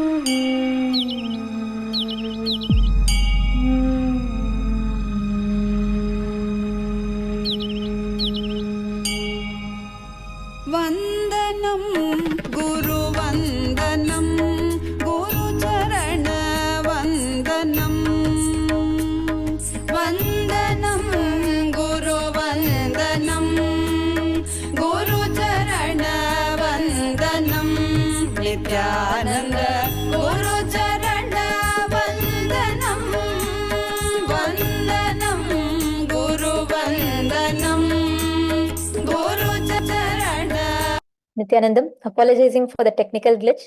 தடங்களுக்கு வருந்துகிறோம். இன்னைக்கு நம்மளோட இணைந்திருக்கிற அனைத்து அன்பர்கள், பக்தர்கள் எல்லாருக்குமே, நம்மளோட இருக்கிற எல்லா வியூவர்ஸ், யூடியூப்ல பல பேர் முகல் மூலமாகவும் யூடியூப்லயும் ஃபேஸ்புக்லயும் நிறைய பேர் வந்து இன்னைக்கு சுவாமிஜியோட தர்ஷன் நேரடியா பார்க்கணும் அப்படின்னு நிறைய பேர் வெயிட் பண்ணிருக்கீங்க. நிறைய தொடர்ந்து கமெண்ட்ஸ்லயும் கண்டினியூஸா வந்துட்டு இருக்கு. நாகராஜா கேக்குறீங்க டேட் அண்ட் டைம் சொல்லி பேசுங்க. நான் இப்போ உங்க கமெண்ட்டை படிச்சு உங்களுக்கு ரெஸ்பாண்ட் பண்ணிட்டு இருக்கேன். இன்னைக்கு ஏப்ரல் 3ஆம் தேதி ஆல்ரெடி இந்தியால ஏப்ரல் 3ஆம் தேதி 2025, ஏப்ரல் 3rd 2025. ஓகே, நிறைய பேர் இங்க வந்து சுவாமிஜியோட தர்ஷனம் இன்னைக்கு கண்டிப்பா வாங்கணும் அப்படின்னு இங்க ஆவலா காத்துட்டு இருக்கீங்க. அதே மாதிரி நம்மளோட பக்தர்கள் அன்பர்கள் எல்லாருக்குமே இன்னைக்கு சுவாமிஜியோட நேரடியான தர்ஷன், அவர்கிட்ட இருந்து ஆசீர்வாதம் வாங்குறதுக்கு இவ்வளவு பேர் கூடியிருக்கோம். இன்னைக்கு ரொம்ப முக்கியமா நம்ம நிறைய பேர் வந்து கேக்குறீங்க சுவாமி வந்து இந்த நம்ம வந்து உலகத்திலேயே பல பேருக்கு வந்து அவங்க வாழ்க்கையில பல விதமான அச்சீவ்மெண்ட்ஸ் இருக்கும். வாழ்க்கை வந்து அவங்களோட அச்சீவ்மெண்ட்ஸ் தனிப்பட்ட முறையில அவங்க என்ன அச்சீவ் பண்ணியிருக்காங்கன்னு. ஆனா வெறும் ஜஸ்ட் 40 வயசு, ஜஸ்ட் 40 ஆண்டுகளுக்குள்ளேயே, கிட்டத்தட்ட 50 ஆண்டுகள், 5 decades அப்படின்னு நம்ம சொல்லலாம், ஒரு நாடையே உருவாக்கி தன்னந்தனியா திருவண்ணாமலை ஒரு கிராமத்திலிருந்து வந்து, அப்கோர்ஸ் அது ஸ்பிரிச்சுவல் கேபிட்டல் அண்ணாமலையான், அருணாச்சலா அந்த ஜென்மக்ஷேத்திரம், நித்யானந்த பூமி கஷேத்திரம், அருணாச்சலா வந்து சுவாமிஜியோட பிறந்த இடம், அது வந்து புண்ணிய பூமி. ஆனா ஒரு சின்ன வயசுல சுவாமிஜி வந்து மூணே வயசுதான் சுவாமிஜி சாதுர்மாசியம் எடுத்தும் பொழுது சுவாமிஜி சொல்லுவாரு, தனக்கு தன்னை பற்றி நினைவிருந்த நாளிலிருந்தே பரமசிவனுக்கு பூஜை செய்தார் சுவாமிஜி. சின்ன வயசுல 3 வயசுல தன்னோட குருமார்கள் மடியில் அமர்ந்து தன்னோட குருமார்கள் கையை பிடித்து பரமசிவன் பூஜை செய்வார் சுவாமிஜி. 3 வயசு. அந்த அயராத உழைப்பினாலும் அவரோட தியாகத்தினாலும் அந்த ஸ்ரத்தையினாலும் உருவானதுதான் கைலாசா. இன்னைக்கு இத்தனை பேரு நம்மளோட அனைத்து இந்துக்கள், 2 billion Hindus around the world, அதையும் சேர்ந்து இன்னைக்கு நிறைய பேர் வந்து இன்னைக்கு கைலாசானா நம்ம கொண்டாடுறோம். சுவாமிஜி வந்து தன்னந்தனியா ஒரு தமிழனா, ஒரு தனி நபரா ஒரு நாடையே அமைச்சு உலகத்தையே திரும்பி பார்க்கிற அளவுக்கு பண்ணியிருக்காரு. இது நம்ம எல்லாருக்குமே வந்து நம்ம ஒருத்தருக்குமே இது வந்து ரொம்ப ரொம்ப ரொம்ப ஒரு முக்கியமான, இது நம்மளுக்கே வந்து ஒரு வியக்க வைக்கிற ஒரு விஷயம். இங்க நான் உங்களுக்கு ஒரு சில புகைப்படங்கள் காமிக்கிறேன், நீங்க எல்லாருமே இங்க பாக்கலாம். வெறும் 3 வயசு தாங்கய்யா. இதுல 1981ல சுவாமிஜி வந்து முதல் சாதுர்மாசியம் மாறுகிறாரு. ரொம்ப அழகா சுவாமிஜி சொல்லுவாரு, தன்னை பற்றி நினைவிருக்கிற நாளிலிருந்தே பரமசிவன் பூஜை செய்து பரமசிவன் வழிபாட்டை ஆரம்பித்தார் சுவாமிஜி. சாதுர்மாசியம் அப்படின்னு சொல்லுவோம். சந்நியாசம் எடுத்து, இந்த போட்டோ நீங்க பாக்குற போட்டோல சுவாமிஜிக்கு வயசு 3 தான், 1981ல. இங்க எல்லாருக்குமே நீங்க இங்க பாக்கலாம். இந்த டைம் சுவாமிஜி இந்த போட்டோ இருக்கிற டைம்ல சுவாமிஜியோட வயசு 3 தான். அந்த வயசுல இருந்து சுவாமிஜி வந்து தன்னோட குருமார்களோட மடியில உட்கார்ந்து சுவாமிஜி பூஜை செய்வார். அப்பையில இருந்து ஆரம்பிச்சு இப்ப வரைக்குமே நம்மளோட ஒருத்தருக்குமே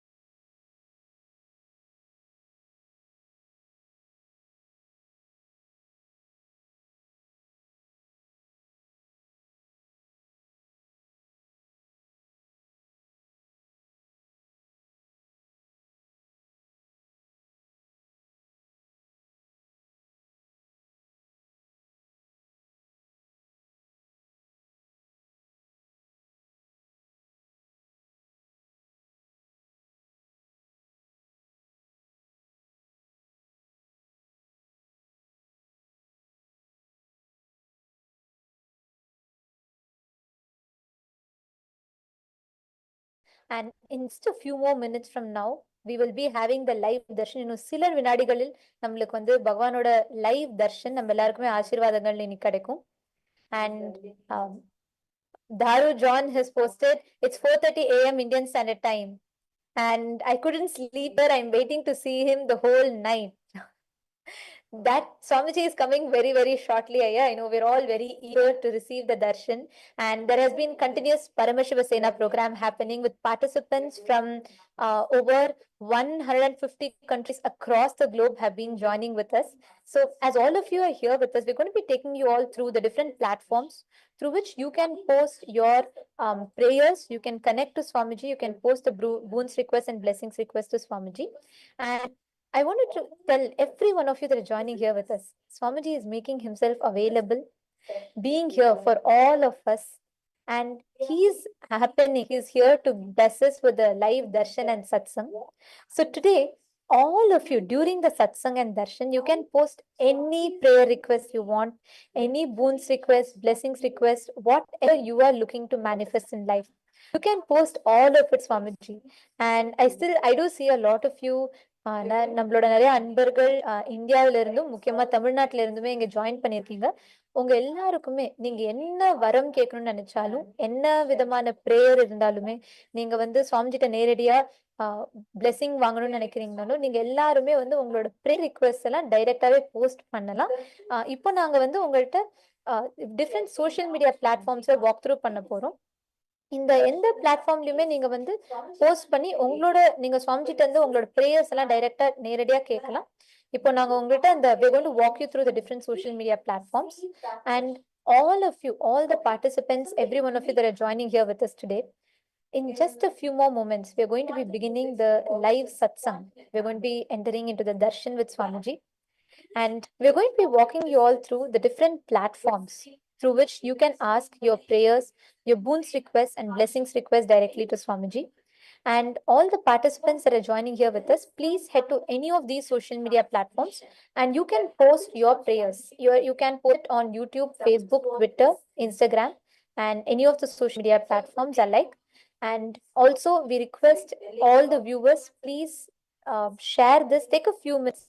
You can share and invite your friends, family members, everyone to join as well for this amazing darshan.